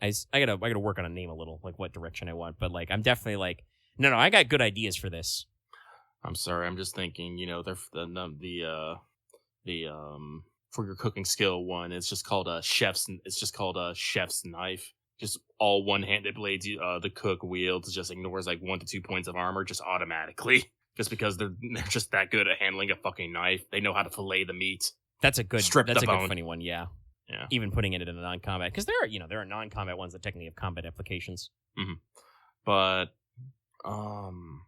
yeah, actually, I was looking at the Spell Blades endeavor, actually, because I thought that one was actually pretty neat. I was actually thinking of probably If you guys don't know, Enos is making what he's called the Master Rings, in which he makes a elementally attuned ring, and then he's going to put a Master's ability on each of his rings. For the Ring of Metal, he's going to be putting Master Forge. On the Ring of Fire, already has Damascene. And probably for the Rings of Astral and Umbral, I'm going to try and get some high-level Sorceress abilities. I don't know if I'm going to get them. I'm going to the Silver Tower at some point, so who knows? But it's just one of those things of like, the Sorcerer's, esoteric, well, actually, no, they're martial disciplines. Or are they esoteric? I can't. No, the 3 steps are esoterics. Spellblade's Endeavor is the only martial one, but that's because that's explicitly like mixing sorcery with combat skills. Yes. Which if you master it, lets you use your larger pool for the Esocat, which is rad. But there's like a bunch of like little like 3-step ones. I'm all like, I don't want to like spend all the points. If I can just get the last one, that's all I need. That's all I need, baby. Yeah, they do kind of like a lot of those ones are designed to like replace each other. Yeah, but it's like one of those things that like I think I definitely want Enos to become a more dedicated spellcaster, and social character. Like I love my chains because again I like being an anime character, but like other than that, like no, I think I'm gonna focus a lot more on spellcasting. I think getting into combat with that too. Getting that combat in there too, which if I master everything, because I'm 4 deep in Lashing Steel Path. Sorry, it took me a second to remember. Yep. I just need the 5th one, which allows me to automatically choke a bitch out. It's a little scary, honestly. Especially since Enos upgraded his body. It's I'm body 3 right now. So that's 3 shock automatically. Yeah. But he's trying. I'm trying. Yeah, there's lots of stuff. There's lots of stuff. Like honestly, we're past it's past 11 right now. We could talk more about Rain, but I think we should probably actually Yeah, I do got to say, I said earlier, I was like, sometimes we just talk about Rain and we kind of peter out. No, I was wrong. We've been talking about Rain for about an hour. Yeah, no, we should probably stop. I still have more to talk about, more things I want to talk about, but we should not. We should save them. Also, I want to go to bed. Yeah, that's fair. I'm just saying we could at some point. I don't know when we'd find the time to schedule the boys, but we could do fucking like. We could do a podcast about every episode of Rain with the boys after we fucking do it at this like stage. Like we're in there. And there's always more to talk about. But yeah, we should wrap up. I will do the outro and get to editing this because obviously I do have to, edit it before it goes up. So, hey, if you're watching this video on YouTube and you've watched, the mission clock's 4.5 hours, so it's probably going to be like between like 4 and 3.5, depending on scrunkling. Yeah, we're all here to yamp. That's what we're here for. Like this video on YouTube. Leave your comments below. Join our Discord. Join our channel membership if you got the stuff like that. We're out here. We're talking. Check it out. Our Discord link, by the way, is in our description and on our channel page. You can make sure you're subbed. Make sure you ring the bell. Like I said, check out channel memberships. And you can consider supporting us on Patreon. Get access to the audio version of the podcast early and often. At higher levels, you get access to topic polls, live recordings, etc. I do have the new Fancy Run Friday up already. I don't have the new Fail Betrayal yet because Wall still needs to think about something. But I can probably figure that out, this upcoming week. And like I said, our highest level patrons get to listen live every week. Some of them pay for the privilege of being shouted out verbally, such as Added Harp, Blacksto G, Call Me Zed, Carlos Dragon, JDV9000, Crystali, Legendary Boss Hunter, Rise of Kenji, Rogue Rabbin, Charvor, and Varian the Crow. Rain Mailbag, that would be funny. I don't know if we'd get a lot of responses in it, but we'd probably get a couple of questions. But thank you so much to our patrons for listening and supporting. Thank you so much to our viewers on YouTube for watching along. Even if I know you're mostly listening while you're vacuuming or stacking laundry or commuting to work. I know how this shit works. I also listen to podcasts. So, that's all from us. We'll see you guys next week.